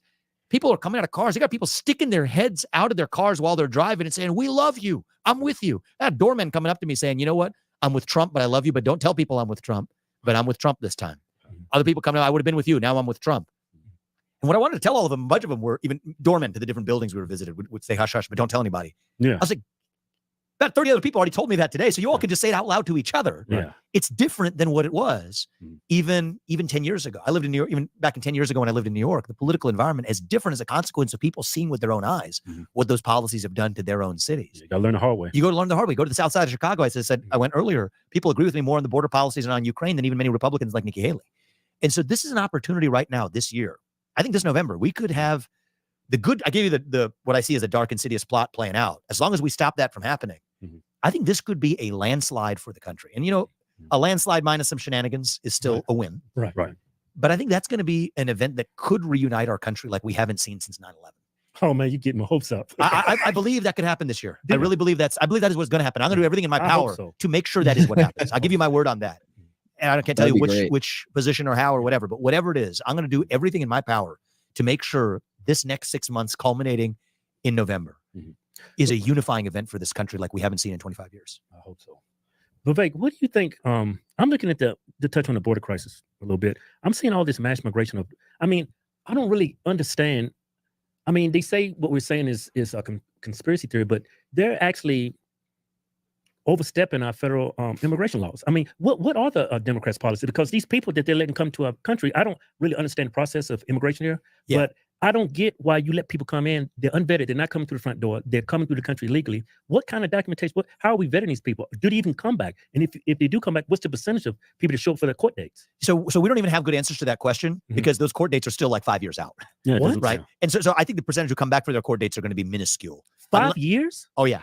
Yeah, it's just like a 5-year docket. Nuts. So I've been to Eagle Pass, Texas in this campaign. And there's a part of our border crisis nobody's talking about is the northern border, which we can touch on in a little bit. It's actually, people laugh when I bring this up, but it's not Canadians. It's people with, actually, if you have really bad intentions to do bad things in this country, you're not going to anymore take the risk of coming through the southern border. You're going to go to Canada and coming through the northern border. We've had more illegal crossings last year at the northern border than the last 12 years combined. And you had enough fentanyl cross the northern border to kill 3 million Americans last year. So we'll put that to one side, but I don't want people to forget about that. But let's talk about the southern border. I've been to Eagle Pass, Texas. It's not like you have a bunch of illegals kind of coming over, sneaking across, chase scenes. How do you chase them and capture them? And we just don't have enough border patrol able to do it. It's not like that. It's that our own Customs and Border Patrol is facilitating the mass migration. It's almost like it's like an assembly line, a mass process they have. Right. Which goes back to the fact that if you think about this as a technical issue, right? Like let's say there's a technical challenge. Oh, is it a fence? Is it barbed wire? Is it a wall? Is it the aquatic barriers in the river? And then we have this fake debate about those tools. Any of those things work. The problem is not the technical issue. It's a problem of intention. The intention is to do exactly what's happening right now. You got to understand that it's not that we're failing to secure the border. It's that we're succeeding at making sure we don't have one. That's really what's happening, right? So what you're seeing at the southern border, if you think it is a failure of implementation, you're missing the point. It is the success of a plan that has been laid for about 20 years to change the composition of the U.S. electorate. And then once you understand that, you realize, oh, well, that makes a lot of sense because Remain in Mexico is still the policy, but why isn't Mayorkas or the DHS underneath him or the entire Biden administration enforcing Remain in Mexico when that's the stated policy of the U.S.? It's because it's not that they're like forgetting to do it. It's not like, oh, I forgot. It's that was actually the intention. So many people coming in right now, they'll get these forms and they'll say, here's the box you check. And they'll teach them how to do it. You check the asylum box. They teach them. Oh, yeah. And let's say you don't know what it says because most of them don't know English. We'll just say, no. Here's a translated version or just here's the box you check. And then you check asylum. There's a whole process that then says, okay, I have to come back for my court date. Okay, when's my court date? 5 years. You think you're coming back? Nope. You're not showing back in 5 years because the whole game plan is 5 years from now. There'll be some plan for mass amnesty anyway. So they think they're going to be fine. So that's how the game is. So even today, and I favor militarizing the border. I favor aquatic barriers. I favor all of that. But even today, like tomorrow, let's say they just said, okay, if you check the box asylum, you have to provide some documented proof of political persecution. 80% of the people in this country could not come into this country, who are coming into the country right now, couldn't be coming in. And so that's more than that. Easily 80+%. And so in the night before I went to the southern border, by the way, the night before at the very site where I was, apparently there's 2 men from Lebanon that had just stuck in. Let's just think about that. Lebanon. I don't think that if you came all the way from Lebanon to Mexico in the wake of what just happened on October 7th over there and escalating tensions in the Middle East, and you came from Lebanon and you're trying to cross the Rio Grande into the United States, I don't think there's a lot of good going on there. I think set off some red flags. And then actually at that same site, you had actually had 2 Honduran men smuggling a woman from North Korea, think about that, into the United States. Now, to bring this full circle about checking the box of asylum, North Korea actually is one of those countries where if you're seeking political asylum in the U.S., you could just do it legally and they'd give it to you. But here's a woman from North Korea who's not seeking political asylum through the front door, but is being smuggled by 2 Honduran men who are seeking political asylum through the back door. That's weird. That is. I mean, that's really weird. These are people who are up to no good. Yeah. Right. And so that's about as weird as a woman standing up pissing. yeah. Which apparently happens. You know? That's a thing now. Hey, that's part of the deep state. That's though, very right? transphobic of you. Yeah. That's very transphobic of you. Yeah. I'm sorry. I'm disgusted. I'm disgusted at that level of transphobia. You know, let's talk about that. I've been labeled transphobic. We had comedy shows that was canceled by the LGBTQ. You guys used comedians? Yeah. Oh, I don't know. Stand up? So yeah. Okay. And, Like transgender jokes. And they said we was transphobic. A lot of people don't know. Like my babysitter for my child was a female. She was gay, right? But she was experiencing. She wanted to be a man, and she actually works for me. At the time, does she do a good job of taking care of kids? She did a damn good job. Well, that's what matters there. We had a couple of straight people coming in, and they were horrible. I said, "Man, I'm sticking to the gays." So she came in. I thought she was gay, right? You could totally, you can tell when someone's gay.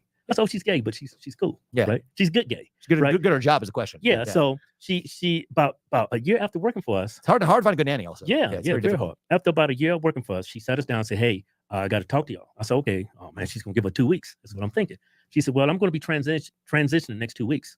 And I told her, I said, "Hey, I need a 30 days notice." Yeah, because you didn't know what the hell it was. I didn't know what the hell she was talking about. She said, "No, I want to become a man." Okay. I said, "You want to become a man? Why?" And she explained to us. She said, "Well, I'm going to be taking testosterone. Things are going to be changing." And I didn't think any different about her because she was an adult. How old is she? She was, I think, early 20s. Okay. Early 20s. Full-grown adult, though. Yeah, full-grown adult. She had a boyfriend that wanted to be a woman. Wait, you kidding me? No. And most transgenders are like this. The guy wants to be a woman, and when I'm getting confused, the guy wants to be a woman, and the woman wants to be a man. Yeah. And they still have straight sex, but they're considered gay. I mean, this is some serious. There's like a mind benders right here. You know, you could actually have some logic puzzles here. The more the story, I do not hate transgender people. Like my daughter's gay, and I love her more than anything. I don't hate gay people. It's just majority of things that come from the left is all lies because they have an agenda. And I don't hate anybody. I just hate the ideology. I don't hate that. I would say if you're a fully grown adult, you're free to live your life however you want. Right. Yeah. As long as you're not hurting somebody else. You're not foisting that onto kids in our schools. You're not foisting that. I don't think kids should be allowed to undergo that transition. Exactly. She's a full grown adult. It's her choice. Yeah. Kids being allowed to do it because they have gone through some mental health struggle. No. So I say protect children. And then you also should not be able to change the way everybody else lives their life. Right. So the way women compete in sports. All right. If you're a guy with all your guy body parts and you're having sex with women, but you are somehow competing with women in a swimming competition to win the gold medal, it doesn't make any sense. So that just doesn't make any sense. Why didn't I figure this out? And we're not making this up. This is a reality of what's happened in the country over the last year. And so that's my view. You want to live your life the way you want to dress, how you want to, identify how you want to, as long as you're not hurting anybody else. Neither I nor any government is going to stop you from doing it because America is a free country. It's the land of the free and the home of the brave. But if you're going to force that onto children, we're going to change the way we otherwise live our lives or expectations of the way we change our language or the way we label our bathrooms or whatever. No, we're going to live by the same norms that we have, but you are free to live your life the way you wish to. And so we can't fall into, we say it that way. I don't think that many people disagree with you. Oh, they're still going to call you homophobic. I mean, I don't care what that. If you can be homophobic, if you believe that, I don't know, that the planet isn't warming enough, climate change deniers are going to have to call you homophobic for that too, right? I had an interesting incident in Iowa, actually. There was a woman who, I think I saw this. Disagreed. There's a couple of these in Iowa. Maybe you saw this one. She was a veteran, it turned out. We ended up becoming pretty good friends after it. She's like, I disagree with your views on LGBTQ. And I said, okay, well, she was shouting at the event, and I let her say her piece. But I shared with her that I don't believe men should be competing with women in women's sports competitions. Just common sense. She said, what did you say? I said, I do not think men should be competing with women in women's sports competitions. She said, no, I agree with that. So I said, so where do we disagree? She's like, I'm a lesbian. I said, okay, I don't have any disagreement. Continue. Where's the disagreement? Right.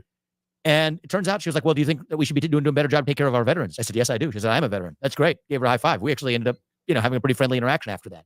So I think a lot of the labeling ends up creating an artificial divide that is actually fake at its core. Yeah. It's manufactured. Yeah, there are true ideologically crazy people who will, want to see nothing short of this nation being divided to a breaking point. But I think most people share the same basic vision of saying that we're one country with differences, but we still share some basic ideals in common. That's what makes us American. Yeah, I think we just got to rediscover that. Yeah, I'm just convinced Democrats condition their voters to think a certain way based on their gender, based on their race, based on their sexuality. They're not preaching objectivity. That's why I think diversity is a weakness of the Republicans, because we have a different way of seeing things, and then you have people on the left that see things totally different. Until we can have more diversity, and I know we shouldn't give diversity. Positions to people with merit. Yeah, but it's. I think it's going. I think it's going to happen naturally. Yeah, I think it's going to happen naturally once we start actually standing for some hard values. Now you mentioned about shut up. Hey, let me say something. Like you bring up the border, right? Yeah. I think that's part of the deep state is what's got that. Oh yeah, I mean that literally is the deep state. Yeah. I mean, What do you think to you? What is the deep state to you? The deep state are the people who are not elected to run the government, who exercise political power as though they were elected to run the government. That's the answer. Yeah. But the deep state Rich really people is running a good country. Well, it's not. They're not all rich. Even some of them actually are pretty ordinary in their individual wealth. But they're people who exercise far more power than they ever should have. What the deep state really is, this is, we could go a couple hours on this one. Right, yeah. What the deep state really is it is old world Europe, pre-1776, rearing its head again. I'll tell you what I mean by that. For most of human history, there was a deep skepticism that we could actually self-govern, that we, the people, could be trusted to make our own decisions of how we govern ourselves. Because for most of human history, the way it was believed is only kings actually had the enlightenment to know what was best for you.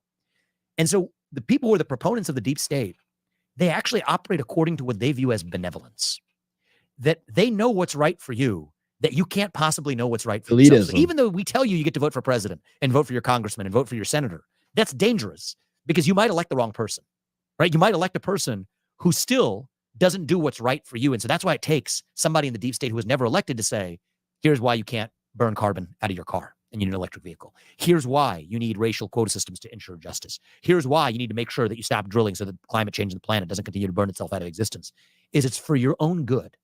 So that's what the deep state really is the people who were never elected to exercise political power because they believe that we can't be trusted to govern ourselves. So in some ways, the deep state predecessor was the monarchy. That's what we fought in the American Revolution for. The American Revolution was fought over rejecting that monarchical bureaucratic vision. So if we don't get angry about it, but we just see it for what it is, what we realize is we're actually the weird ones in America post-1776, because for most of human history, it was always done this way. Right. I mean, the idea that you get to speak your mind as long as I get to in return, the idea that all of us get a vote to decide who leads our country and sets our political policies, those are crazy ideas, actually. Yeah. Because for most of human history, it was done the other way. So once we acknowledge, no, we got this weird thing going called the United States of America after 1776, this bizarre idea that bucks all of human history. Then we realize the deep state isn't something strange. It's actually very familiar. It's actually the way it's always been done, is that the people behind palace halls, that's how it used to be done. Now those palace halls are ugly looking 3-letter government agency buildings in Washington, D.C. FBI. Yeah, worse looking palaces, exactly. Right. But that's what really this is. It's just the old world rearing its ugly head again. That's what the deep state really is. Vivek, have you always been Republican? I've always been pro-American. I voted Libertarian in my first election, actually, back in 2004. I did not find George Bush compelling. I did not find John Kerry compelling. I thought the Iraq War was a disaster. I think the Patriot Act and a lot of the policies, the surveillance state that we created after 9/11, I was against it then. So I've always had strong libertarian tendencies. I call myself maybe a libertarian nationalist, is I think what I would say. It's pro-American, 1776. I'm pro-1776. I'm pro-Constitution. And yes, I mean, obviously in today's environment between the two parties, I'm using the Republican Party as a vehicle to advance this pro-American agenda. But hopefully, and I think that's what Donald Trump did in 2016. I mean, he turned the Republican Party into a vehicle for advancing the America First agenda. But I think it takes an ideology deeper than the label Republican to actually mean something. And so hopefully part of what I'm doing is redefining the Republican Party to actually be the party of 1776. So if we're the party of merit, of free speech, of self-governance, that's what we're just talking about, that the bureaucrats shouldn't run the show, the rule of law. Yes, if those are the foundational values of the Republican Party, then count me in. And I'm here to make sure that those are the foundational values of the Republican Party. And on the back of that, my answer to your question would be, yes, I am a proud Republican. Yeah, we used to be Democrats. I voted for Bill Clinton, Al Gore. I voted for Al Gore. I voted for John Kerry, but I was new to politics. I stood in that line for 2 hours because I thought Republicans were racist. Yeah, that's what I thought, because it's being black, that's what your condition. It's in our culture. Yeah, and that's why I was. I didn't know that about you guys, but I think, but I'm not surprised. And I think that's great. I think you should. Maybe you already do this, but you should. I probably haven't seen most of your stuff. Maybe I should. But I think you should talk about that more and give people, especially today, a lot of courage. I do that. You know what? I gentrified my own audience. You did. You should go on Breakfast Club, man. I just went on there. I mean, I know it'd be very frustrating for you. But I think you actually, or whatever, programs that reach people outside of just our own base right now, because you could speak to it from the other side of having seen things a little differently. And here's how I see them today. I think that's powerful. I think you did a great job. I mean, those hosts of that show is just god awful, but I read the comments and you handled them all well. I think you changed a lot of minds while you're on that show. I think we did too, actually. Yeah, but those hosts on that show, disingenuous. I mean, there was us all night coming up with a catchy. You're not doing it for the hosts. Yeah, You're doing it for the people, good-hearted people, who have been force-fed a lot of garbage for a long time. Yeah. But again, it's our job as leaders, and you know what? There's a lot of different ways to be a leader. Cultural leaders are leaders too. But part of the job of a leader is to lead people to what they already know to be true, but can't yet see with their eyes. Right. That's the job of a leader, is to open their eyes. And so sometimes I think we don't do enough of that. Yeah. Leaders, so-called leaders in the Republican Party, just talking to our own tribe, as opposed to actually speaking with conviction and principle to people who may on the surface disagree with you, but come out realizing that it won't be like instantaneous, but it'll be somebody who sees it a little differently than they did when they first came in.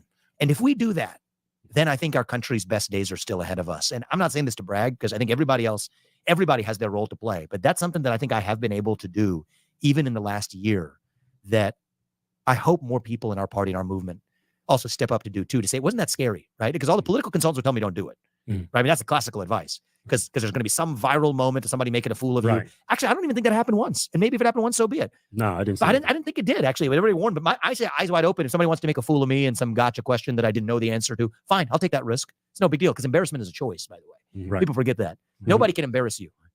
You can embarrass myself. You can embarrass yourself. Yeah, exactly. Embarrassment is a choice of the recipient, but actually never happened. I think it never even happened that somebody thought I should be embarrassed to have gone on one of those programs. To the contrary, I think I didn't instantly convert them to our movement, but I think 6 months in, a lot of those people I'm seeing in New York City now, different than the people, even some of them friends, seeing the world very differently than they did 10 years ago.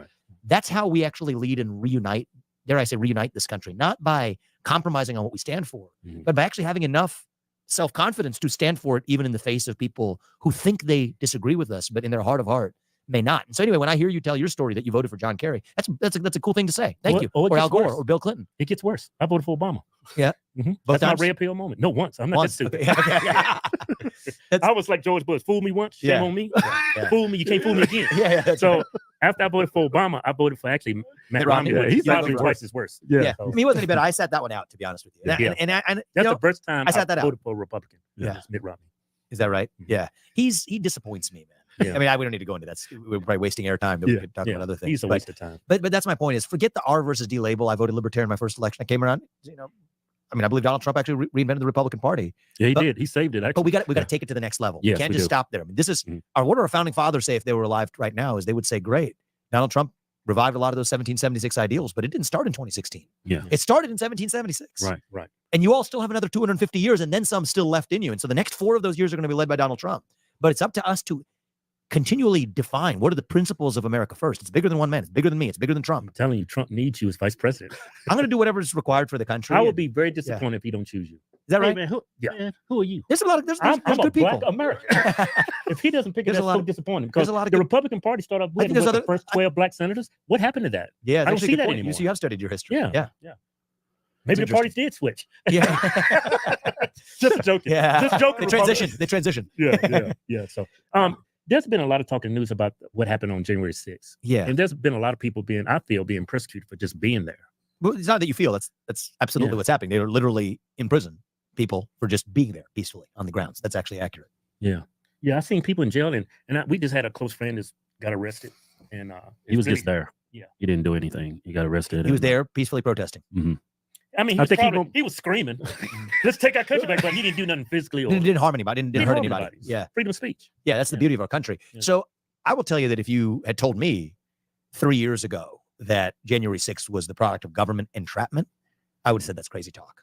Right. Far right, conspiracy theorizing. And I was a CEO back then. And so I think of myself as an independent thinker. I was writing my book, Woke Inc. I was conservative. But if you told me that, the government orchestrated this, I would have said, I never dismiss anything out of hand, but I would say that sounds a little fringy to me. Right. I think if you look at the facts right now, I think it's my belief that there was some level of government involvement. The only question is how much. I think if the government wanted to prevent that from happening, they could have. And I think it's deeper than that. I think there was somebody who was convicted, who was taken to court, but who was acquitted in the final steps. Where there was a Capitol Police officer opening the door, waving their hand and say, "Come on in." Well, if you got a police officer opening the door and saying, "Come on in," and then you come in and then they arrest you for it, that's entrapment.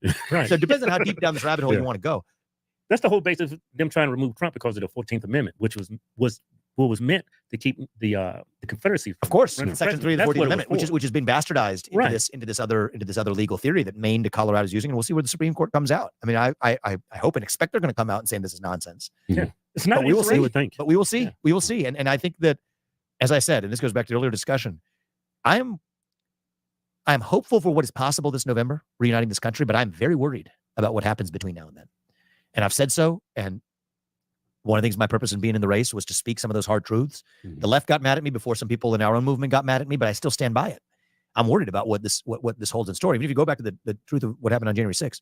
So you guys remember that Gretchen Whitmer kidnapping plot? Right. Yeah. Michigan? So that began as a plot to storm the Michigan state capitol. Interesting how that began. How did that begin as a plot? Turns out the FBI. Shout out to Radix Verum right there. That's the story she's been covering, the whole case she's been covering, and the documentary she's making is all about that. Definitely check her out. Guy put a lot of people up to that plot. And how do we know? At the end of the trial, where multiple of these defendants in what became the kidnapping plot for Gretchen Whitmer, they were acquitted by a jury of their peers when the jury of their peers found that these people weren't going to do it, but for the FBI putting them up to do it. So one of these guys, I mean, they're giving them, these are poor people. They're exploiting poor people. They give them credit cards, $5,000 credit card, go buy munitions. I mean, one of these guys apparently was using a Mexican restaurant across the street for hot water. I mean, these are people who are not in good conditions, who are exploited, like poor. And they put them up to the plot. They're angry. A lot of the so-called militia organization was infiltrated up and down with feds anyway. At trial, the jury says, okay, actually, these people weren't going to do it, but for the FBI and the police putting them up to it. They acquit them. One of the jurors gives this gentleman a hug and then apologizes for what these people had been put through. The person who was the Detroit field office head of the FBI is a guy whose last name is D'Antono. In October of 2020, he gets a promotion to be the DC field office head. You know what happens 3 months later? January 6th. Yeah. So then what happens on January 6th? You see the footage. Everybody sees the famous footage of the mainstream media of people who were violently, storming the Capitol and whatever. What they didn't show you was video footage that's come out years later, which is rubber bullets, tear gas into a peaceful audience. Then you see the reaction of those people. Suddenly that was only video footage released. But then the other video footage that wasn't released was the Capitol Police just allowing us to open the doors, people coming on in. So much so the one of them was even waving him to come in. And the guy who came in ended up getting acquitted at trial over that exact fact. Do you think Tucker Carlson lost his job over that? So I think that there was probably, I wasn't in that situation. I have no idea what the dynamics were. I will say that Tucker was one of the early people who was asking hard questions. And so I remembered in January at the time when I saw it, I was like, this is terrible what's happening in the country. But then Tucker started asking some questions that opened my eyes, even that year, to say, okay, there's a little bit of weirdness here, right? This math doesn't add up. You have an FBI that's lied for a long time. And then the more, when they run for, I'm a CEO. This is not my professional job. I've got other things to do. I'm raising a kid. My wife's got a full-time job. Like most, I'm bringing that up because that's the position most people are in. I'm glad Tucker at least began to ask some hard questions. But then now I'm running for U.S. president. Okay, if I'm actually moving on from my business career, we're actually running for this country. This is one of the most important events that everybody discusses. It's my responsibility to not just take what's force-fed, to get to the bottom of what exactly happened based on the publicly available information alone. And one after another. It's one anomaly after another. You have Christopher Wray, the media, and I would have the CNNs of the world try to play gotcha with me. But he said there were no there was no FBI agents in the field that day, no FBI informants. So I said, is that what he said? I mean, just because he said it doesn't mean I believe him, but is that even what he said? So you go back to the congressional testimony.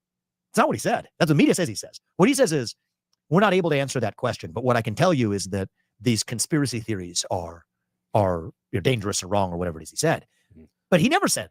The head of the FBI even never was the one. Right. The guy who gave the promotion to the Detroit field office head, the Detroit field office that was involved in setting up the fake Gretchen Whitmer kidnapping plot that the people were acquitted for on grounds of entrapment, the same FBI head, Christopher Wray, who gave him a promotion to then head the DC field office head 3 months before January 6, 2021, when he's testifying before Congress, won't give a straight answer on whether there were FBI field agents in the field that day on January 6th or whether there were FBI informants, but simply says that, well, that's not something that we're able to discuss. But when the media then distills that to the people and say, when I'm bringing up these questions to say, oh, this guy's a conspiracy theorist and spreading misinformation, say that Christopher Wray has already said that there were no field officers in the field that day, that's just dead wrong. But that's how the media does it. They'll use some source as the basis to say something that's slightly different.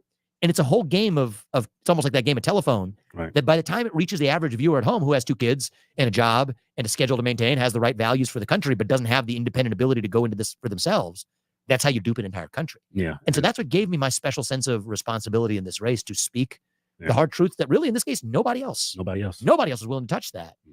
Or same thing with respect to the immigration policies at the border, the intentionality of it. Hard truths about, go straight down the list of what we've been lied to, the origin of COVID-19. If you told it came in from a lab, if you were told that it came from a lab in China, whoever said that was a racist and a xenophobe. Well, now we know that it absolutely came from that lab in China. Your social media account would have been locked for you saying it. Right. The Hunter Biden laptop story, you could not share that on the eve of the last election. It was Russian disinformation, suppress it. Now we know that it absolutely was grounded in truth. Everything they accuse Republicans of doing, they're actually doing on steroids, right? Yeah. And this is George Orwell. I mean, he was a great author, great thinker. Right. Anybody who's telling you they're actually the threat to democracy, the people who claim to be the threats to democracy, claim the other side is the threats to democracy are the ones actually presenting that greatest threat in their own right. Yeah. And so war is peace, truth is fiction. Man is women. Man is women. And women is Exactly. men. Exactly. It's the denial of actual truth itself. And that was the slogan of our campaign. One word: truth. Yeah. Stand for truth. Hey, Vivek, I want to thank you for being our first guest. I mean, I think you're as real as they come. I don't know why anybody labeled you unreal. Yeah. But to us, you're real as it gets. And I want to thank you for being here with us today. I appreciate that. It's good talking to you. And you keep doing what you're doing. Keep telling I'm your gonna keep story. my own. You hope you don't bow out. I don't think you will. I'm not going anywhere, man. You're a leader. I We're can just getting totally started. see that. We're just getting started. I promise you. Okay. Thank you. Thank you, guys. I appreciate it.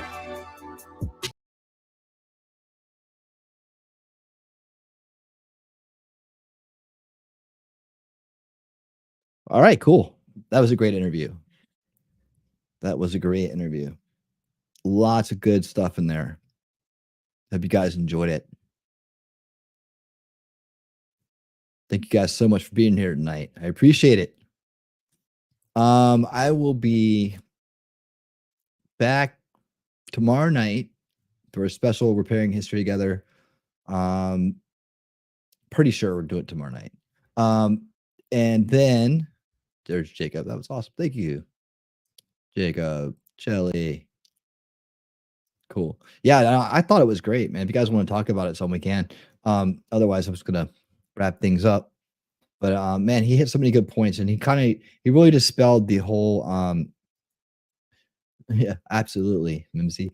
He really dispelled a lot of the criticisms that were out there about him. You know, he spoke real about things confidently, and like I said, as we were going through, he can inject ideas clearly, like that need to be addressed. You know, issues that need to be addressed, topics that need to be, you know, looked into and have something done about them. You know, he could help kind of fill a lot of gaps. But just a real down to earth dude, bright future. Like you said, he's not going anywhere. He's just getting started. That guy, when he has a goal, you can tell he wants to see it fulfilled. So we got a lot to look forward to in terms of what he was saying too. Like, you know, how his drive for this campaign going into the general is to make it this big unifying experience. That could be amazing. Hope it works out. I hope it works out. But we'll keep a close eye on it, and we'll bring all the exciting events to you for sure. He really hit the nail on the head when it came to a lot of the other topics we kind of discussed too, like, you know, the Fed-napping hoaxes that need to be addressed and stopped, and put you know, that they create the manufacture these crises and destabilizations. You know, he brought up the root. He knows his stuff. You know, he also called out the immigration issue really well, how to address it, why to address it. You know, all in all, a great thing. Great interview. And hey, and the Hodge twins, man, got their own podcast. That's cool. That was their very first one. How about that? You witnessed history, internet history in all its glory. Alrighty. So that's gonna be it for this evening. I appreciate everybody being here for the whole night. You guys rock the house. You make it happen. The crowd rocks. And thanks to all the members. Thanks to all the rewatchers. Shelly says, I love that he speaks out on all things we can only speculate about and often leave unsaid because we don't want to look like we're crazy conspiracists. Right? Well, now it's just, you know, we just go with what's out there. You know, it's like it's right out in the open. So, you know, and that's the thing about, you know, there's two parts to this, what we do here. You know, solution culture is a long-term fix. It's a long-term strategy, you know. And what that does is it's going to unrig the game by taking away the things that do rig the game, right? That's why it's the whole slogan is like unrigging the game through solution culture, because as we work to get into a position to implement a solution type culture that has preventative measures in it, that are freedom oriented, that just address the root cause issues that enable the corruption. We have to go through these obstacles that are right in front of us right now to get there. Yeah.